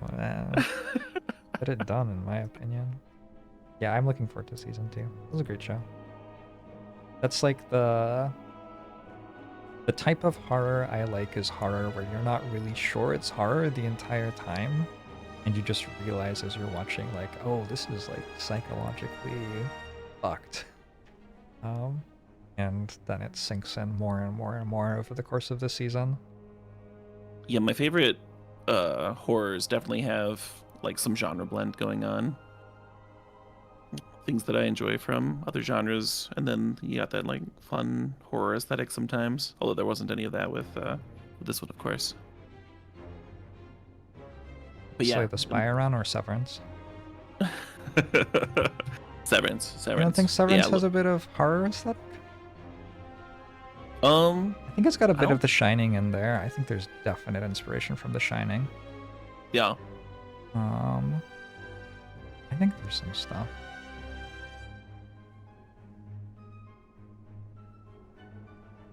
Yeah, maybe a little bit. Who's the guy who wrote the one with the pendulum? Edgar Allan Poe? Is that Edgar Allan Poe? The one with the pendulum. The guy is in the pit and there's a pendulum. And the pendulum is slowly getting closer and closer to his belly and it has a blade on it. Umberto Eco. That sounds like a Mickey Mouse cartoon. Oh my gosh, Caleb. Caleb, you're embarrassing me. I'm a lit major. You're a lit major? I'm a lit major. You don't know the pit and the pendulum. You know the Telltale Heart? Yeah, of course. Severance had that vibe of horror in it to me. Sure. In a few different ways. The building intensity and stuff. Maybe that's why I thought of it when you were talking about Andor. Andor was a slow burn. Definitely. Yeah, I always tell people when I recommend Andor that even if you're not enjoying it at the end of episode 2, like, you still should watch episode 3. Like, the chance is still high enough that you will end up watching it and enjoying it and, like, loving it a tremendous amount that it's worth firing through 3 episodes, even if you're not into it yet. Yeah, I've been telling people the same thing, giving the same recommendation, and, like, I never say that to anybody. Usually if someone's like, you gotta, like, power through the first episode or something like that, I'm like, I don't have time for that. Absolutely not. Yeah. I also... It's not worth it. There's no way that's worth it. The only other show I've ever said that about was the Wachowski Netflix show Sense8. I said that about Sense8 too. That show took like an episode and a half to pick up, and then I thought it was really good. Lito. Never watched that one. It is the closest I have seen to them making the Matrix again. I feel like they make the Matrix a lot, the two of them. And sometimes it is called the Matrix, like Matrix 2, for example. I don't think Matrix 2 was the Matrix. I thought Cloud Atlas was an interesting attempt to make the Matrix, but missed the mark a bit. I thought Sense8 was like, this feels like the Matrix they wanted to make the entire time, and they got decent budget for it and made it really beautiful. So yeah, I went into Cloud Atlas with nothing. Like, I didn't even know it was a Wachowski production. I didn't know who was acting in it. It was literally just something that I like played on the TV off of some streaming service, and I enjoyed it. And then I was like surprised to find that it was like a controversial film and people were struggling with it and stuff. I enjoyed it too. Yeah, certainly not a perfect movie. I agree with you. It's not like what is. It was engaging, and I liked that. You want a list of perfect films? So you're a fan of perfect films, huh? List all of them. Every single one. That'd be a lot of listing. I wouldn't even say Shawshank was perfect. I would. Yeah. Yeah, put Shank in there. Well, it's the end of our Casablanca. Friendship. The Sensor friendship. Yep. Well, that was cheap. I do not have it in me to start another run, but I am down to vibe for 20 minutes. For a few minutes? Sure. Yeah, no, it's really up to you. I can like Spire questions. Oh, I should plug the charity. We're raising money for Free2Luv, which is a charity which funds art programs for children and teaches children acceptance and love of themselves, and puts them in situations where they can then extend that love and acceptance to the people around them, introduces them to people who aren't necessarily the same person as them in all sorts of different ways, and gives them the language of creativity with which to express that love. I think creativity is an incredibly underrated and important language in today's world. And I also think that the message of like, you're okay, and it's okay to love yourself, and other people are also okay, and it's okay to love them, is also a really important message to be spreading around the world. Because when I look at what the world is, I see a lot of stuff that's directly telling people the opposite of that. And if we want to fight against that, we have to actually stand up and do it in order for the message that is a lot better for people to be hearing, to be heard. So, hell yeah. And it's Free2Luv. And it's through, have you seen the way that Twitch is doing charities now? It's like directly, did you do this actually for your charity stream? Yeah, right at the start, I donated a few bucks. I was surprised. I was like, oh, it's like right there. I'll just click the thing. Yeah, it's directly integrated with PayPal's Giving Fund, so there are no like extra fees being taken off. And yeah, it's inside the Twitch UI. It's incredibly easy to start it and stop it. It's really cool. I think you can even keep the campaign around. So at the end of this week, I will like press the stop button on this campaign. But if I wanted to raise more money for Free2Luv, like in a few months, we could jump back on the same campaign and like see if we could get to $100,000 in a year or something like that. Yeah. Very cool. Pretty cool. Definitely gonna look into it the next time I fire up a charity stream. Thanks for the $15 donation to support Free2Luv, Tom, etc. Sorry to bother you. Is perfect movie. What about the one with the alternate dimensions and the mother-daughter relationship, which I can't remember the name of? Everything, Everywhere, All at Once. What about that one? That was pretty close to perfect for me. Yeah, I dug that one. Not my favorite movie from that year. What was your favorite movie? That was Mad God, which is not a typical film. It's a very dialogue light film, if you can handle that, and it's a horror movie made with stop animation. It was directed by Phil Tippett, who is a special effects guy. Okay. Who like he was the guy who had his hand up the Rancor's ass in the original Star Wars, you know, like he's been around, he's been in the industry for like actual forever. Yeah. Jurassic Park, like he's worked on all this stuff. And a lot of his interns really wanted to do something with practical effects, and all the studios are doing everything digitally. And they found some old project that he'd worked on like decades ago, and they're like, let's make this, let's do this. And he was like, well, I guess if I have an army of free labor, this could be and a career actually of possible experience. now. Yeah, absolutely. And so it's kind of like a one of a kind film. I don't recommend it for everybody. It's not going to be everybody's cup of tea. And then I also dug Nope more than Everywhere All at Once, and I really liked the Banshees of Inisherin. Okay. So Banshees of Inisherin is probably a perfect movie. I haven't seen Banshees yet. Oh, it's so pleasant. It's so good. Well, pleasant might be the wrong word. It's really good though. You should watch it. Okay. I would expect that you would like it, Jorbs, and I would be really curious on your opinion on some of the nature of some of the relationships in that film. Okay, I'll check. I think they might I'll put it on the list. Yeah, I think it might be like different from a content creator coming to that movie, and might have a slightly different perspective.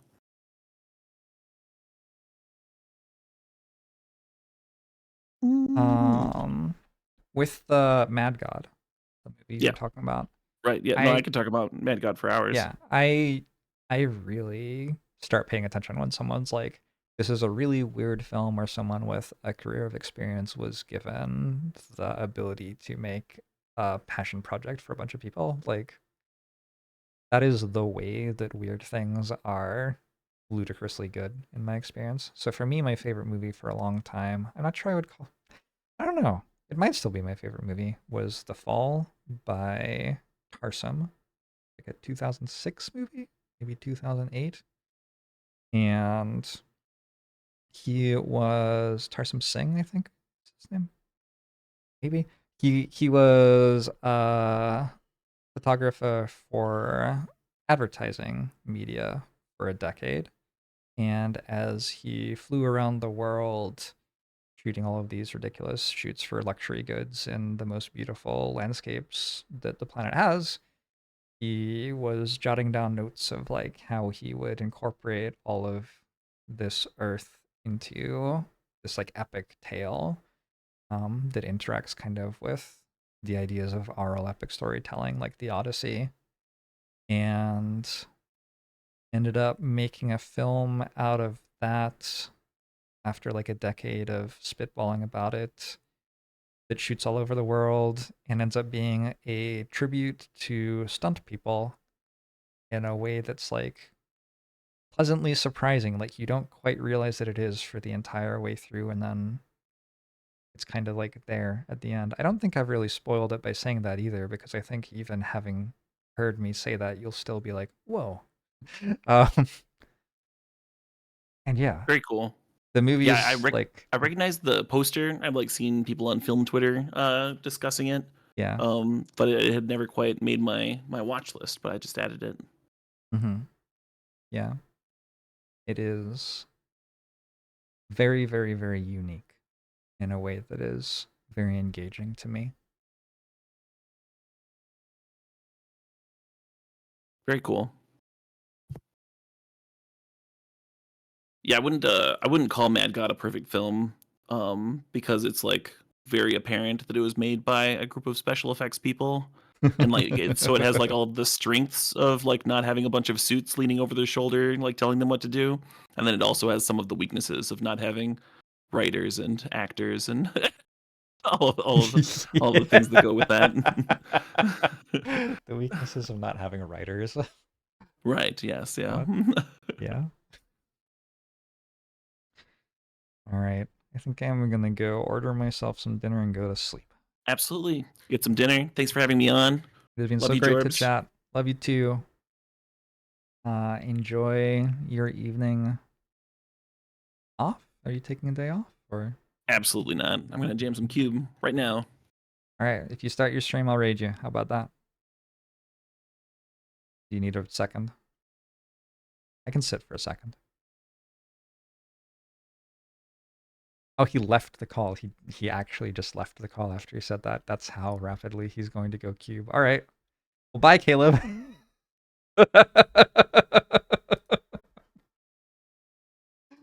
Oh, Caleb.